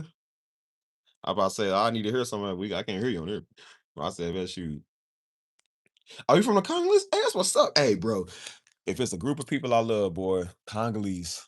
I love shout out to the Congo, man. I love Congolese music, dude. I cannot get enough of those rhythms, man. Those rhythms are some of the best in the world, bro. I love those, man. Like I tried to make my own Congolese music. It's hard because I can't mimic what I heard, man. But it is I'm good at mimicking what I hear. It's hard to kind of mimic Congolese music sometimes because it's just like they got even Daddy went over, man, because he said he met a lot of Congolese people. He said they got like a rhythm, man, we ain't got. They do, bro. They got the best dances of all time. Even Nigerians was like, they was like, I'm Nigerian. Even Congolese people got the best, like, they got the best weddings, the best like dance steps and all of that, man. Sabini, yes, I love however you say it, I love that stuff, man. I got some African streams on here where I was doing like Afro beats and stuff like that because I make a lot of Afro beats. But it is hard to make Sabini type music, man. For me, at least, it's kind of hard to kind of do that because I'm not really used to it. Oh, you got a French accent? That's what's up. Yeah, I know they have like a lot of French in their language or whatever.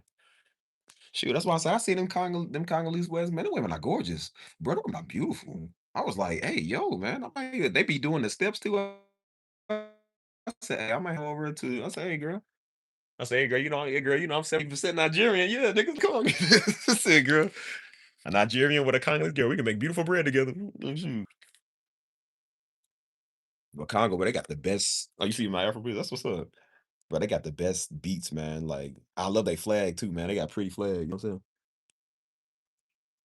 It's something about their music is so happy, man. It's like it's the guitars for me, man. It's like dun, dun, dun, dun, dun, dun, dun, dun, and it's like it's a happy sound, man. You know what I'm saying? They come in, step in, hey, hey, dun, dun, dun. I love that stuff, man. You know what I'm saying? I listen to that stuff for hours, man. I love that stuff. Yeah, they got the bass too, man. You know what I'm saying? Because like I said, mom and daddy been to Africa a couple of times. You know what I'm saying? And so, um, they got that same sound. You know what I'm saying? And so he said the South African pastor, he got a church in the Congo. And so he said over there, he said they don't got manners like, hey, you should come to Congo. He said, dude was like, you must. He said, you must come to Congo. He said, you must. He said, look, I don't know about Congo. He said, "Oh, I ain't never been there. He said, I don't know how rough it is. He said, no, you must. I said, Daddy, you must. He said, you must go. I said, I love that. I love to go to Congo, man. You know what I'm saying? That's why I say Africa slept on, man. Africa's a cool place, dog. They do Africa wrong. Africa's one of the coolest places in the world. You know what I'm saying? Yeah, that's why I heard it's blessed over it, man. People cool. But that's why I said like Americans, we dumb because we was told by everybody else, like we see off media. Every time we heard Africa, we watched PBS. So we every time we seen Africa, it was always poor. It was always like the tribes over there. They never showed like the city, the successful rich black people. They never showed that stuff, man. They never yeah, that's sad. That's wrong they did that, man. That's why they had us hating Africans. That's why they had Africans coming over to the United States, not liking the African Americans, because that's what they was told. You know what I'm saying? just to keep us separated. You know what I'm saying? I said, "Nah, man, that's my cousin in, man. That's my cousin in from my mama's side over here. You know what I'm saying? Over from the Congo. You know what I mean? That's why most Black Americans don't know what they are. I found out what I am, man. We Nigerian. And so I found out we 70% from the tribe of Edo, man. That's why I said, and it feel good. It makes you have a type of pride about yourself when you know, like it's good to say you black, but it's like I know where I come from, you know what I'm saying? And that's why I said, like, I can tell you what tribe I come from. And that makes you feel powerful, man. You know what I'm saying? Oh. Yeah, that's why I said everybody say I look Nigerian. I look Nigerian, Haitian, Jamaican, Cuban, Puerto Rican. I seem to look like everything, everybody. People thought I was from the UK. Some girl hit me up. She was like, I can hear your accent. I said, I ain't got no accent. She's like, "You from London?" "No." I said, "Girl, where you hear that? I got a Southern accent. What you talking about?" She said, "It's coming out in your voice. Like I sound like Idris Elba." I said, "Girl, no, I wish I did. Boy, if I sound like Idris Elba, I would be pulling them even more than I pull them now." Talk about a chick magnet, boy. I come in and having all the women. It's like, well, I tell you now, I'm like, I don't know how to feel like Idris Elba. For Jaeger. This is the way he hollers. I'll be old Heimdall off of Thor. Hold on. Yeah, pray for Congo, man. They good people, man. You know what I'm saying? That's why I said, man, I told you, bro, Africans be some of the coolest people on the planet, bro. That's why I said they culture is like nothing I ain't never seen before, man. Like, that's what I want to go experience, man. I want to go experience all that, man. Now I want to be careful because everybody over, like I said, all skin folk ain't kin folk. I ain't trying to get no voodoo hex on me. You know what I'm saying? You think you can dab up the witch doctor, but she do origami on you. Have you over folding, contorting, and walking in the street all type of ways, crawling on your back like the exorcist. You know what I'm saying? That's why they said over there in Nigeria, they said that the witch doctors be on the corner, just stand on the corner. That's why they said in Lagos around that time at rush hour, Daddy said around 6 o'clock, everybody trying to get out of the street because he said that's when all the criminals come out. They said witch doctors be on the corner and stuff. I said, no, that's dumb Americans. Probably there's always gonna be some white American go over there, go mess with them, go take a picture of them. Even the witch doctors don't want to deal with a camera, and they just like, ugh. Mm. Yeah, I love African folk, man. African people cool. That's why I said, boy, I wouldn't be surprised in the future if my wife would be African. I would not even be surprised. Because I don't like American, man. Americans are boring. Like, that's why I say Americans is the most boring culture in the world, bro. We are so stupid. You know what I mean? We speak English, man. English ain't fun. That's boring. Our culture sucks. You know what I'm saying? It's one thing to be like, oh, well, she American, but to say like, oh, she African. That's why I say that's like, bro, that's hot. I like that, bro. Like, yeah, man, my girl African. It's like, ooh, that sounds sexy. Like, ooh, African. Like, what where from in Africa? Like African, what? Like she said she African, like, ooh, just the word is African. Like, ooh, she's an African, not an African. Like, ooh, like, girl, what is that? Say, man, that girl from the tribe of Edo. She from the tribe of Yoruba. She from the tribe of Zulu. You know, Zulu is South African. I don't know the name of the tribes in Congo. You know what I'm saying? Or Ghana or nothing, but I know Africa, the South Africa Zulu. That'd be hot to be like, yeah, she from the tribe of Zulu. Like, ooh, what you girl? Go on with your bad self, girl. Shoot, that's why I say African, bro. African's starting to be on the market now. I'm like, boy, I'm finna go over there. I'm tired of you African Americans and all you other Americans. Mm, we'll definitely pray for Congo. I love Christmas. Yeah, I remember Congo was having a thing a while back. I read something about that a while back. I don't know how long ago it was, but I know they was having problems with that stuff going on. You know, Nigeria is too. Um, yeah, that's why I said, like, bro, that's why I said, like, man, forget. That's why I told y'all, man, forget this channel, man. This channel only reaching the local American. Like, bro, I'm trying to reach other people all over the world, man. Doing Afro beats is worldwide, but it reaches a wide audience. Because not only do you reach people in Africa, you reach people in London, you reach people in the UK, you reach people in Germany. You know what I'm saying? Like Africans are everywhere, dude. You know what I'm saying? And so, like I said, you doing a worldwide thing. You know what I'm saying? So this is reaching people all over the world. You know what I mean?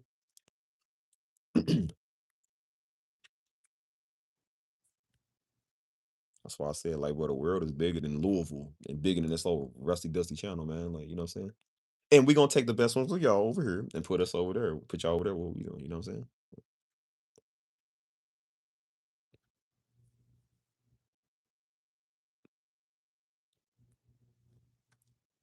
Shoot, I'm about to go look up something. Hold on, bro.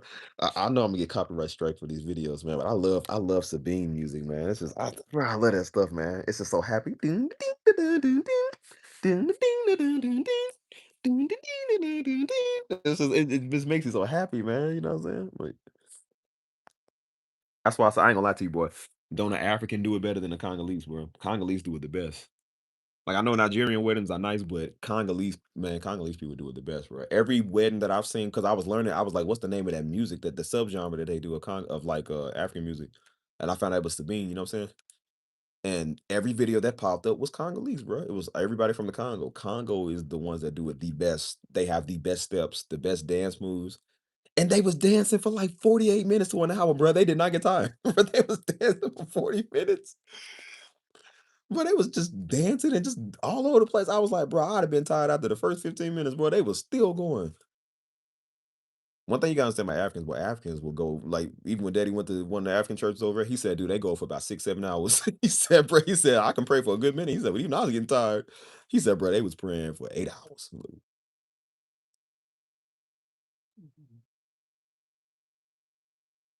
Bro, I was making some Afro beats on the plane, bro. I ain't gonna lie. I made this cold guitar.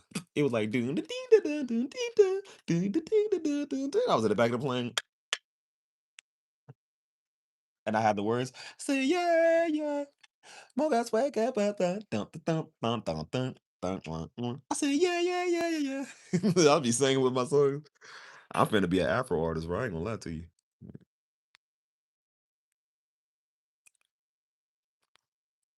Bro, Congo, they do, man. That's why I say they weddings. They come in the way they come in and introduce the weddings, like the bride and groom would come in dancing, and all they brides, maids, and grooms, and what or whatever groomsmen come in. They start dancing and stuff, and they these steps they do, man. It is cold, bro. And then they'll switch songs. They have a DJ. They'll switch the songs, and it's the coldest songs. It's the coldest sounds, bro. I ain't never heard something that's that happy, man. It just makes you happy. It makes you want to get up and vibe. That's that type of everything gonna be all right type music. You know what I'm saying? And they are dancing for a good hour or so, man. Just keep going. You know what I'm saying? Bro, I done seen some of the women in there. I was like, oh man. I said, hey, cuz, I'm finna go over there to one of their weddings, bro. I said, hey, bro, that was a long time ago. I saw that. I said, bro, I'm finna go to one of their weddings so I can score one. I said, hey, man, shoes, they are not bad. That's why I said, bro, Africans about to be the thing on the market. Africa's about to be the most prosperous continent in the world if it ain't already. And I said, with it being the most prosperous nation, I said, guess what it's about to be? Have the most prosperous women. Everybody go, I don't know a brother. Even the white brothers want them African. I don't know. Nobody don't want them African woman. Boy, it is something about that. And they talk with this accent. It is so sexy. I love this stuff. Like, do we take our water and we take it and put it over here? It's like I was like, ooh, girl, what? Cause somebody with rude was in this one woman's comments because she owns her own home. Cause again, they have like they villages. They have homes over here.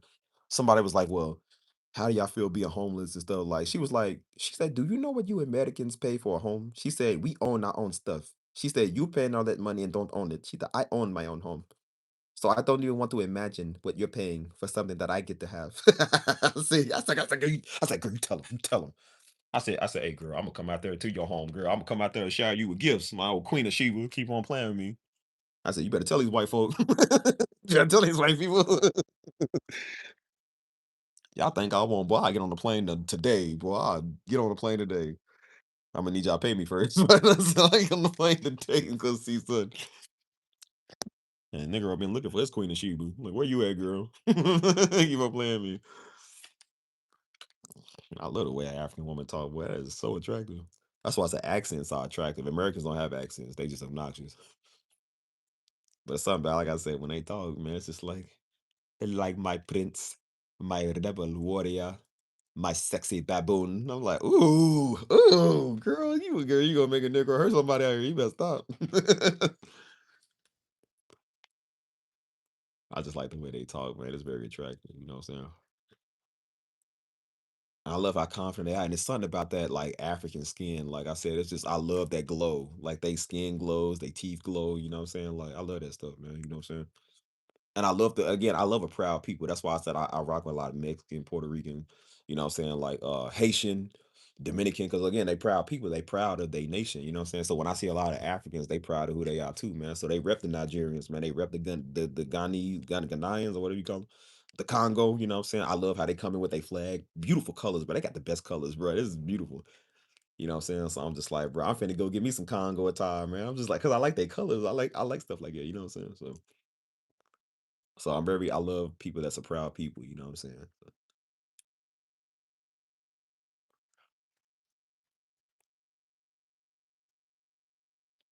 She said, "We take our water to the Black Panther." I was like, "Ooh, man, I love African accent, man."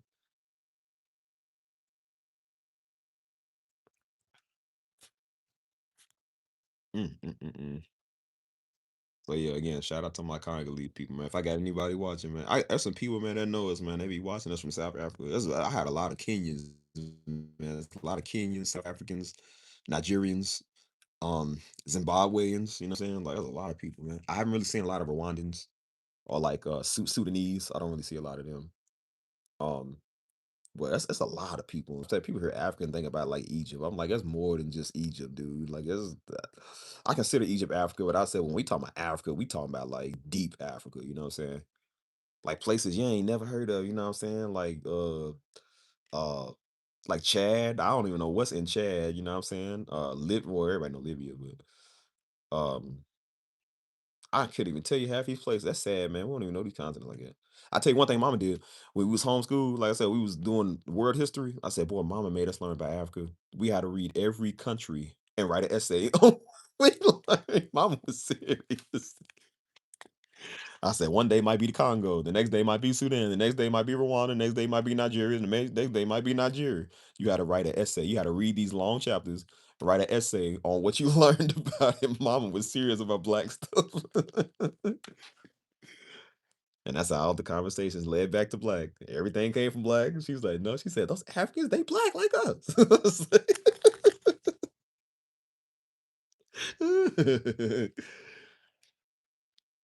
I said, boy, if I heard one more Republic of Congo, because Mama kept talking about stuff, I said, if I heard one more African continent, I think that's why I didn't want to go to Africa for a minute, because Mama kept talking about it.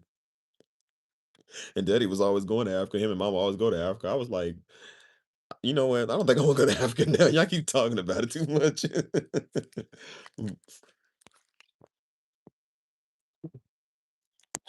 Mm. So how you say your name? I'm trying to Dunaya. Is it Dunaya? Is that how you say your name? Dunaya? Mm. Ivory Coast is beautiful too. Botswana, Zambia, I said Zambia. Dumb American. Zambia. Stunning landscapes. Okay, that's what's up. Dunaya. That's how you said it. No, I like it. That's cool. Yeah, that's why I said they got all the Ivory Coast, the Slave Coast. They got all of it. You know what I'm saying? I follow this one girl, man, from Zambia. She's actually from Zambia. I didn't even know that's a country. You know what I'm saying? And so she used to watch y'all know TV Joshua, you know what I'm saying? We used to watch him too, you know what I'm saying? Daddy been over a couple of times, met the dude, you know what I'm saying? Good guy, real good guy. And so she used to watch him too, you know what I'm saying? So like I said, I put my magic skills to work. I said, look, I'm gonna put my skills to work. I said, okay, let me see. Bro, she's a beautiful African woman. She really is. She's Zambian. Beautiful. Dark skin, got the facial features, beautiful. You know what I'm saying? And so I said, okay. So like I said, I work my skills on IG. I said, okay, what's up? So I remember I sent her a follow request. She sent me one back. You know what I'm saying? We was in the DMs comment. I was like, I said, yeah. I said, I didn't know she was Zambian. I thought she was Zimbabwean or something. And I told her, I said, yeah. I said, what country you from? She said Zambia. I said, okay, that's what's up. I said, yeah. I said, I ain't never been to Zambia. I tried to use my old parent card. I said, my parents been to Africa. I said, I ain't never been myself. I said, no, my people's been to Africa a couple of times. She thought it's cool, you know what I'm saying? So I ain't heard much from her. So like I said, it was every so often like I post a story or something. She liking all my stories. I said, "Oh, okay." I said, hold on. You know what I'm saying? See what the stories I like it back. It's just like a tit for tat war. It was like going on for me. You know what I'm saying? Because I never had I don't think I've ever like dated like an African woman. I don't think I've ever dated like purely African. I would not, like I said, it ain't nothing stopping me. Shoot. African women are gorgeous. Boy, I just something about that skin. Boy, I love that skin, man. It's just that dark skin. It's like the darker you are, the prettier you are. I love that stuff, dude. Like,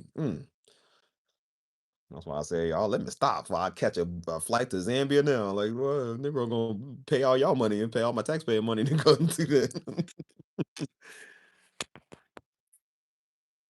And like I said, I love music. There ain't no wrong with it, but I'm just like, it is something about that dark skin, man. It's just it's like the darker the skin, it's like the better it is. It's just I don't know why, but it's like just it's just yes. This is it, you know what I'm saying? Like,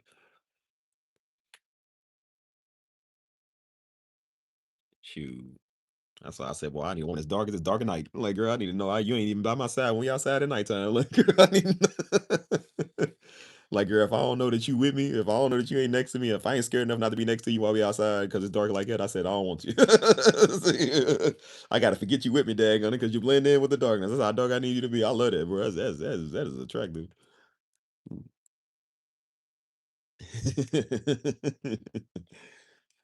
Shoot.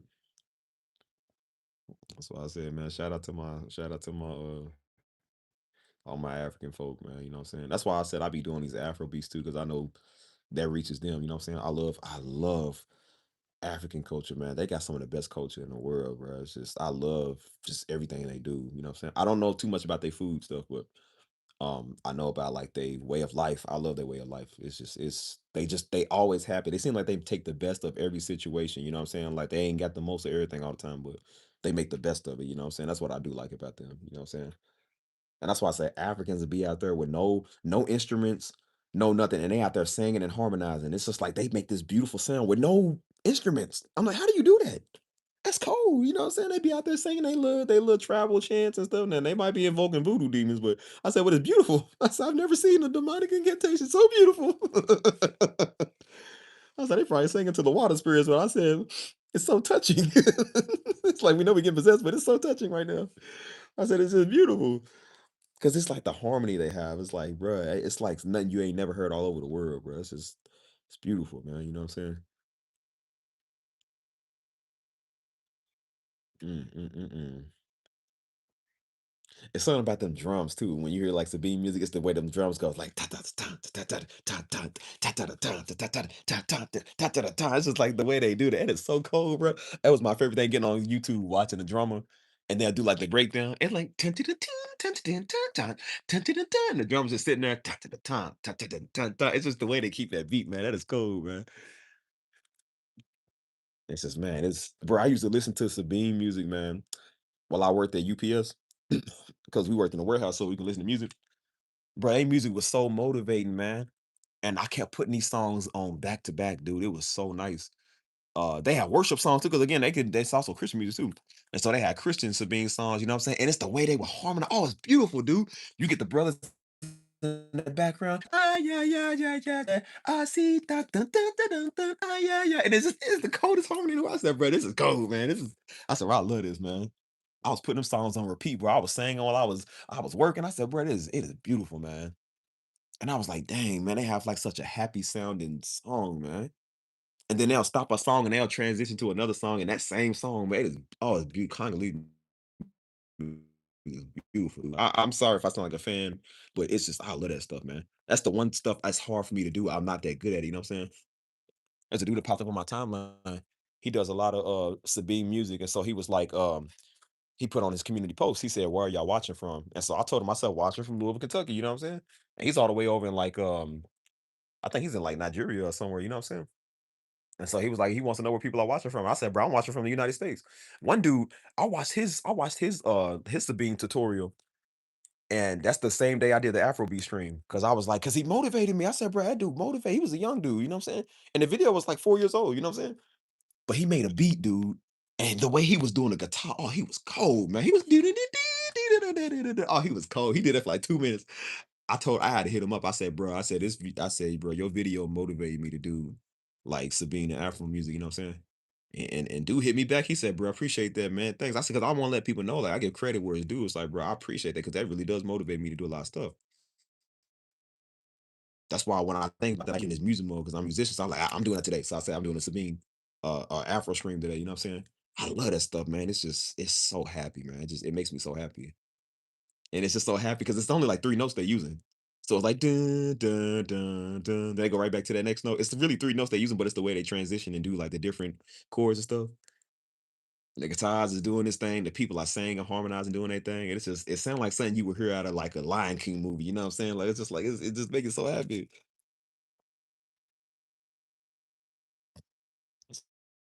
So I said, I'm like, boy, it's just, and they do that for hours, man. Just hours and hours. They weddings be off the chain. I done seen all their weddings, but it be off the chain, man. That's why I said American weddings are boring. Everybody want this casual white dress and this little like everybody want this old white people orchestra. Like, I don't want that. It's boring. And that's live, man. That's why I like Africans, bro, because Africans are live people. You know what I'm saying? That's how you know the people of the Bible, man, wasn't white, man. Because like I said, man, they ain't got no livelihood. It's like, bro, you know, everybody know what it said. David danced out of his clothes. That sound like an African dude.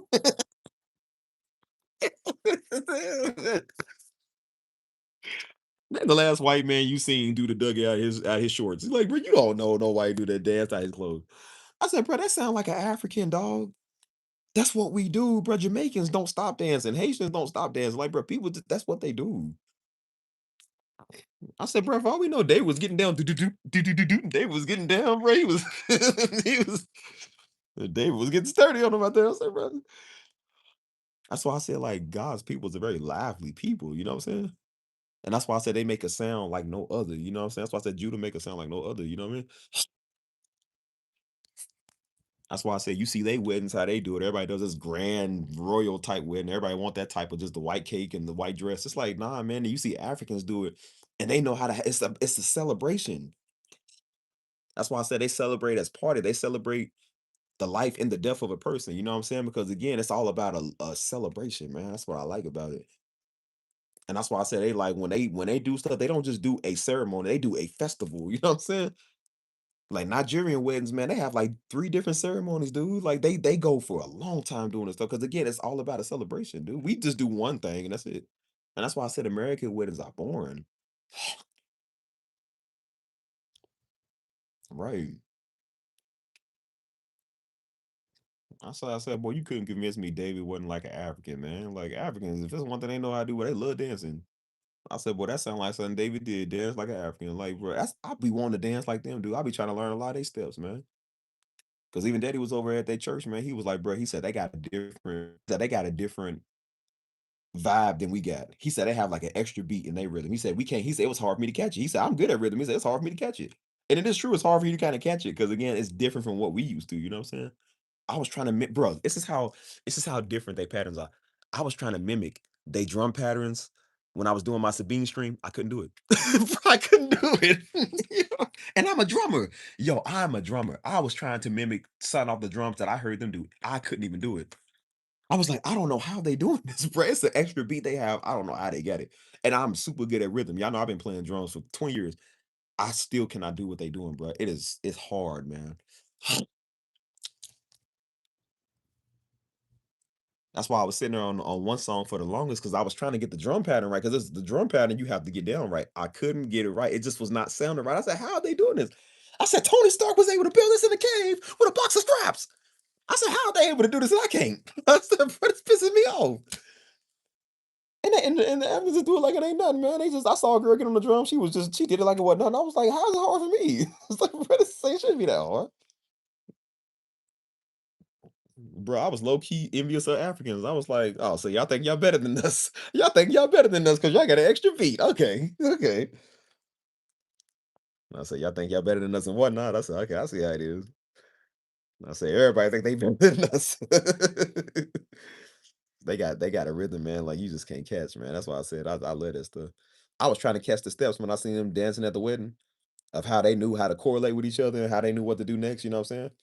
And I was trying to mimic what I seen them doing. I couldn't do it. I was like, bro, this is hard. Like, this is really hard. And I can dance, y'all know. Like it was hard for me to do it. Hold on. It really is. Well, I don't know how y'all doing that. Mm, mm, mm, mm. Hey, you're gonna have to teach me some Congo steps because I want to dance like y'all. Don't get mad at me if I don't know the steps all the way. All right? Don't get mad if I get a temper fast because I get mad when y'all tell me what to do. Like, no, dude, this is why girl I knew what way it was. Don't try, girl. Stop pulling on my church clothes. Get off me. Girl, get off me. Don't touch me. You're like, you told me to teach you. Well, what so? Yeah, I mean, girl, you ain't got to get no attitude. You ain't got no attitude about it. Now, then again, let me scratch that. I don't want because I don't want to fly off at y'all because then I'm gonna get mad and then I don't want. I get mad easy.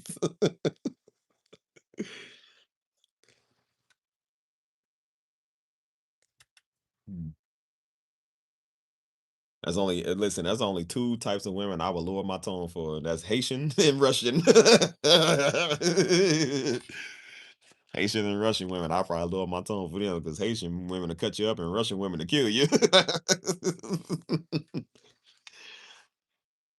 I said Haitians, hey, is not playing. Those are one people I don't try on earth. Russians and Haitians are two people I do not try on earth because they will really do something to you. They will really kill you and kill you for days. For like a Russian woman, that's sexy how they talk. I love how they talk with a Russian accent, but it's just like you got to worry about them headshotting you. It's like you better be lucky, Mr. Darby, that you're handsome. Otherwise, I'd have killed you a long time ago myself. You better be lucky it was for the grace of God, because I killed you, Mr. Darby. My babushka, you're so handled. I feel like they'll assault you, and then love you at the same time. My head, like, ow. I'd have killed you a long time ago, Mr. Darby. My beautiful babushka. Like, girl, what's make up your mind? You love me or not? I go to work like, yeah, my wife, she beats me sexually. It's like my wife, she beats me. That's the only time I call the boys like, yeah, I can't go out tonight. Haitian wife doesn't like that. Like, so you do what you do. Yes, yes, I do. Yes. Like if I don't, I get beat by my wife. Yeah, I don't play with Haitians. That's why I said God knows them women beautiful, but the voodoo don't take you out they Negroes will. I have 15 Kodak Black show up at your door. Like, I don't know what to do. That's the only time y'all see me use grammar like, yes, sir, no, sir. Like, no, sir, yes, sir.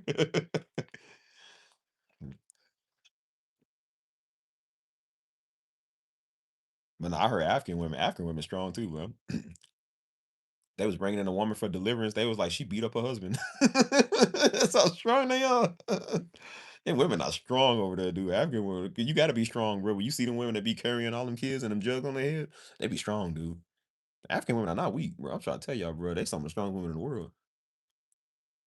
I would love to see African women fight, bro. I'd love to see that, bro.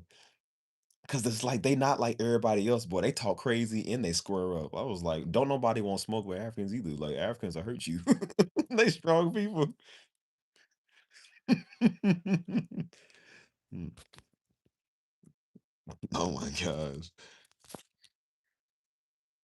Like I said, American women, I don't take serious. Nobody care about them. You know what I'm saying? Everybody has your typical white girl. You know what you gotta do is you gotta respect me. You got a bunch of Pam Bondies walking around. Excuse me, the dial was at 50,000. You're gonna respect me. You're gonna treat me with some common decency. You're gonna learn how to have some manners and everything. Like, you know, that's what they do. African women, like, they're gonna tell you one time. I told you one time. Do not play with my life.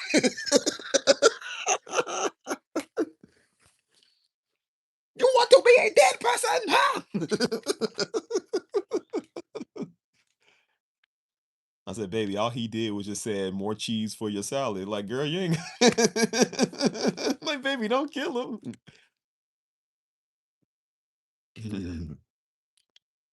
Yeah.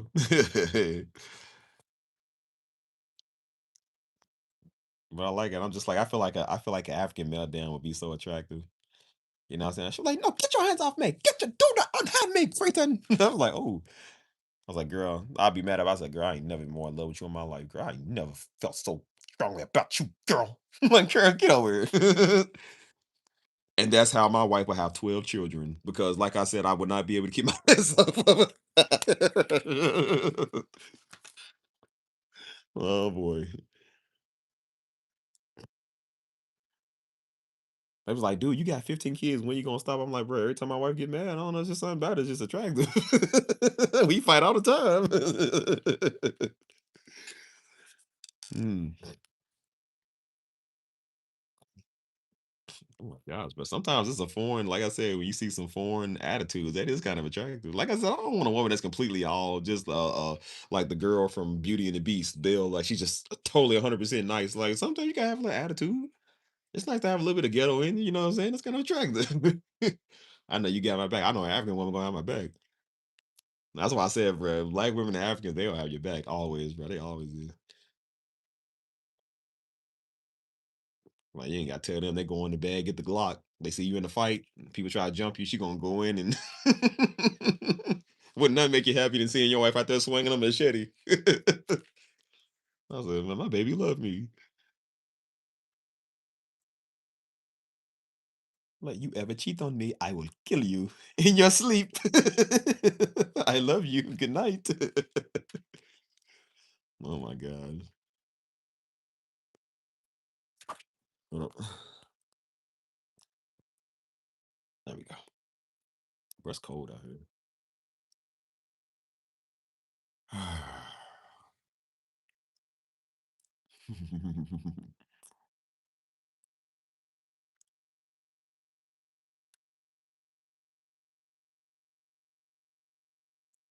What are we doing, y'all?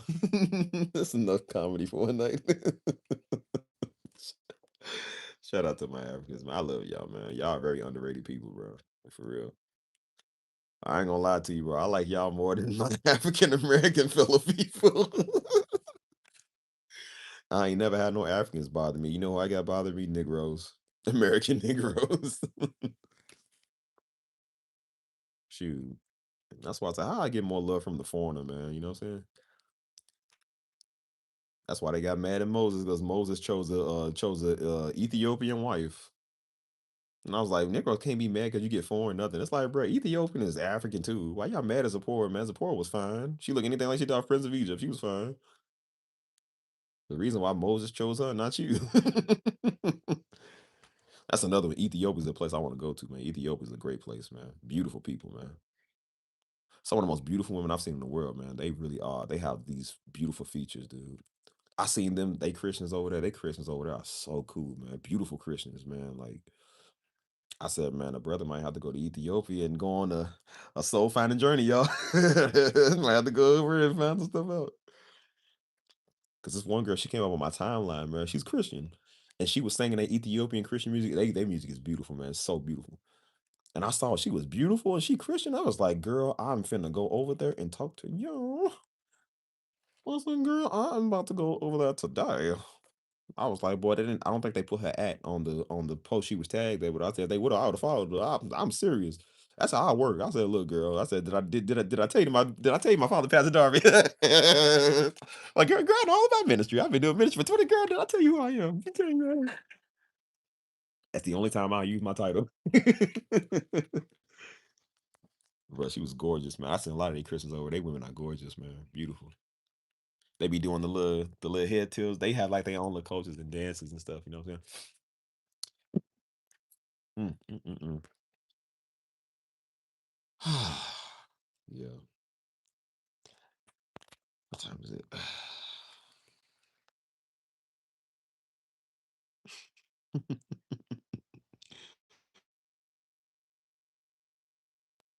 I didn't realize it was 12 in the morning, y'all. Dang, it's late. Y'all still keep coming in, man. We talking about I'll be here all day talking about Africans, man. Africans are so cool, bro. They starting to be my favorite people on earth, bro. I'm trying to tell y'all, Africans are finna be some of my favorite people on their whole entire earth, dude. Like, mm. That's really what I'm trying to do, man. I'm trying to get a big African population. Like I said, I'm trying to get everybody in the world. I'm trying to get one big of the world's population on my stuff. I want a big majority of people from Africa. I want a big majority of people from Mexico. I want a big majority of people from Russia, from Italy, Spain, South America. You know what I'm saying? Like I want people all over the world. China, Japan. I'm trying to bring one fraction of the world's population onto what I'm doing. Because again, it's a very multicultural thing what we got going. That's not just black people only, dude. This is for everybody what I'm doing. And I'm trying to bring what says every tribe and every nation, every tongue, every tribe. Literally, like I am. And I said, I'm trying to get everybody together to where it's like we all are one. You know what I'm saying? It's for everybody. This is a worldwide thing. You know what I'm saying? That's my goal. I'm not trying to reach Negroes. I ain't trying to reach white people. I'm trying to reach everybody. You know what I'm saying? Interracial, national, yeah, all of that. I'm trying to reach all of that. You know what I'm saying? That's why you see Steve. Steve fits in with everybody they go around. Like I said, I hang with the Mexicans all day. I'm in San Antonio, you know what I'm saying? I go around the Africans, man. I fit in with them. I'm around the Puerto Ricans. I fit in with them. You know what I'm saying? I get around the Jamaicans, the Haitians. I fit in with them. Like, you know what I'm saying? I'm finna go around some Italians and some like Hispaniards, you know what I'm saying? I'll fit in with them. Eventually, I'm gonna go to the motherland, go to Nigeria, you know what I'm saying? And I'm gonna fit in with them. Like I said, Africans watch me over here. They love me. I run into Africans all the time, bro. They love us. You know what I'm saying? People know who we are all over the world. Like they love us. You know what I'm saying? Like I'm trying to reach people of all tribes, all tongues, all nations, all of it. You know what I'm saying? That's my goal. It's not just to be in Louisville, Kentucky, and this little ranky dink channel. Like it's to reach people that's worldwide. I'm not thinking about America. I'm thinking about bigger than America. You know what I'm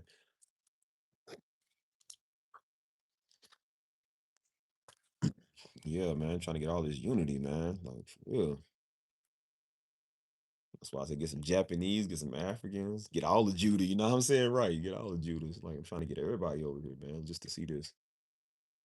I think that's gonna be a good thing, man. And so that's why I be telling people like, bro, like definitely lock in into that.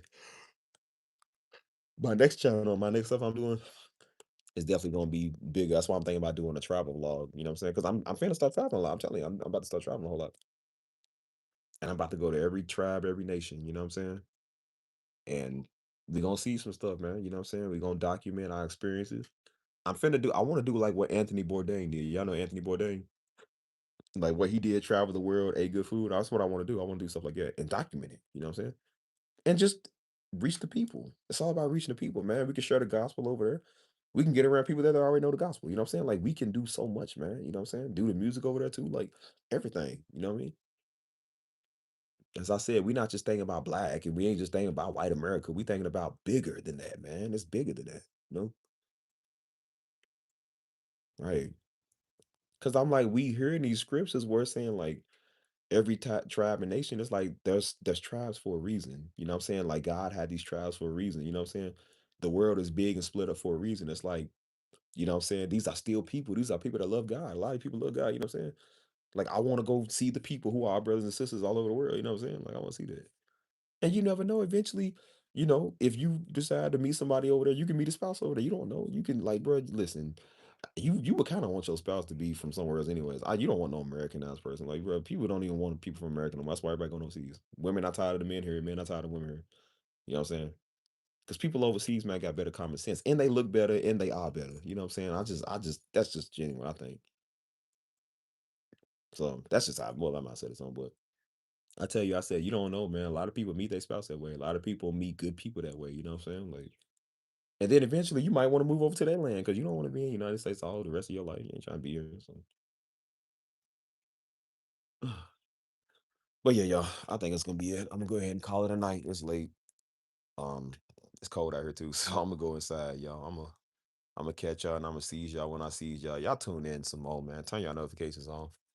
And I'm gonna take the best of y'all and put y'all where we is, you know what I'm saying? So tune in. I'm gonna see y'all. Y'all be safe, y'all be easy. Happy Wednesday, whatever.